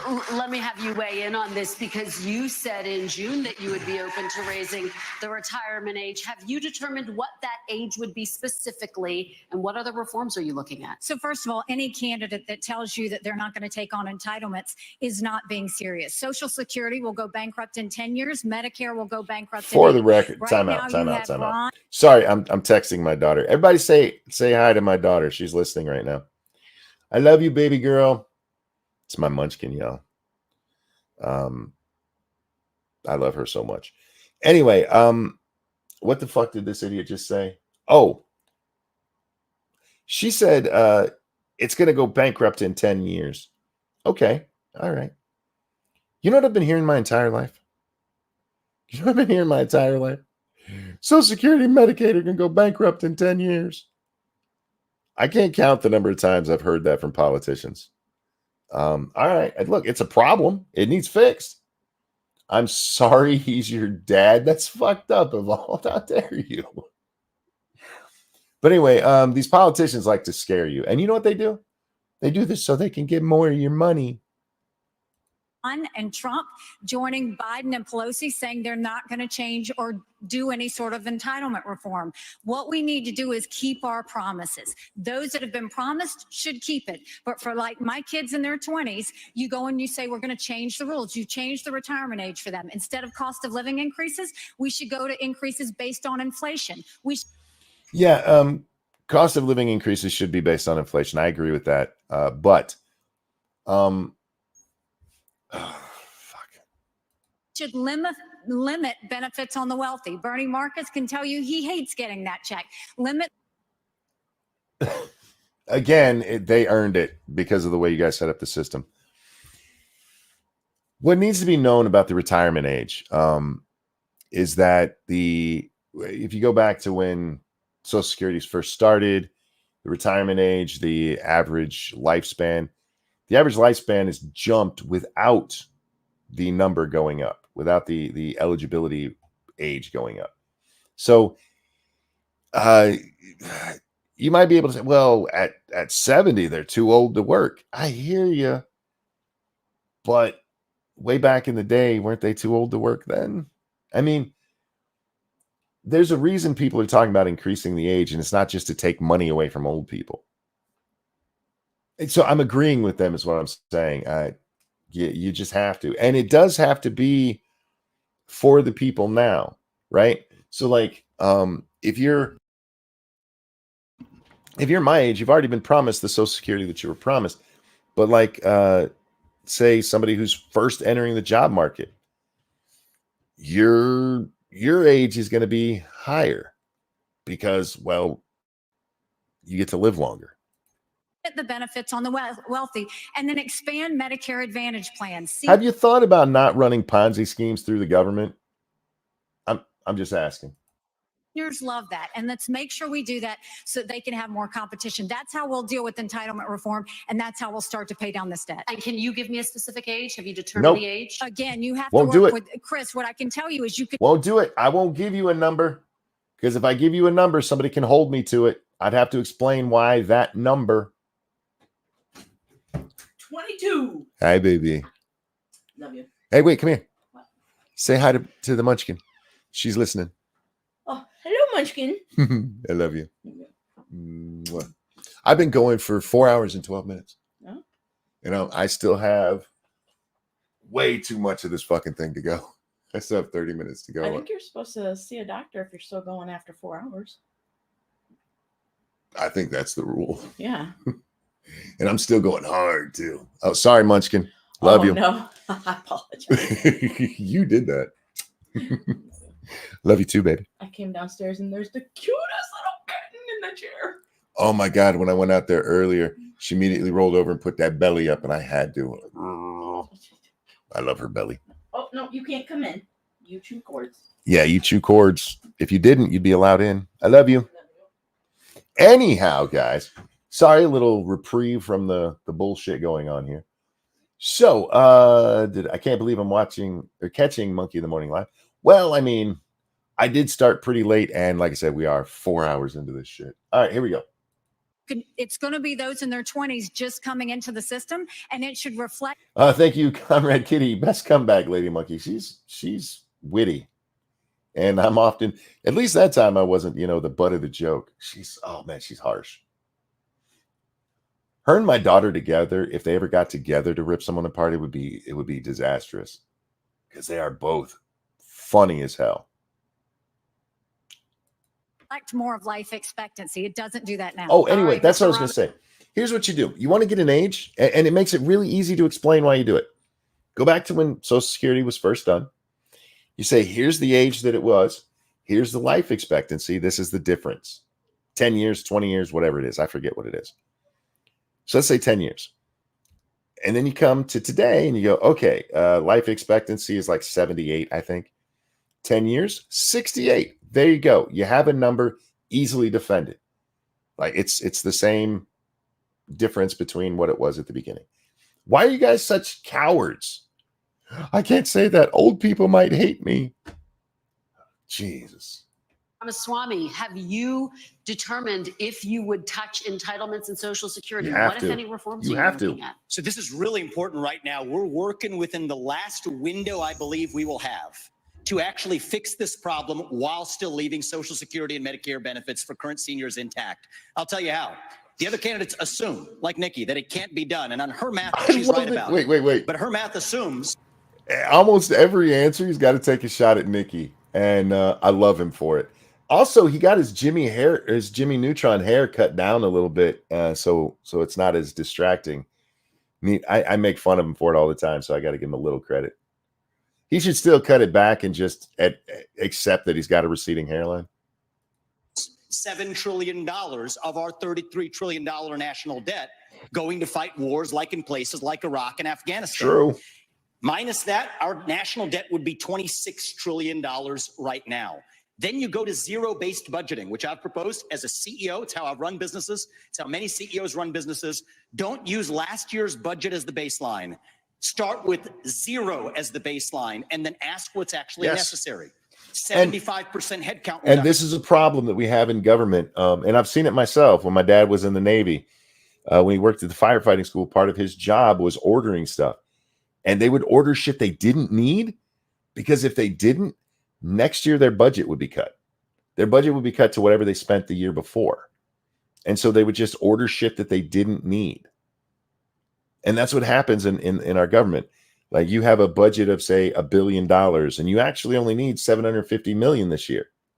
Well, then they'll cut your budget down to 750 million. But next year, you need the billion. And like, oh, sorry. And so people spend money that they don't need to be spending. It needs fixed. It really does. Yes, that is What it should be. What it should be is up to this. Next year, this is going to be your baseline again. $1 billion. If you only spend 750 million this year, don't worry. We're not gonna cut it next year. You just spend what you needed next year. That doesn't mean that the spending for the sake of spending would stop. Ooh, I just went. It doesn't mean it would stop. My throat is so dry right now, even though I've been drinking this whole time. But it would at least stop the incentive of. I got growly there too. Oh, hang on a second.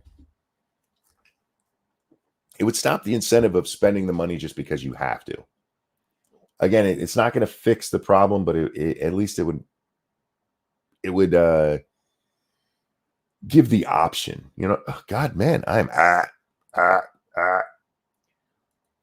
federal employees in the Washington, D.C. bureaucracy. Yes. Shut down redundant agencies that should not exist. True.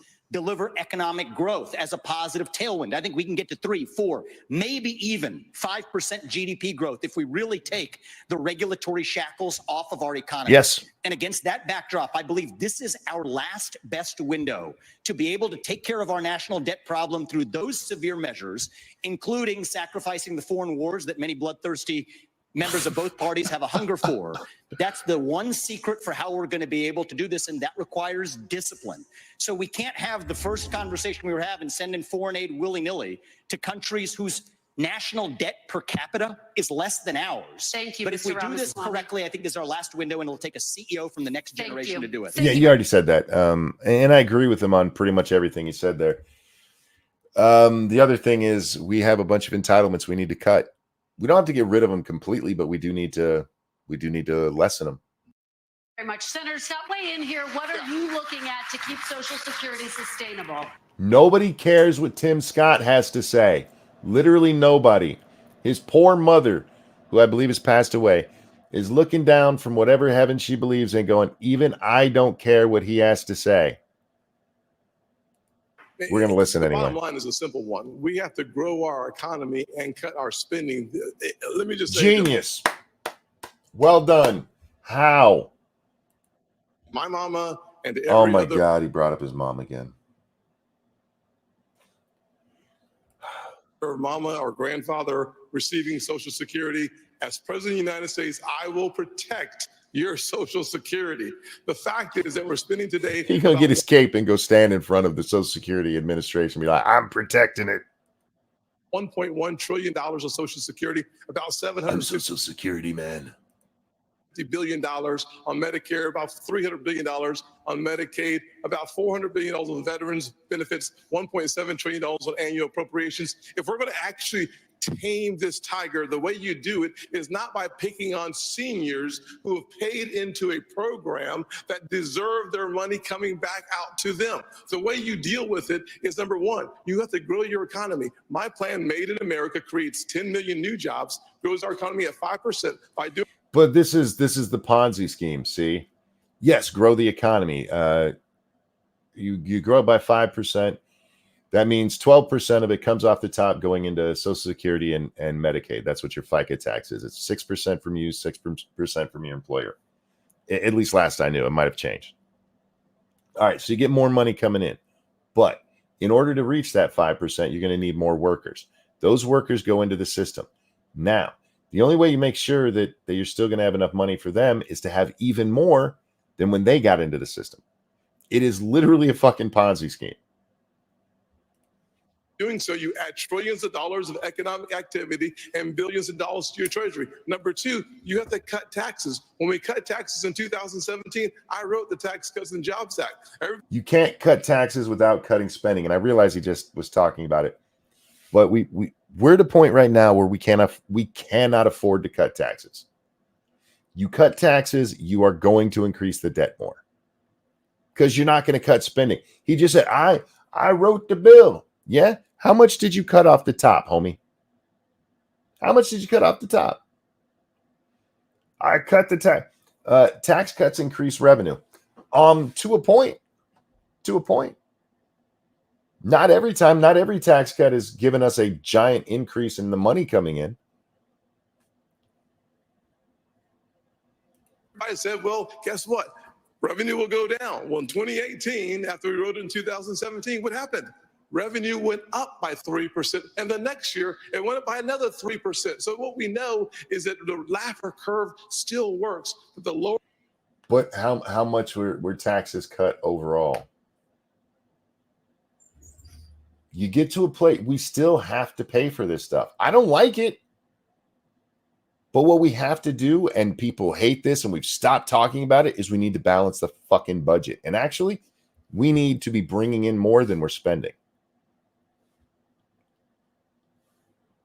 Lower the tax to higher the revenue. And finally, if we're going to deal with it, we have to take our annual appropriations back to. Just for argument's sake, because he just said what you did. And there is some reality to lowering taxes brings in more revenue.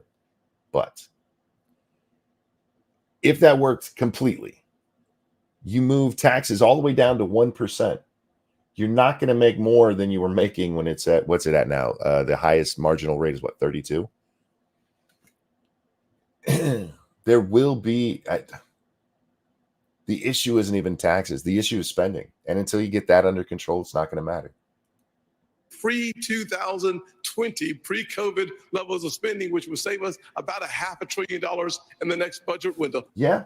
You know what happens if you take it back down to 2000 levels instead of 2019? You'll save $3 trillion. I think Clinton's last budget is what, like 1.5 trillion, almost 2 trillion, something like that. We're spending, maybe it was the COVID one that was a 6. We're still spending more than double Clinton's last budget. So if we just went back down to his levels, we'd be saving about $2 trillion a year. But no, we got to go back to those COVID numbers. You're a coward, man. By doing Senator, that, we deal with Social Security and our mandatory spending. Thank you, Senator. Very quickly, would you raise the Get- retirement age? Would you be open to Get raising the rid of what you call mandatory spending. retirement age, or do you rule that out? All you have to do is go to a farm in Iowa. Answer the question. And watch the hard work and the dedication. Yes or You and no, I though, having Senator? a conversation. Yes or the no, answer though? is no, but going. Well, there he goes. He just said no, he's not going to raise it. So just say that. My pause game can't be touched, bitches. Look at that. Before you go on. Yeah. Thank you. The fact of the matter is that The question- more physical your labor, a year or 2 or 3 more is actually challenging to the physical body. You and I might have a different perspective, but for those farmers, they're working night and day. Thank you, Senator. Then I all you have to appreciate do it. is say Governor no. DeSantis finally We don't have to hear about the poor farmers. Will you raise the age? No. There you go. Christ almighty. to you, would you be open to raising the retirement age, and how would you keep Social Security sustainable? Well, look, as governor of Florida, I know a few people on Social Security, and I know it's important. My grandmother lived till Old people in 91, Florida. and Social Security was her sole source of income. And that's true for a lot of seniors True. throughout this country. So what I'd say to seniors in America, promise made, promise kept. I understand what you're going through with the rising prices, and you need that Social Security check. So we'll make sure to get that done. But what how? can you do to help shore up Social Security? One of the things that's Wait, no. Why do they all keep skipping the question? That is an important question. Would you raise it? Would you raise it? It's not that hard of a question. Just answer it. And by the way, Timmy Scott, if you go back to when Social Security is first made, and you got old farmers, their bodies were wrecked too. You fucking retard. It's causing problems is the inflation.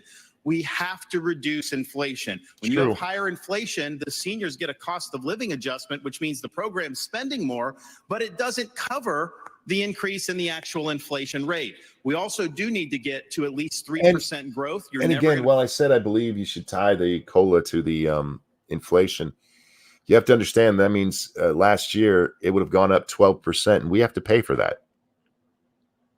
It needs to be done because it's not like these people are getting rich off Social Security. They're living pretty poor. Be able to have issues, be able to solve. They don't want to. They're afraid to say yes or no because if yes, people get mad. If no, it's still people get mad. Less people get mad if you say no, because the people they're worried about upsetting here are old people. Old people tend to vote more than young people do. You do not want to piss off the elderly. You just don't want to. Budget without that. But I would note this. Congress for decades took money from Social Security. Yep. Social Security would have more tax revenue that it put out. They would take it and they'd write an IOU to Social Security. Congress has a lot of dirty hands on this. I'm going to force Congress to stop spending so much money. And, you know, one thing we have. Okay, but here's something that happened. Yeah. But we're in that mess. The bed is made. How do we make it comfortable to lay in? Comfortable. I can say the word. We talk about the retirement age is just something that's changed in the last 4 or 5 years. Life expectancy in the United States is declining. So, Governor, yes country. Or no? Would you raise it? Would you raise the retirement age? When life expectancy is declining, I don't see how you could raise it the other direction. So it's is it declining from where it was when Social Security started? That's the question. Or the last time the age was raised. That's the word I wanted. Get on life expectancy, but we have and life expectancy. Part of what that was COVID. All right, that's going to bounce back. We just got to stop, letting old people go to Michigan, Pennsylvania, and New York so they don't get killed. Had a significant decline in life expectancy in this country, and that's just the fact. All right, Governor DeSantis, thank you, candidates, and we will be right back after a quick. We're just going to skip that. News Republican presidential debate. Once again, here's Salem Radio's Hugh Hewitt. Thank you, Lester. When NBC News talks to voters, when I talk to voters every day, they all say that the border. Why am I looking at his ear? It can mean a lot of different things. It can mean 2 million people who crossed illegally last year. It can mean more than 150 He's the director of this people thing. on the terror watch list. It can mean the burden on states from having migrants move into their states from the southwestern border. But I want to talk about opioids. You guys want to bet that Ron DeSantis is going to talk as somebody who has to deal with this as a governor of a southern state. Specifically, and fentanyl. And I'll start with you, Senator Scott. Tens of thousands of American families have suffered a death to fentanyl. Young people sometimes die taking one pill. What can you do as commander-in-chief on the first day to stop fentanyl and the waterfall of it into the country? Damn it. Time out. I hate all of these first day questions. First day questions imply that we have a king, that we have an emperor, that we have a dictator. It's like, this is going to happen. Stop with the first day questions. They're fucking meaningless. What are you going to do? That's the question. And if you want, hey, give us a time frame. What are you going to do to stop fentanyl on day one? Do it all myself, George Floyd style. Nothing. You can't. He's running to be president, you fucking prick. We should close our southern border for $10 billion. We could close our southern border for an additional $5 billion. We could use the currently available military technology to surveil our southern border to stop fentanyl from crossing our border. The available military technology to scan the border. How'd that work out for the Israelis?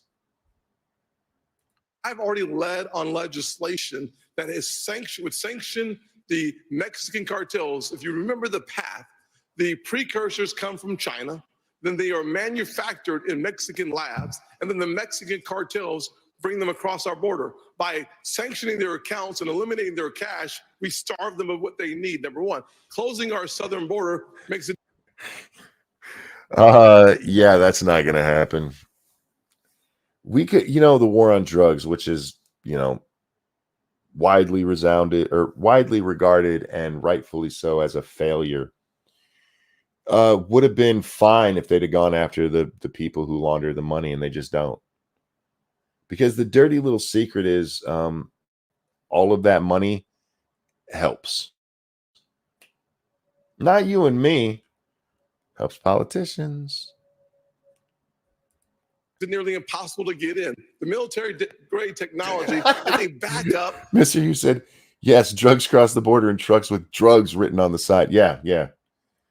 We'll find Making it. sure that we not only stop 70,000 deaths in the last 12 months because of fentanyl, it also allows us to deal with the human trafficking travesty that is entering in our country in the same path.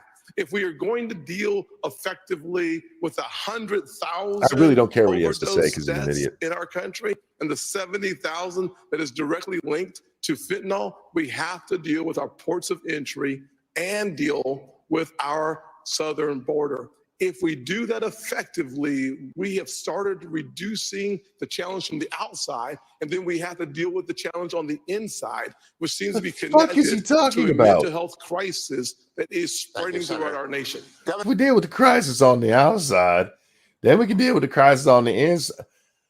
All right. It's very simple. You lock down the borders and you get better security at the ports, because let's be honest, that's where a lot of the shit's coming in. You get better surveillance of all of this stuff. That's how you do it. Why do these guys have to talk for the entire minute and a half that they're given? They end up just rambling like he did. We got the outside, and on the inside, there's a fluffy nougat center. It's tasty. Governor Christie, Oh, Senator God, Scott just Fat mentioned Boy's talking. ports of entry. 90% of the fentanyl that is seized in the United States is seized at ports of See? entry. We don't know what's coming in across the open southern border. You've been a United States attorney. You've taken on cartels. Can it really be done quickly? What would you do as president? It can be done quickly in two ways, Hugh, on fentanyl. The first way is exactly as you suggest, at ports of entry. We That was have actually to what beef Tim up what our suggested. law enforcement has in terms of technology. I would invest in that as president. We need to make sure that law enforcement has every tool at its disposal to do it. Secondly, on day one, I would sign an executive order that would send the National Guard to partner with Customs and Border Patrol, both at ports of entry and at the open ports of our border.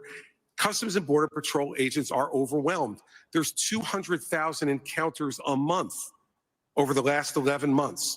We simply do not have the man and woman power at the border. But that's not the problem. Look, it is a problem that we have all that, but that's not the problem. The problem is that people think it's okay to come over. And if you're talking about fentanyl specifically, 70% of it's been stopped at ports of entries. That's what we've caught. That's people who think they can sneak it by in a cargo ship or coming through, and they put it in the back of the sedan with the illegal baloney. Do you think that's how most people are doing it if 70,000 people died just last year from that shit? We have to secure the border. Everything that comes through gets checked, period. You're caught with it, we fire your ass out of a cannon back to the country you came from. Stop making it so ideal to come to the United States. Break these stupid ass agreements we have with the illegals. Well, yeah, you can come in. We'll just let you stay for a while. Fuck you. We catch you, you're deported. Period. But I need asylum. Find it somewhere else. To be able to deal with it. And so dealing with both law enforcement and you're right, we have done this, we can do this, but we got to give them the tools to do it, and technology is one of the biggest tools that we don't have enough of at the ports of entry. Now, we also need to lower demand, Hugh, in this country. And the way to lower demand is to start treating people again. We started to do this before COVID, and we haven't done enough of it.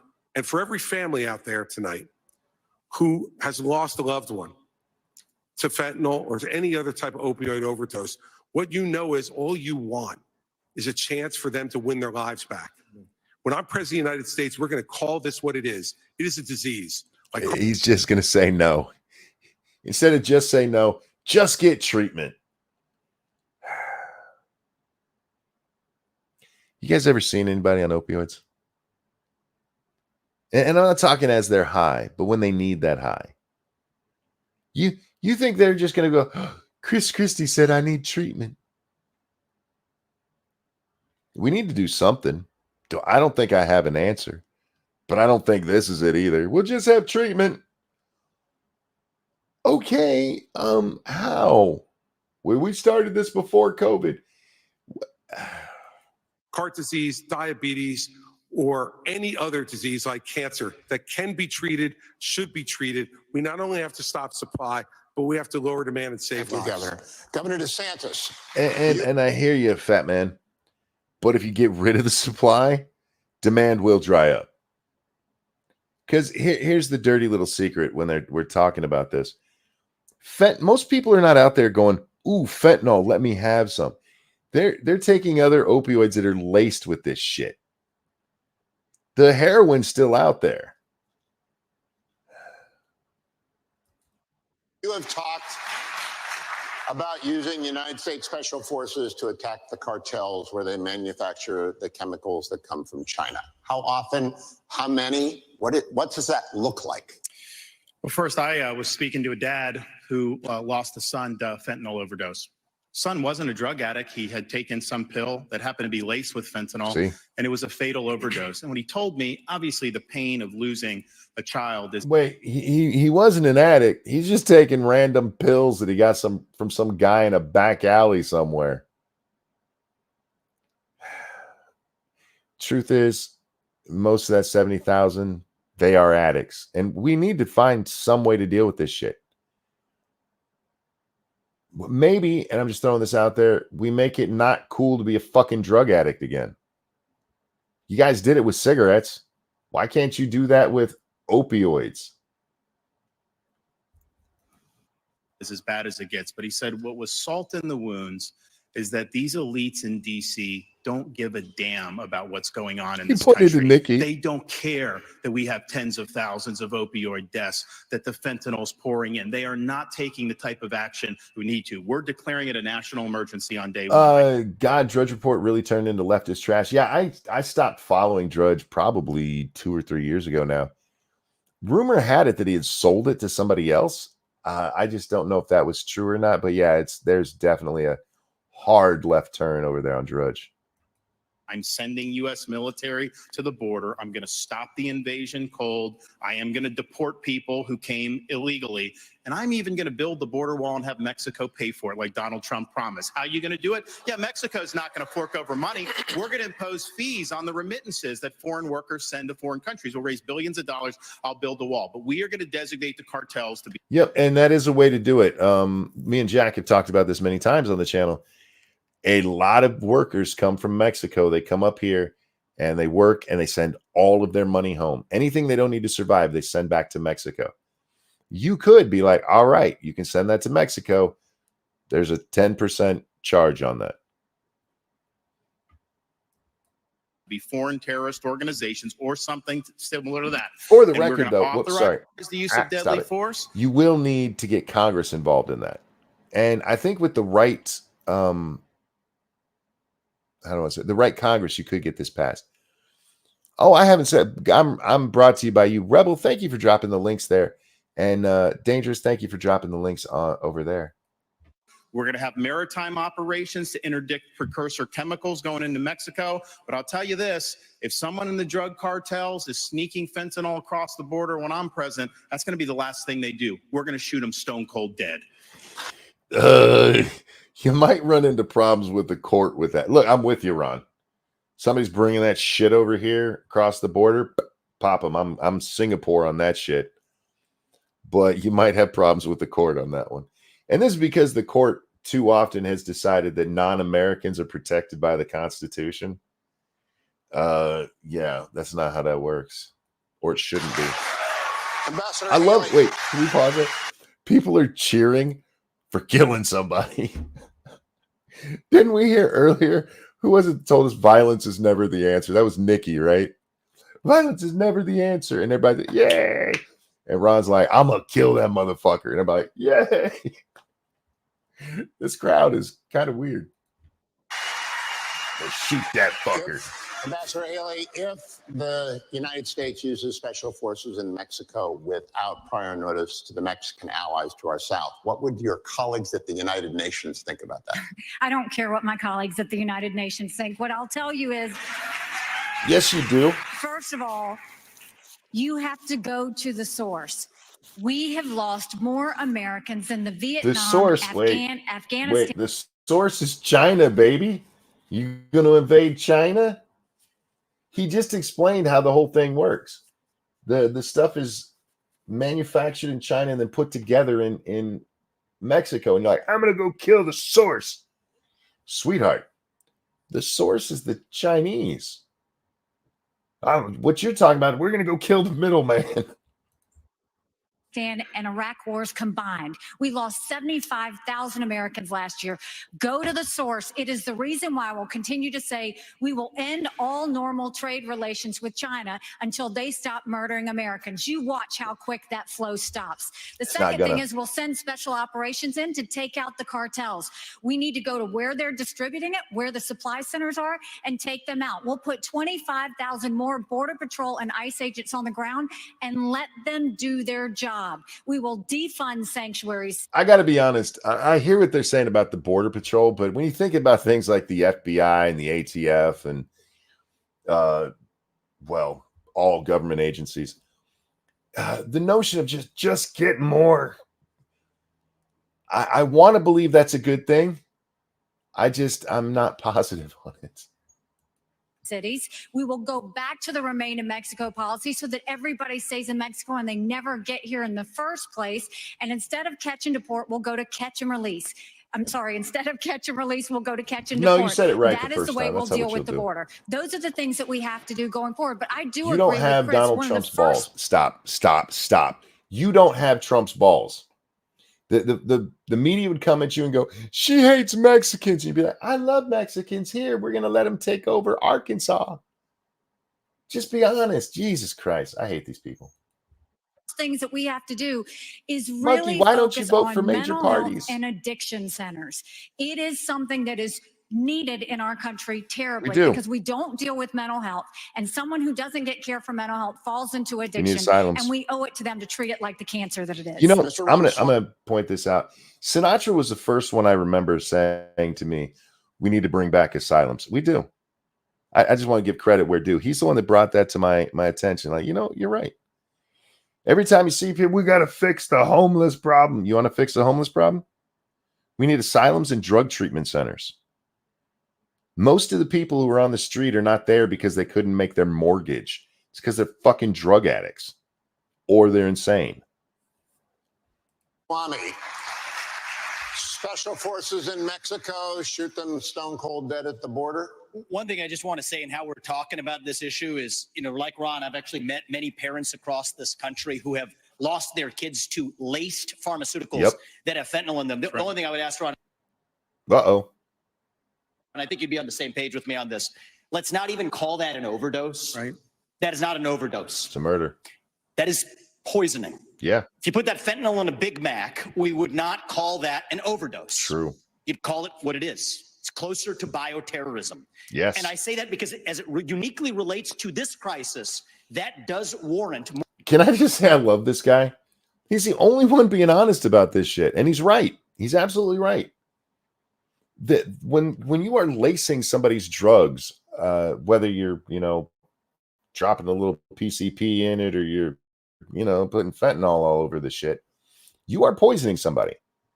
You are killing somebody. If you did that with anything else, like he said, a Big Mac with fentanyl, it doesn't even have to be like that.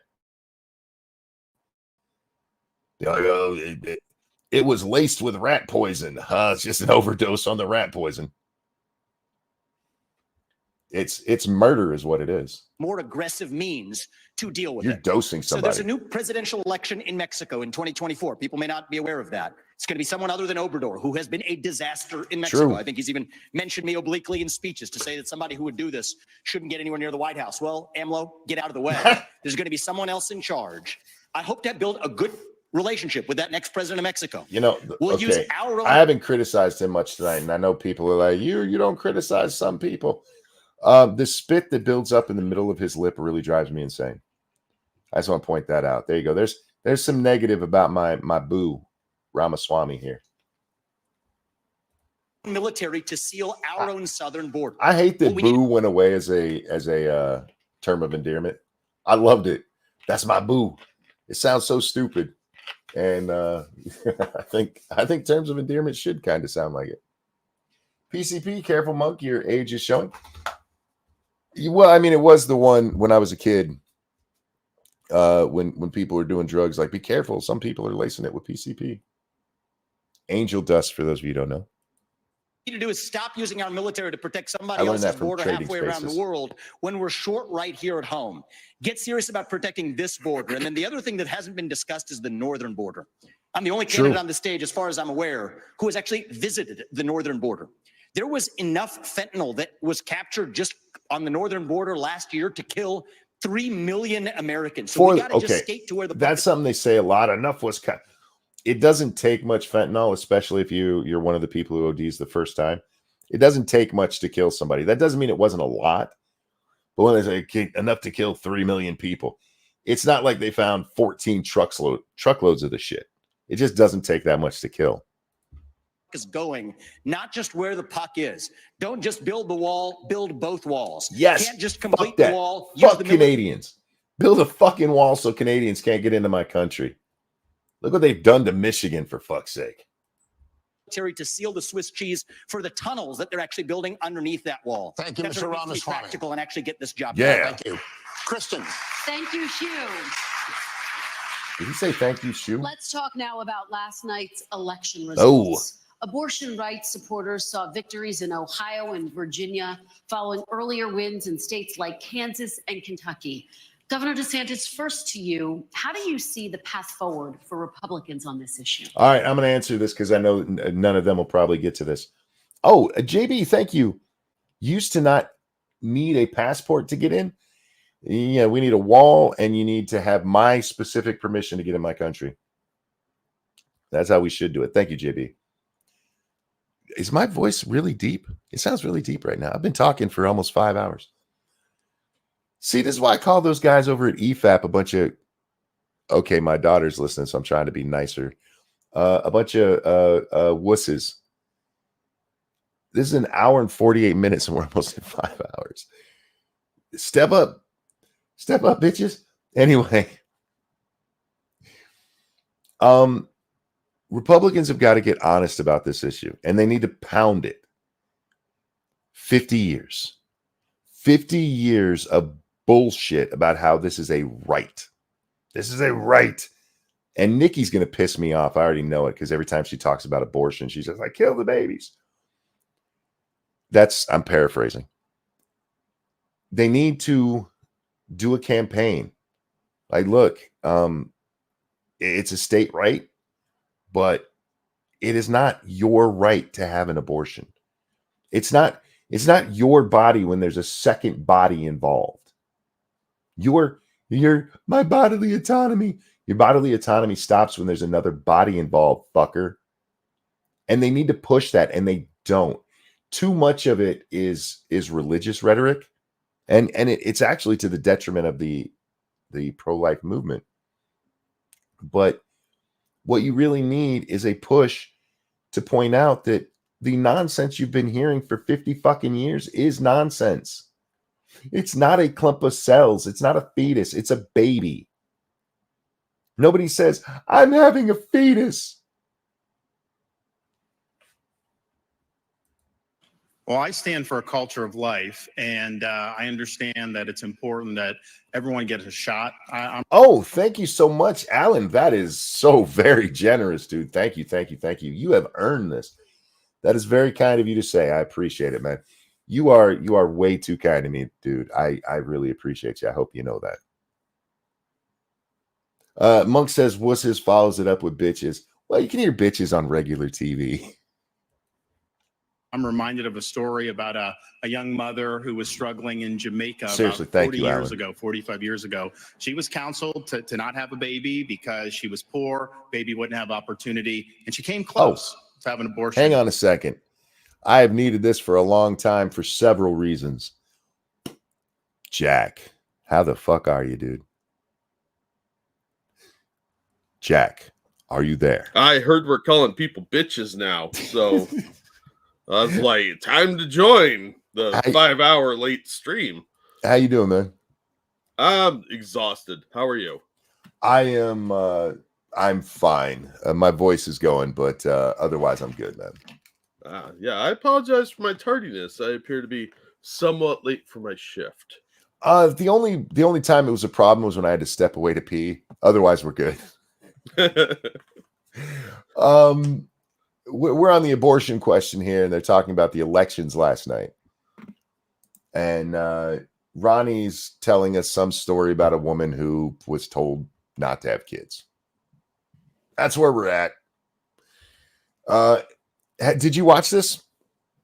I only caught part of it. I've been real busy. No, that's fair enough, man. We got 17 minutes left, so we're probably 2 hours left in the show. Well, I'll be here until 10:05. And All then right, I got a jet, but and they have been asking for you, so there you go, guys. There's Jack. The audience loves you, dude. Because they're good people. They are good people. Fine taste. And for the record, I love you too. When you join us, I need you for several reasons. Partially because I've been talking way too much, but also just because you're a great friend and I enjoy talking to you. Oh, thank you. I try. Also, I come here because you're a good person to me, and we're friends, and I enjoy doing the show. Indeed, and we don't say that on air enough. There's not enough love in the air when we're on the air. No, because we're angry about everything we're talking about. That's not true. Ramaswamy's made me horny several times. Oh, yeah, that is fair. What I've seen of this debate, he fucking annihilated all these people. Oh, it has been so... Rewind for Jack. No. Yeah, we're starting over. There are videos I will do that for. They are under 10 minutes long. All right. Actually, they're usually under 2. Here we go. Oh, go ahead. Thank you, Evolved Potato, from 5 hours ago. You can understand that Trump not being there is both bad for the voters being able to hear Trump being challenged, but still a good strategic decision. They aren't mutually exclusive. I agree with that. I think for him, he's got so much going on that him skipping these, it's not that huge of a deal for him right now. It might hurt him later, but it's just going to help these guys. Yeah, that's the donation Evolve said they meant to send to me. Mine now. There you go. Also, thank you, Alan, for the generous donation. Wait, before you do that, let me address that.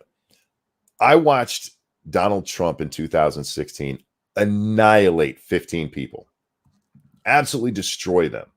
I have faith that if he was on this stage, he would actually help himself quite a bit. Oh, yeah. So, for the record, I just think he should be there. And, yeah, I think he would absolutely destroy these people. Do you know what he would do to Nikki Haley?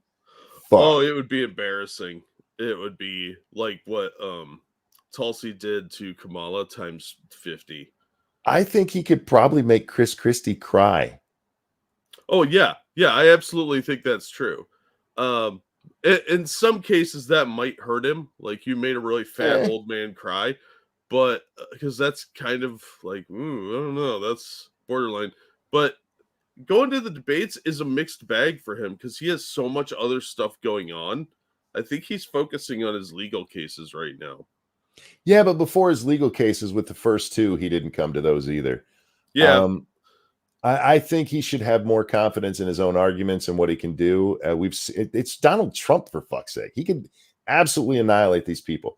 I think he's doing it to be a jackass because every time that they've had a debate, he does something else to take attention from it. So, is what it is. He's not here. Our opinion's not going to change his mind. So, no. But also, thank you, Alan, for the generous donation.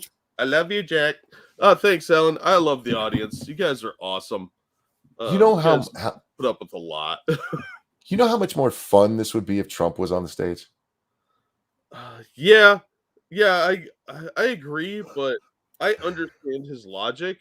I think it's a mixed bag, no matter how you cut it. Because He could hurt himself being up there or help one of Eh, these guys. But you're I right. guess He could easily annihilate them. I don't know. I don't he know. went through better candidates than this. Cruz was a better candidate than most of the people on stage right now. Oh yeah, yeah, hands down. Shit, Marco Rubio is a better candidate than some of them. That's true. All right, let's get back to abortion. Here we go. But she decided to have the baby born poor in Jamaica. And the reason I know that story is because that baby girl ended up emigrating to the state of Florida, becoming a lawyer and a judge. And I appointed her to the Florida Supreme Court in August of 2022. We're better off when everybody counts. We're better off when we can promote a culture of life. At the same time, I understand that some of these states are doing it a little bit different. Texas is not going to do it the same as New Hampshire. Iowa is not necessarily going to do it the same as Virginia. So you got to work from the bottom up. You got to do a better job on these referenda. I think of all the stuff that's happened to the pro-life cause, they have been caught flat-footed on these referenda, and they have been losing the referenda. A lot of the people who are voting for the referenda are Republicans who would vote for a Republican candidate. So Yes, and this is what I was talking about at the beginning. He mentions a culture of life, and that is part of it. But you got to be more specific, Ron. If you're pro-life, you need a better message. You need a better message, and pointing out that you have been lied to for 50 years, telling you it's your body and you get to kill this baby. That's bullshit. And all of you people out there, I wouldn't do it, but I don't want to stop. Well, why wouldn't you do it if you wouldn't stop other people from doing it? What is it so disturbing to you that you're like, oh, I couldn't do that? It's because we've been indoctrinated with the nonsense that it's not actually a child. Yeah. you got to understand how to do that. Oh, But go ahead, let's just bud. be clear. I have to agree with somebody that posted online that every person that goes to get an abortion should have to watch a video of how it's done. I don't think it would matter to most of them. I mean, it would just maybe make a couple of them cry. But you're talking about, oh, too. I have to watch this video when I don't think this is really a child anyway. Yeah, well, I think it's gonna be hard to unfuck that woman because the devaluation of human life has gone on for so long. It's gonna be generations before that's changed. And you just said it that is the word. They've dehumanized fetus. It's to the point now, clump of cells.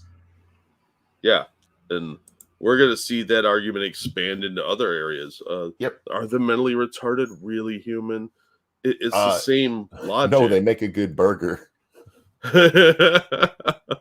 Call back. A vegan burger. Oh, God. All right. The Democrats have taken a position. They will not identify the point at which there should be any protection all the way up until birth. That is wrong, and we cannot stand for that. All right, Governor DeSantis, thank you. Ambassador Haley, let me have you weigh in. Former President Trump has consistently. I just need to pause because they're letting Nikki talk about abortion, and I already know I'm going to get pissed off. Yeah. I haven't watched this, Jack, so let's see how she pisses me off this time.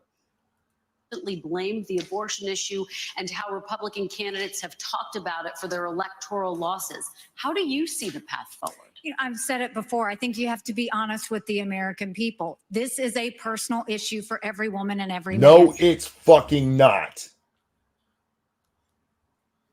What we've done with abortion is made it so that it is a woman's choice, and it doesn't matter what a man wants. You could want all the kids in the world, and she's like, nah, I'm going to flush this one. It's a personal choice for every. Well, if it's a personal choice, if the dad wants it, does he get it? No, nobody cares what men want.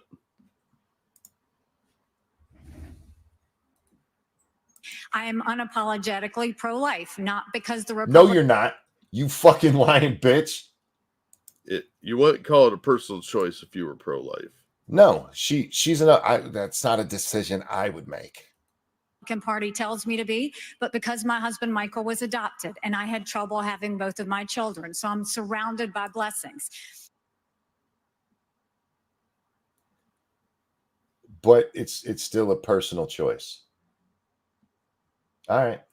Having said that, when you look Here we go. post Roe, a wrong was made right. They took it out of the hands of unelected justices and they put it in the hands of the people.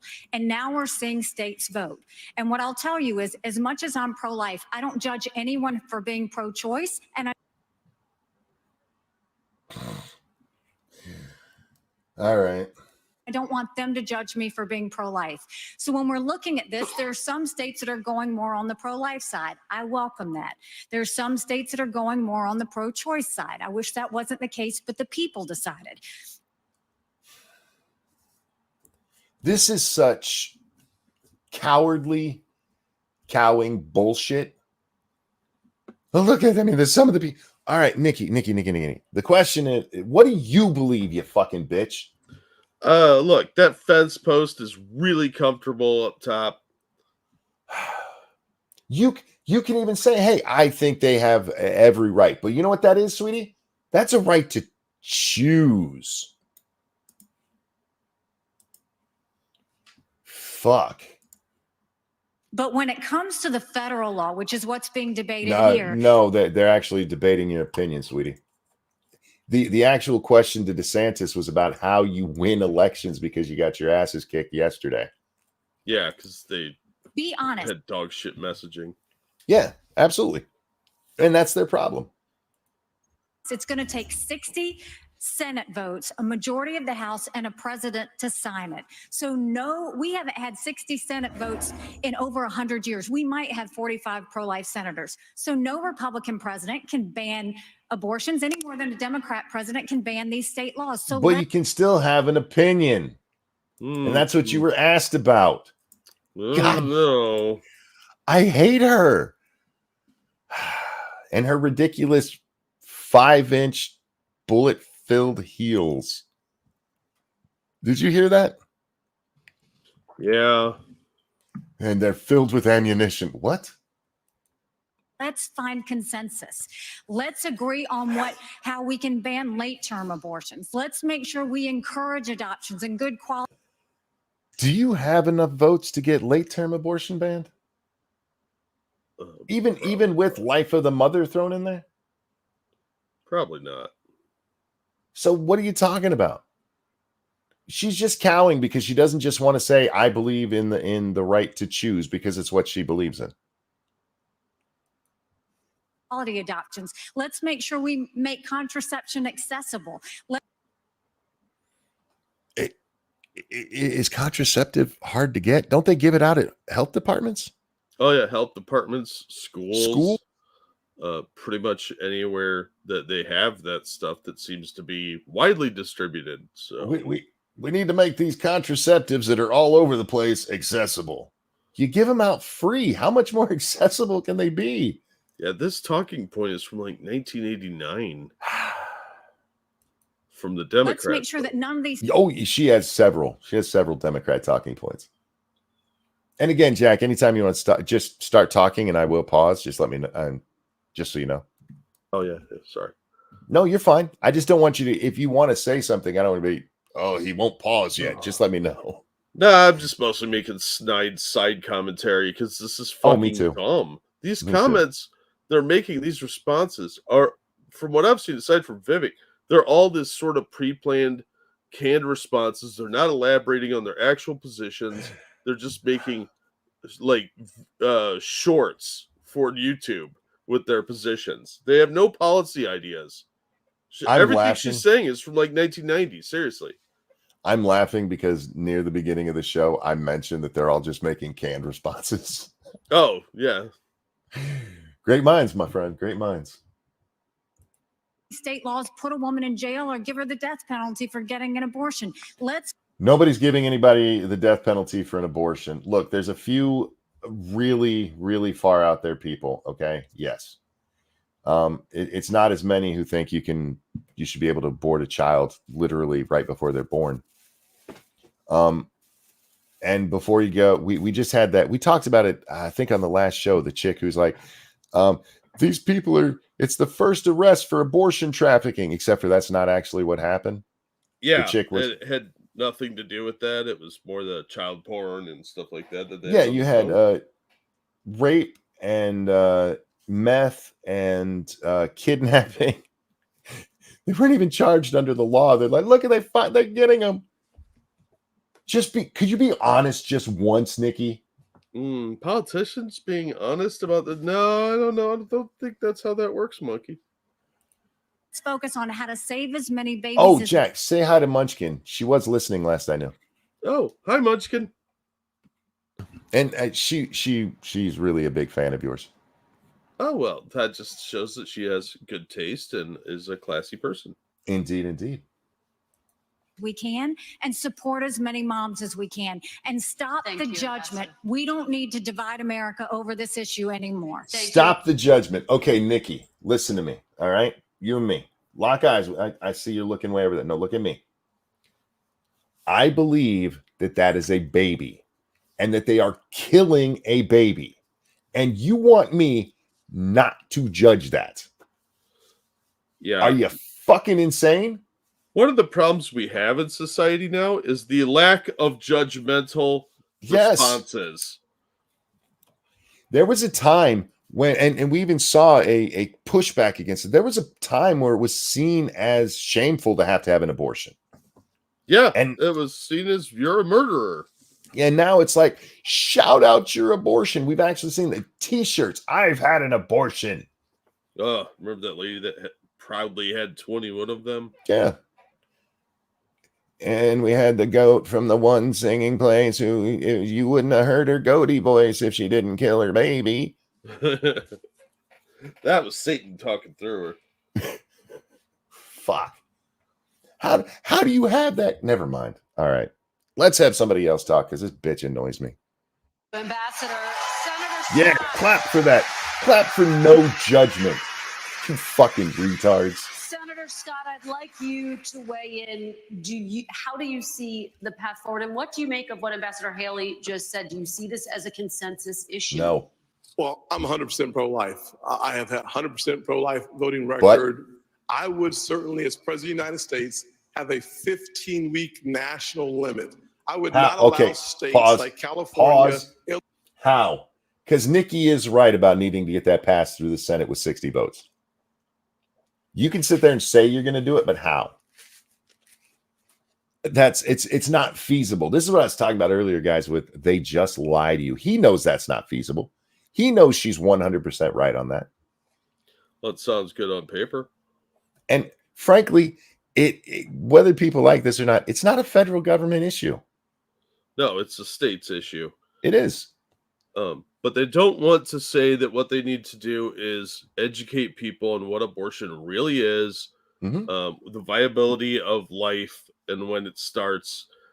And a lot of that, unfortunately, would have to change the moral perspective of really bad people. And a lot of them aren't going to change. But they're not willing to do the work. And that's the problem, is too many Republicans don't give a shit if they actually win. They just have these old talking points that they keep churning out so that they get donations from the same crowd, and they don't give a damn if they actually win, and they have no scruples themselves.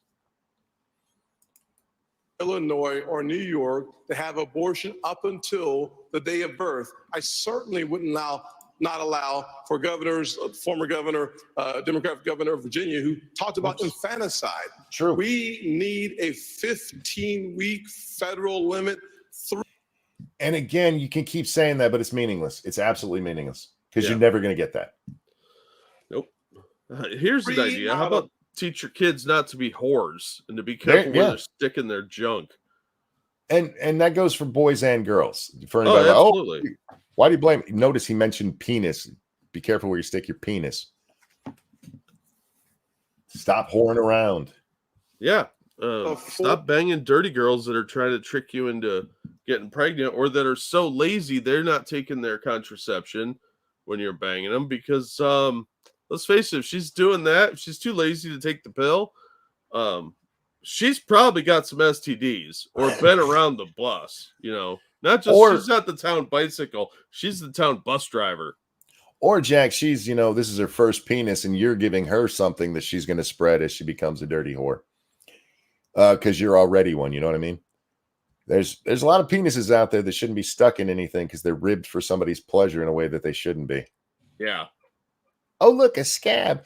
Thank you, Matt Barnes, who says, you guys are still live? You unhinged lunatics need to take a break. Not much, but split with Mr. Jack, please. Thank you so very much. It's very kind. Thanks, Matt. Yeah, I just got here too, so don't worry about it, Matt. Monkey's the one that's been the trooper here. All right, a little bit more to go here. Well, how much longer? We have 13 minutes, y'all. 13 minutes. Let's take a poll, Jack.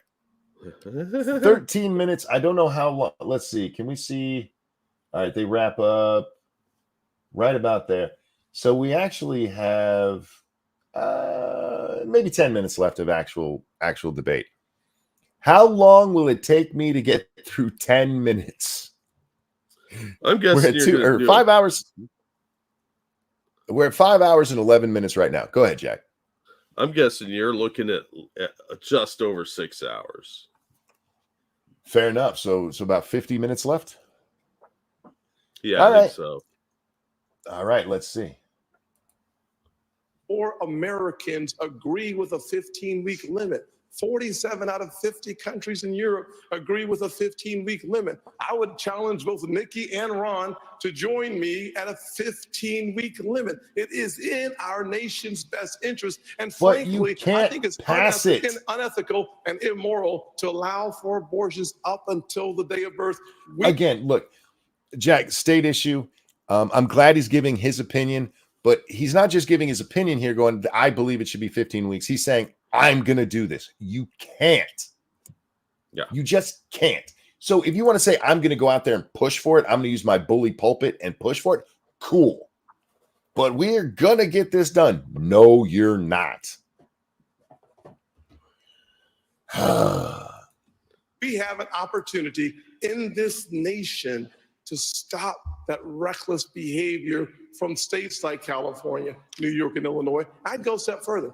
In my parents' plan, we start by talking about funding, block granting resources to crisis pregnancy centers. We should support adoption. There are a number of ways that we can say to the expectant mother that we stand with you. We should not only be pro-life before the child is born, we should be pro-life after the child is born. He just took a Democratic talking point. Because of course he did. Have you seen Tenet Media Channel, Tim Pools, Lauren Southern, Dave Rubin, Matt Christensen? I don't know if Dangerous is still, oh, excuse me. I have seen it. I haven't watched any of it. Dangerous was posting the link from Matt Christensen earlier, and I pulled up the video so I can watch it later. I don't know how I feel about that. Is what it is, I guess. Who's running that? I don't know. Yeah. I don't know enough about it. I haven't had a chance to look into it. Yeah, I mean, good on them. I hope it works out for them. But I don't know. These are all people who are doing pretty decent on their own and coming together. Yeah. What typically happens are one or two of them will succeed and the others just kind of fade to the background. Yeah. So, yeah, we'll see what happens. Just as much. Senator Scott, thank you. Ambassador Haley, your name was invoked. Would you support a 15-week federal? So twice tonight, they're like, your name was invoked, and both times it's for Nikki. Doesn't matter when the others have been. I mean, Ron's been mentioned several times. Nobody cares about Chris or Tim.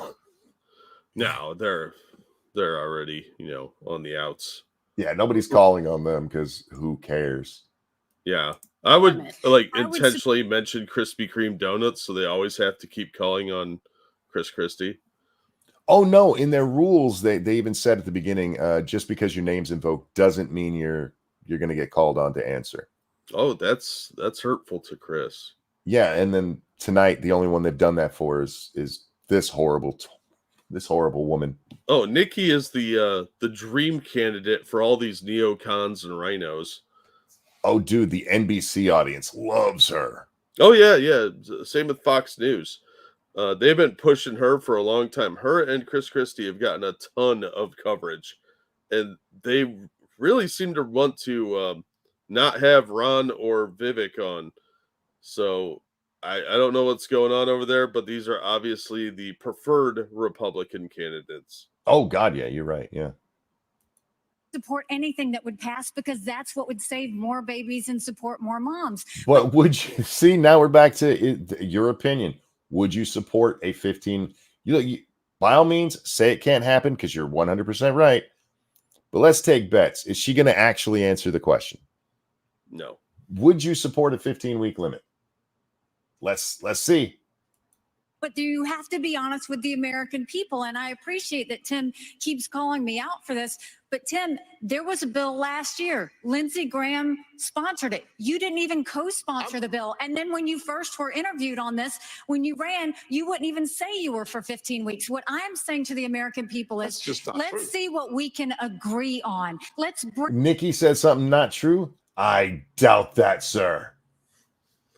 Well, she is using Democrat talking points, so I mean, is anyone really surprised that there's some half truths or no truths in there? Yeah, look, Tim Scott is wrong. I'm gonna get this done. No, you're not. But at least he has an opinion where he's like, I believe 15 weeks. And she's like, we just can't do 15 weeks. All right, that's fine. But what do you actually support?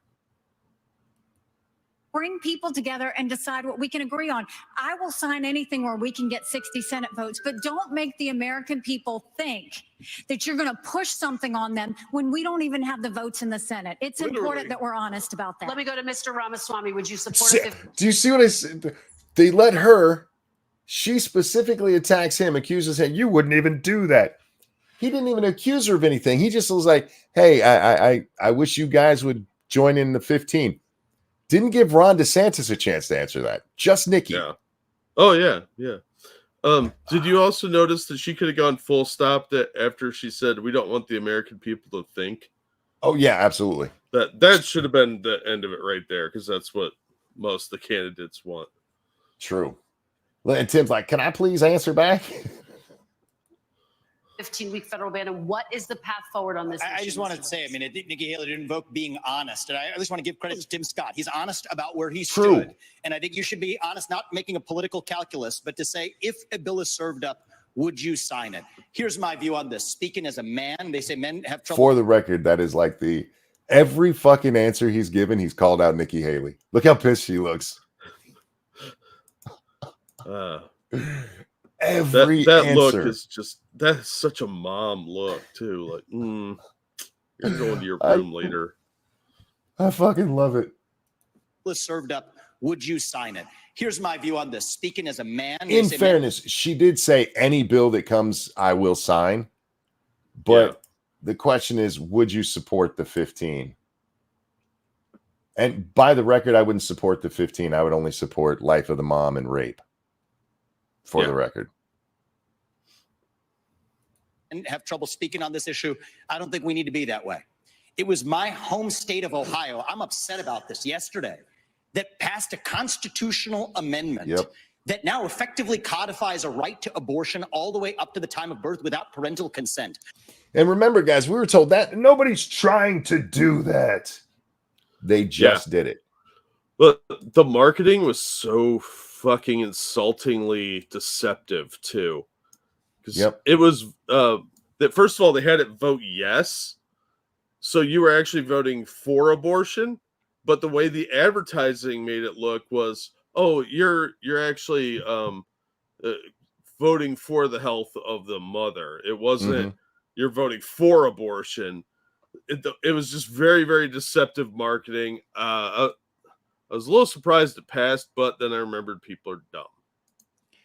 Yeah, we were told nobody thinks that. Nobody thinks that. Just because we had that chick in Virginia on camera saying it, just because we had Northam saying, yeah, if the abortion doesn't work, we'll just put the baby to the side and let mom decide what happens. Literally talking about infanticide. Nobody actually believes that, until they pass a state constitutional amendment for it. Sorry, I had to have my little rant there. No, that's understandable. That law pissed me off, dude. Oh, it should. Why? It's back to that Republican culture of losing. The Republicans did not have an alternative amendment or vision on the table. I know Ohio. I was born, raised, and I lived there. It's representative of the country. If in the state of Ohio, we talked about access to contraception, adoption, and also here's the missing ingredient in this movement, sexual responsibility for men. What? Vivek, we've been courting all night, and you're going to lose me here. Listen, I'm all for sexual responsibility for men, but the missing part is men and mostly women. You can sit there and try to put it on men. True. Men, stop blowing your load in people. All right. Unless you're actually trying to have a baby. But men they get no responsibility here unless they have the baby. And then suddenly it's like, you owe me money. Well, that's what men are good for, is wallets. The responsibility we need to talk about is on both parties. Christ almighty. I don't know if you remember, there was a time many, many years ago. I forget even who the person was, but somebody got in trouble for saying on a television show that if they were a woman, they would be very careful and not let guys just blow a load in them. And like, oh, how dare you? How dare you suggest that women shouldn't? If I had a vagina, Jack, I would be very careful with it. If I knew if I didn't want to get pregnant, and one of the things that could happen doing this is me getting pregnant, I'd be like, you know what? How about we just lick things tonight? Because yes, men need to take some responsibility there, but when all is said and done, they're not the ones that have the baby. No, and I don't care how much that you're favoring men. No, women have the responsibility to be more careful with their goods. Yeah. You need to have some self-respect and take care of your body, because you're the one that's going to get all the responsibility. The men are financially responsible, but that's not the same thing. You're the one that has to deal with the repercussions. Yeah. There are consequences to your actions, and unfortunately, too many people don't seem to see that. Now, if you want to give a smart-ass answer, oh, sorry, go ahead. I was just going to say this isn't to say that women are bad. It's just you're the ones that have to deal with it. Yeah. Why wouldn't you be more concerned? Because they don't want people to actually take any responsibility. Dude, if I was a woman and I didn't want to get pregnant and I wanted to have sex, I would staple his pee hole shut. Ew. I'd be like, before we're doing, I don't care if you're wearing a condom, we're stapling that bad boy shut. I'm just saying. All right, let's get back to that. All right, he's about to tell us why men have to take responsibility, and they do. Seriously, dude, stop blowing your loads in people. You can pull it out. It feels good too. Just saying. We live in an era of reliable genetic paternity tests that are 100% reliable. So we can say men deserve more responsibility. So we can tell women we're all in this together. It's not men's rights versus women's rights. It's about human rights. It's not. And I come back to that case that Clarence Thomas spoke of. A pregnant woman walking down the street. She's assaulted. The unborn child dies in that assault. You find me one person in this country who says that criminal does not deserve liability for that death. You won't find. What if she was on her way to an abortion clinic? If she's on her way to an abortion clinic and somebody beats her up and kills the unborn baby, other than assault, are they really guilty of anything? She was going to kill it anyway. Yes, unlawful abortion because they're not a licensed practitioner. Not licensed. You're right. Well, although in some states, like you don't actually have to be, like working at a hospital or anything. I don't know. All right. Find one that says we share the same instincts on this issue, but we require, I believe, a different generation. And this is what I was talking about earlier. It comes down to the messaging, because in that case, everybody would be calling it a child or a baby. Nobody would be like, he beat her up and killed her clump of cells. That's what it comes down to. Control the language, you control everything. Yeah. Ramaswamy, thank you. to actually lead us forward and unite the country on this. Thank you. Honesty. Thank you, Mr. Ramaswamy. Governor Christie, as you know, federal limits are important to a lot of Republicans. Where do you stand on this issue, and what is the path forward for Republicans? For 50 years, conservative lawyers have been arguing that the federal government should have absolutely nothing to do with this issue constitutionally because it's nowhere in the Constitution. Yep. And then Dobbs comes and we finally gain that victory, which was the creation of a constitutional right out of thin air that didn't exist. And now we have people running to say, let's short circuit the states from doing what they need to do, and let's go right to some type of federal ban at a certain number of weeks. And people on the stage have been all over the place, 20 weeks, 15 weeks, 12. For the record on this issue, Jack, while there is nothing in the Constitution specifically about abortion, although I think it would be a miscarriage, the way that people read the general welfare clause, you absolutely could make an argument for banning abortion at the federal level. I don't agree with it, but you can. So him acting like it's just absolutely insane, not so much. You guys, if you haven't done so and you're American, you really should go read your Constitution. Read I believe it's 8 different things that Congress can do. Some of it is very fucking vague.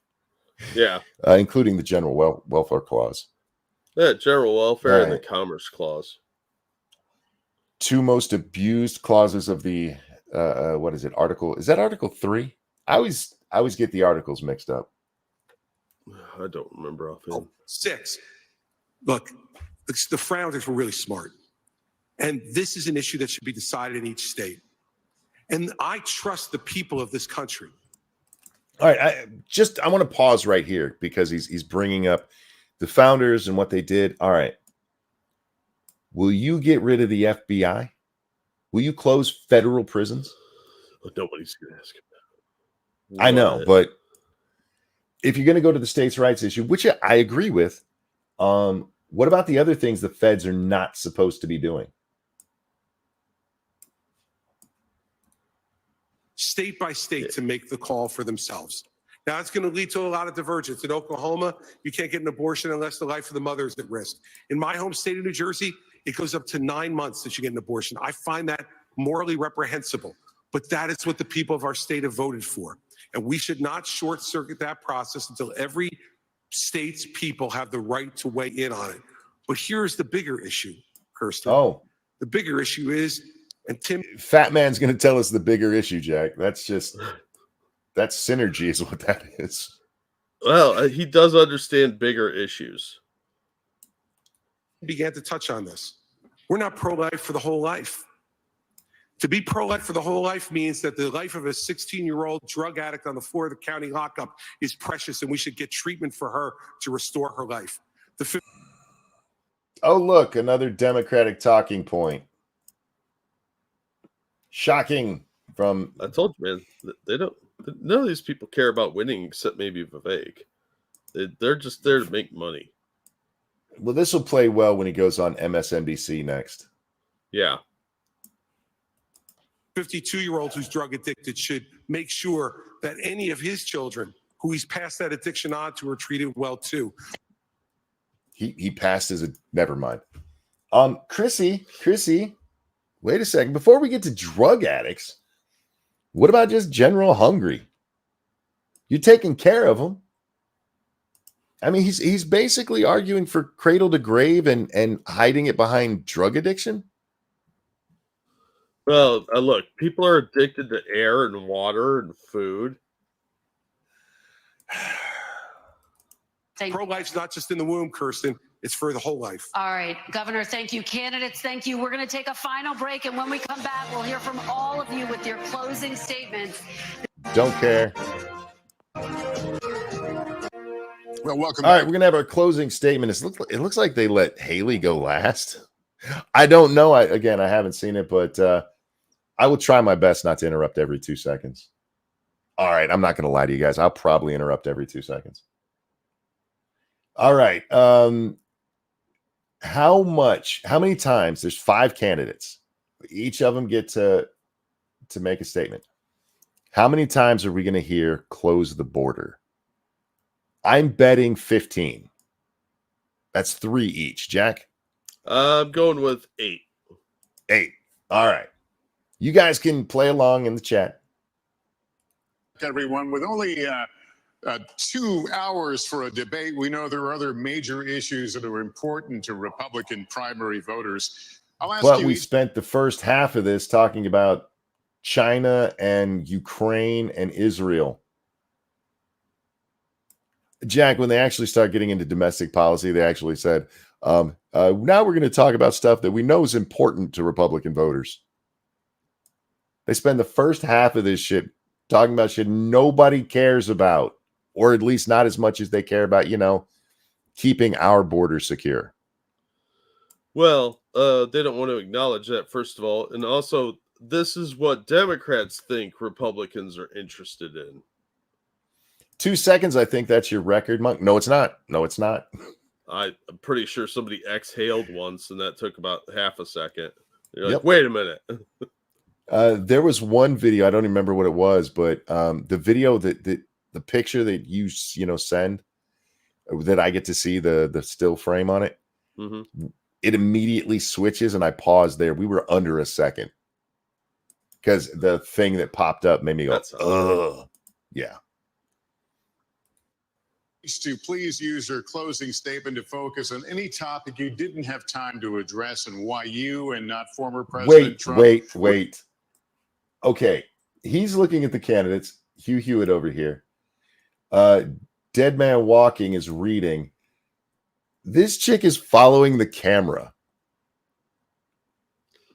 Of course. Watch it. On any topic you didn't have time to address and why you and not. She's following the Oh, everybody look at me. Look at me. I think I'm prettier than I am. Look at me. Don't upstage me. Fuck. Former President She even Trump. turned. Oh my God. Nobody's here for you, bitch.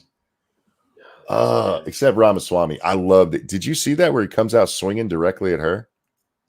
No, I heard about it. I heard he was going after the moderators. And you know what? You are debating the moderators too, whether anyone wants to admit that or not. You absolutely are.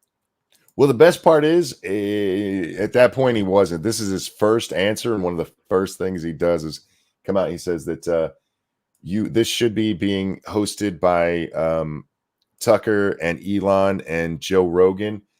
And he says, instead of, and he names her specifically and asks her, all of that time you put in the fake Trump story, was that Hillary? And demands an answer of her, and she just kind of looks, she smiles at him like, hee. If you haven't seen it, Jack, you should watch his first answer. His first answer, he just rips everybody, including Rona McDaniel. Good. She needs to be ripped a lot more. I don't understand how she got reelected to her position. He offered her a chance to come up and use his microphone to resign. Nice. That's awesome. She's sitting in the audience, Jack. Yeah. Oh, she was really pissed. Did you hear what she said after the show? I did not. I didn't. Oh, she said the RNC is not going to give him a single dime. Oh, well, he doesn't need it. He's a wealthy man. They haven't given him shit yet. But it's more proof that the RNC picks and chooses who they want to win. They're in Alaska. Jack, you don't know that. She might just need that money for flowers. Oh, yeah. She does have a pretty extensive flower budget, which I still maintain is code for cocaine. You know what? I had a thought about that. You know what it might be? Because she's a bigger gal. She might be using the flowers to cover up the stench. Oh, yeah. I'm just saying. That. Like some potpourri, you know? Yeah. Anyway. That's her potpourri budget. Would be the party's best choice to tackle these important issues? You each have a minute. Senator Scott, we'll start with you. 1 minute. Why not? Okay. This is such a stupid format. You could have done this at the beginning. You could have been like, okay, here's what we're going to do. We're going to have these different segments, and each one of you, there's only 5 of you, each one of you gets to pick the starting topic. Go. You know what I mean? But no, they give you 1 minute at the end of the fucking show. I hate these people. Our political system sucks, man. Oh, we have a lot of really shitty people making these decisions. So We do. There's a crisis that is growing in our nation, and that crisis is cultural and spiritual. We need a renewal, a great awakening. We should reject the left's valueless, faithless, fatherless society. I love that he threw in fatherless there, because that is a big problem. It really is. He's not wrong. No. Yeah. We should turn back to faith, patriotism, and individual responsibility. He had to throw faith in there, didn't he? Yeah, he's throwing that one in there a lot. We should stop choosing. Damn it. My hand, my finger's twitching. I've been at this too long. That's where he loses me. Again, guys, you can have your opinions and they can be affirm your faith. But policies should be based on logic, not on religion. It just shouldn't be. Well, you should be able to explain to me why you support that without invoking God. Yeah, and that's the problem is, again, these are outdated talking points. There's no longer a Christian moral majority. You're not pandering to the right crowd. Too many of the young people don't have any religious affiliations, and they're going to be totally turned off by the idea of faith in general. Yeah. So you have to appeal to all the voters, and sitting there going on about Jesus. I mean, you're standing next to a Hindu, for God's sake. Just leave that talking point at home, okay? It's not the successful one you think it is. You're out of touch. Yeah, what you're talking to is a very small base of the Republican Party, and you already got them. I mean, he might not specifically, but the party already has those. F, thank you so very much. Vivek came out hard, and it was glorious. It is. I can't wait to see his closing. I really can't, because he's all night. I've just been, I want to hug him, and maybe rub on his thigh a little bit. All right. Ew. What? Nothing. Just in case he had something on his pants that he needed help with, like it was on fire, and I put it out, man. It seems to be swelling. Oh, there was some swelling.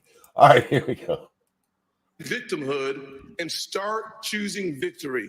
We should stop kneeling in protest and start kneeling in prayer. On the neck of evil. Oh, wait. Nobody's kneeling in the protests anymore. No. Get outdated commercial talking point. This is a stump speech. This is lazy. And I get what he's going for, and that's fine, but update it, man. There are basic truths that built this country. If you're able-bodied in America, you work. If you take out a loan, you pay it back. If you commit a violent crime, you go to jail. And if God made you OJ. Man, you play sports against men. I do not. No. If you're made a woman, if God made you a woman or whatever you believe in, you were born a woman, you compete against women. I don't care who men compete against. I think I agree with the notion, Jack, that men's categories should just be changed to open category. Anybody who can compete can compete. No, sir. I'm sorry, sir. It's men and other. We don't have a problem with men getting their records absolutely smashed because they're now competing against women. That's not the issue. And I realize this might sound like a semantic thing, but it is important. It is, because the issue isn't men, it's women here. Yeah. Now, we all know men are better at athletics. It's just a biological fact. Nobody wants to admit it anymore. So men are going to dominate. And if you don't like that, I'm sorry. I don't care. It's just reality. And he was going for men shouldn't compete against women, but that's fine. But it should be women and women, not men and men. That's all. Yeah. And non-binaries should get mental health evaluations because they're dumb. Yeah. On that note, I have to go because I have to go take care of my parents' lunch. Oh, right. But thanks for having me on. And thanks for stopping by. Oh, yeah. Sorry I didn't make it sooner. I sort of fell asleep. And I told people you were probably asleep. yeah, I crashed out, and it was brutal, but I really needed the sleep apparently. Well, I'm glad you got some. Go hang out with your parents, man. I'll talk to you next time. All right, man. I'll catch you guys all later. Thanks for the donos, everybody. You're awesome, and good luck with this 6-hour stream. Yeah, we got 20 minutes left to see if I hit the 6-hour mark. Let's see what happens. You're gonna hit the 6-hour mark. Who you kidding? All right, I'll see you guys later. Yep. Take care, bud. You too. All right, here we go. Just want to. Audience, please. I do not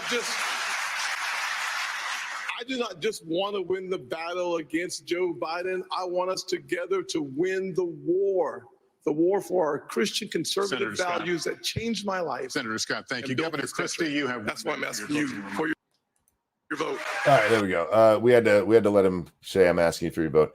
Again, going the Christian route. I'm not against him being a Christian. That's fine. That's not what your policy should be based on. Again, community is the issue here. I think he turned off a lot of people with that. I really do. That's not how you're going to get the moderates. Get the moderates with logic, dude. Did they tell us how this was decided? I didn't hear that.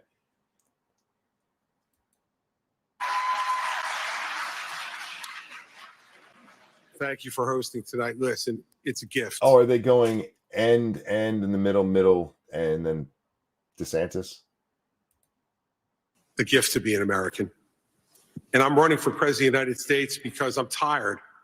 I'm tired of seeing the division. Liar, you're running because Donald Trump pissed you off. Chris, be honest. I'm tired of seeing the anger. And I can see in the eyes of Americans their exhaustion. Their exhaustion from the petty personal politics that have taken over this country. Are you for real? The majority of your campaign has been petty politics against Trump, you fucking asshole. Sorry, Munchkin, if you're listening. Your whole campaign is petty. The people they're sick of they're sick of me. Yes, Mr. Fat Man. Yes, we are. And yes, I will just continue to keep making fat jokes about the guy because I don't like him. Over the last number of years, I'm running for president to be a president of consequence, to do the big things, to make sure that America's role in the world. I don't know who has been advising him, but you need to stop with the big things. Just because you're fat doesn't make big things a good talking point. It's not a good talking point for a skinny person. Do you think Chris can even run? World stays number one, that we stand up for our friends and allies around the world. Oh, you mean blow shit up. Gotcha. And we stand up for what we believe in right here at home. And it's not to eliminate our differences. Have you told us what you actually believe in this whole debate at home? Dixie Rose, thank you so very much. Would that national limit require a constitutional amendment? A national limit for what, sweetie? Are you talking about for like abortion? Probably not. What national limit? You don't have to donate again. Thank you so much. It's very, very kind of you. But specifically, what national limit are you talking about? Our differences has always been our strength as a country. Wrong. Yeah, go back to the beginning. Our differences on slavery and that alone, that issue, that was not a strength. That almost tore the country apart, asshole. Not our weakness. Stop being a Democrat. But you can't truly say you love America unless you're ready to open up your heart to every American. Every American? See, I understand what he's saying here, but hey, Chris, some dude who's in prison for, assaulting children with his wiener, do you love him? Because I don't. I hope he dies a miserable death. Is that all right? Am I still an American? I'm going to open up my heart to every American. And for the record, there are people who support that guy and think I should be nicer to him. President, and I will make sure that I return honesty, integrity to the Oval Office. We deserve and should accept nothing less. Governor, thank you. And see, Mr. Let's not be petty. That was a hit at Donald Trump. That was a petty hit at Donald Trump. He wasn't talking about Joe Biden there. What a petty little shit. The people are tired of the pettiness. So get ready. I'm going to be petty. You fucking. Who falls for this with this guy? Who listens? Oh, man. All right. Very much. Let's go to Mr. Ramaswamy now. Your 1 minute. What were they just cheering? If I just, okay, I got to ask this. If I just say in the chat here, hey guys, I think everybody needs to come together. Will you guys clap like sheep? Sorry, seals. Sheep don't clap as far as I know. Will you just start, hey, hey, hey, hey, hey, hey? Why do people fall for that crap? Biden says that all the time. I'm here to bring everybody together, except for those guys who are evil. But I'm the president of everybody, except for those evil fuckers. Everybody's great. We love each other, except for those evil fuckers. Every time. Why do people fall? We don't all have to get along. We've talked a lot about foreign wars tonight, but we're in the middle of a war right here at home. It's a war not between black and white or Democrat and Republican. It's between those of us who believe in our founding ideals and love this country and a fringe minority who hates the United States of America. And I think it's going to You're wrong. You're wrong. Black and white or Democrat and Republican. It's between those of us who believe in our founding ideals and love this country and a fringe minority who hates the United States of America. Who caught his mistake there? Thank you. This is Kyle. I wish these people would stop with the bumper sticker logic. If it sounds like something you'd see on a wine mom's bumper, then it's probably really stupid. Have to Jack. Thank you for that double feminist $12. I appreciate it, my friend. Yeah, I mean, that's what a lot of it is. This comes down to the people who love this country and the principles it was founded on, and a fringe minority of people who hate this country. You know, as he says that, I'm reminded of the numerous articles I read in the week after the attack on Israel, and how many people were absolutely shocked at the response to that attack. How did we go so wrong? It's not fringe anymore. It might have been at one time. It's not anymore. It's mainstream. Those people that you are looking at, at least two of the three people who have been asking you questions tonight, don't like this country. They don't like it. They think people are evil because they voted for that evil orange man, a Cheeto man. They don't like the country. They'll tell you stupid shit about colonialism. That's actually taught in colleges. And there was a time when that kind of fringe bullshit was only in colleges, and it wasn't that long ago. Within the last 5 years, that shit has seeped all the way down to preschool. And I think it's going to take a commander-in-chief to lead us to victory in that war, who first of all knows that we're in a war. Second of all, can't be captured by the special interests along the way. But third is from the next generation, somebody with fresh legs to lead us to victory. Here's the problem. When Ramaswamy is actually better not being president. And here's why. It's not because of special interests. Special interests are bad and all. But the biggest problem that happens when somebody becomes president, and this even happened to Trump, is that they become too worried about what the press thinks. Oh my God, they're going to be mean to me. I got to be careful on how I say this. And it's not only that, but they also get distracted with bigger issues. They don't get to go out there and give speeches unless you're supporting things like, say, trans rights, right? Biden can go out there and go, the trans people have been integral since the beginning of the country. If Ramaswamy went out there as president and said this nonsense needs to stop, he'd get raked over the coals. There'd be nothing but, oh my God, do you see how transphobic he is? That'd be all the headlines. Now, maybe it should be. Trump did push back against some of that, but Trump had other things to worry about too. And the president does. While you end up with the bully pulpit, most people don't get to use it that way. Or at least Republicans don't do it that way very effectively. And the reason for it is the press. It really is, because the press will give Democrats they give them a pass on whatever they say, and Republicans have to, toe that line. A line they don't even tend to believe in. But you got to do it because you might piss people off. All right. I want him on a talk show. I'll shut down the deep state. Please. I'll declare economic independence from China. I'll keep us out of World War III and then revive national pride in this country. I also want to close with one message to the Democrat Party. End this farce that Joe Biden is going to be your nominee.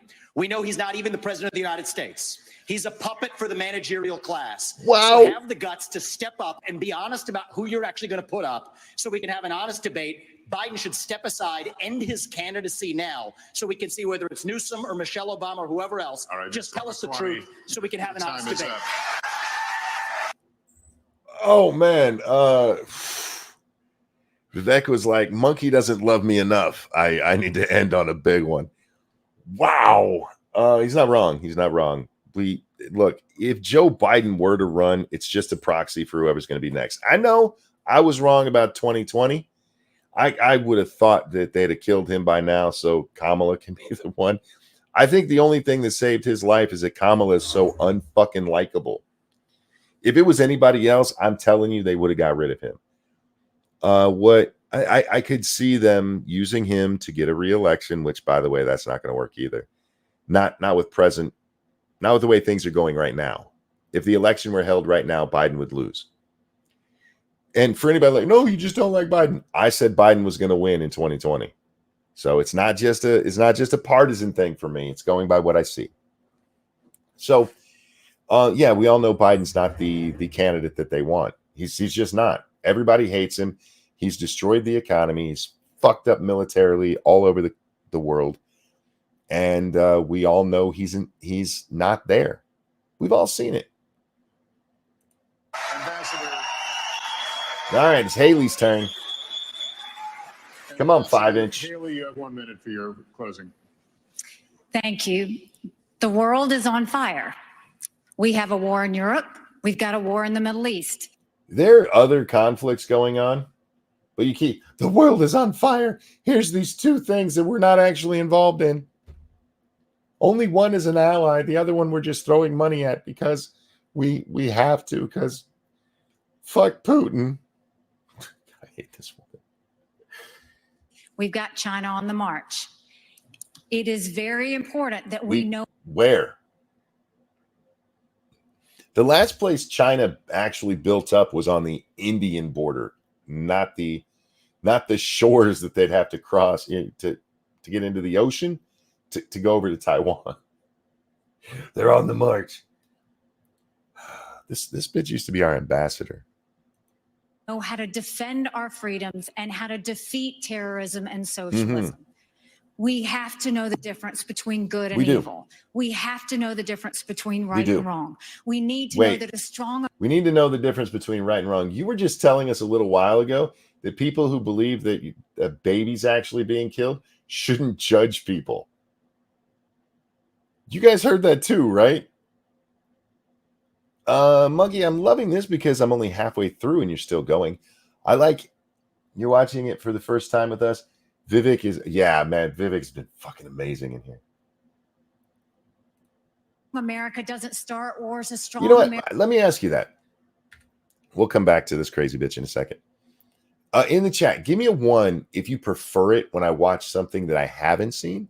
Give me a 2 if you like it when I'm already informed. Either way doesn't matter to me because I'm still going to keep doing it, however it pops up. But he sees it better if you use all caps. What'd I miss? I'm so sorry. I see it better if Nuts says it. What did I miss? I don't see anything. Oh, just wanted to ask if you're going to do any gaming today. I always miss them. You know what? Maybe. I don't know. We'll see how long this goes. We're almost at the 6-hour mark. I need to get something to eat. I haven't eaten. I had some chips and dip at about 4:00 in the morning. Not tonight because I was on here, but the night before. And before that, it was dinner the night before. So I haven't had a meal since dinner 2 days ago. So I need to eat.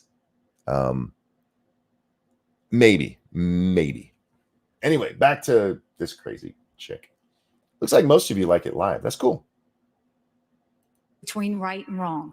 We need to know that strong America. I need to say it's always right. I'm sorry, it's always live, but fresh, I guess is the best way to say it. We have to know the difference between right and wrong. You don't. We need to know that a strong America doesn't start wars. A strong America prevents wars. And the way we can focus on that. I mean, all right, now I'll just let it go. Is to make sure we go back to the soul of America. The soul. And be strong and proud again. And we can't do that. We can't win the fights of the 21st century with. Thank you, Pumpkin Hog, who says, okay, no worries. Hurry up and take my money. LOL. Thank you so very much. Can't do that. We can't win the fights of the 21st century with politicians from the 20th century. We have to move forward. And we can. How old's Nikki Haley? She wasn't born this century, was she? We can't. Okay, hang on. I get what she's trying to do there. She's trying to take a shot at Biden and mostly at Trump. We can't do that. We can't win the fights of the 21st century with politicians from the 20th century. All right, hang on a second. This is the first time I'm going to do this. I need to look up some stuff. Oh, God, that's a wonderful it's a wonderful pause face. Nikki Haley.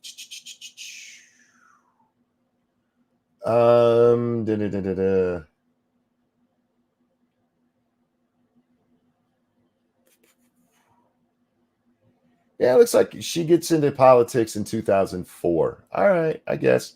She wants to call that this century. All right. We have to move forward, and we can do this. I know we can do this. So join our movement. Go to NikkiHaley.com, and we will once again show what America that's strong and proud looks like. God bless. Ambassador, thank you. I mean, platitudes and you lying about yourself. We literally just watched you say, hey, don't judge people, and like, we got to know the difference between right and wrong. So we got to know the difference between right and wrong, but when you see wrong, don't judge it. Don't judge that shit.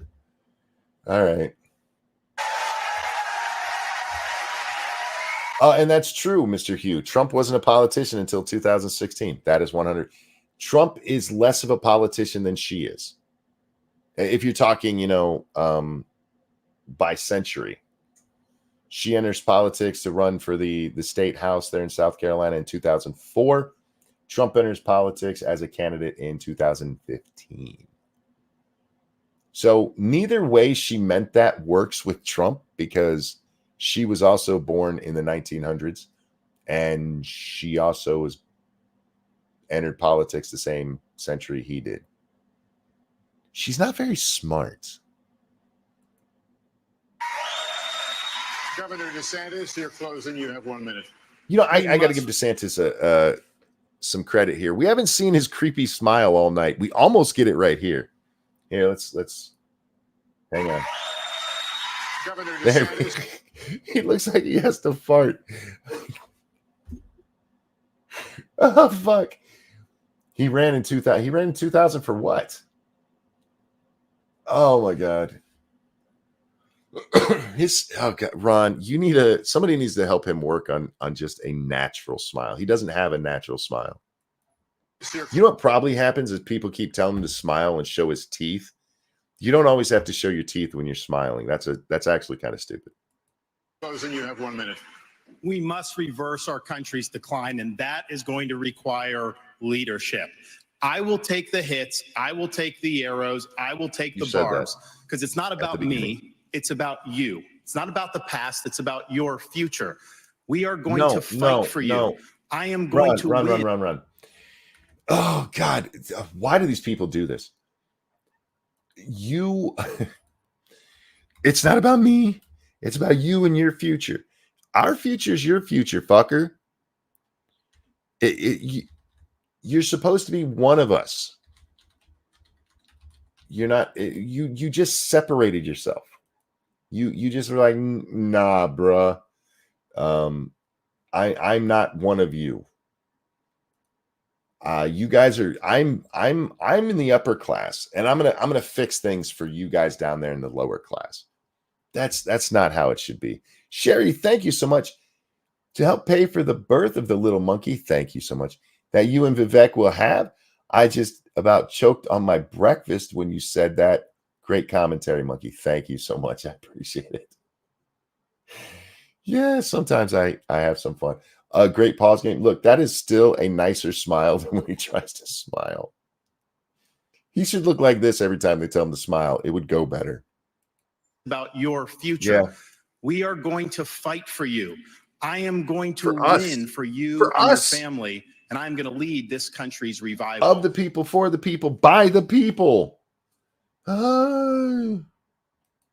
As a veteran of the Iraq War and in the Navy, I will always put service above self as president. As the father of 3 young kids, I'm going to ensure that this country is left to the next generation in better shape than we found it. And as the governor of Florida, I delivered on all my promises. You can trust me to deliver for you as the president of the United States. All right. Just a general rule when somebody says, you can trust me, I don't. And I think most people are that way. Trust me is usually a sign of this at best is sketchy. Ask Satsu, he plays video games with me. States. I am asking for your vote. I'll be a nominee that will be able to win the election. I will be a leader you can be proud of. Sadly, even Christie could probably win the election at this point. Biden, I get it. You got to say that. I can give me your vote so I can win. I get it, but you're talking about running against Biden. You know, again, we saw this here. We saw this in the opening. We saw it with many of the questions. All of the other ones are on their scripted talking points. And Vivek comes out here and he's like, Biden's a fucking puppet. Tell us who's really running. I love the man. A nominee that will be able to win the election. I will be a leader you can be proud of. And as your president, I will not let you down. God bless you. Governor DeSantis, thank you. Uh-oh. Oh, God, we saw it there. There was the creep smile. I'm guessing this is the end. What do these idiots have to say? That is going to conclude our debate. Doesn't Lester look like one of those shows where they have an android and they pull the skin across his face, but the back of the head's not done yet? That does not look natural. The next line says, if the audience can hold the applause. That didn't work out. But anyway, for just a few more seconds, I'll ask you to just hold the applause on behalf of my fellow moderators. I don't give a fuck. All right. I do want to thank NBC for not being one of those outlets that's like, you don't get to see this, where we're trying to decide who's going to run your country. Sorry, I had the hiccups. Oh my gosh. Oh my. Hang on. Let me compose myself. But no, a thank you to NBC for doing that the right way. Again, we're talking about somebody who's looking to run the free world, which apparently we pay for, according to Chris Christie. That's the price we pay. So good on them for not being CNN or MSNBC or Fox. Now, about the debate. I mean, most of the candidates came out and gave us the answers we expect. I have full-on hiccups now. God bless. Oh, my God. Anybody got an actual cure for hiccups? All right. Fuck. I should just wrap up because I can't stop hiccuping. Oh, my God. All right. I can do this. I really can. Hang on. Let me get a drink. I think we're okay. Most of the candidates came out and gave us canned responses, just stump speech bullshit. All right. Ramaswamy came out, and whether you like the guy or not, at least he gave answers that were truthful. He just come out and like, this is what happened. He comes out and calls out that chick in the middle first thing. And we can see later on that she clearly gives favoritism. It was her and Lester, right, who both give Nikki chance to respond. No one else gets that throughout the whole debate. And he called her out at the beginning. You're a fucking shill. And she showed it. She's going with the approved candidate, Hillary 3.0, with higher heels and worse hair. But hey, she's married to a combat vet. Who won the debate? Nobody. Nobody won this debate. Because most of it was canned. Most of it was pre-planned bullshit. And while Vivek did a good job, there's no way they're letting him anywhere near the presidency. This is worse than when Trump ran. Pumpkin, thank you so much for becoming a member for a 4th month. I appreciate it, my friend. Vivek was definitely the most entertaining, the most truthful, but I don't think that matters in the party right now. I really don't. I really don't. And it's because these people are all the same. Thank you so much, Alan, who says, "Good job, monkey. Go eat." I will here in just a minute. Let me just wrap this up. I really wish Vivek had a better chance. He unfortunately doesn't. I expect to see a whole bunch of glowing reviews about Nikki with a whole bunch of, oh my God, he attacked her daughter. He didn't attack her daughter. He just mentioned that she uses TikTok and that Nikki had no problem with. Which, by the way, is a valid thing, especially when she's dodging a question about TikTok. They need a rule in these debates where, like, hey, you can go on and pontificate all you want to. Look at me using big words. But first thing, look, you got 1.5 minutes to answer the question. Answer the damn question. And then you can tell us all about your poor mom who grew up in Florida with a stake in her back. I don't know. Just for the love of God, start answering the questions. You should not, they shouldn't have to ask you again. Anyway, guys, we are 6 hours and 8 minutes. For those who, those who voted would go a full hour. You're the closest. And by the time we wrap up, we might be at an hour. I think it'll come down to Trump versus DeSantis. I don't know. How are the polls right now? I haven't looked in a little while. Let's go to 538. Republican primary. Hey, why is this not filling in? That should be a simple fill-in. All right, 538. What do we have? Ooh, that one has. Ooh, Haley's doing actually pretty good. Don't care. No, those are shitty polls. I miss when they used to tell us who was a decent pollster. This one has Haley at 15, DeSantis at 18, Trump at 44. Yeah, I mean, they've been pushing Haley hard, and in this one, the Trafalgar Group, Haley at 15, Trump at 50, DeSantis at 13. They've been pushing Haley so hard. Haley might end up being the one that Trump has to fight against. The interesting thing, though, the interesting part is if Nikki actually does pop up and become the most likely, she's going to have to deal with Trump. Trump has been spending all of his time talking mostly about DeSantis. When he talks about the other candidates, he's slamming DeSantis pretty hard. And if he comes for Nikki, I don't think Nikki can take it. I think Nikki will whine like the little lefty that she is. Oh my God, he's being mean to me because I'm a woman. Oh my God. I'm wrapping up because I'm hiccuping and I can't stop. Thank you guys for watching this with me. I love you.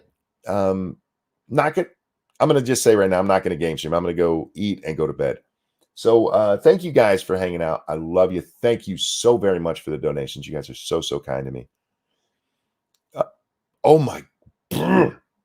We're just going to go. I love you guys. Take care. I'll see y'all next time. I'm going to sing a song and I'm going to hiccup all through it. I'm not hiccuping. Why? There it went. All right. Bye.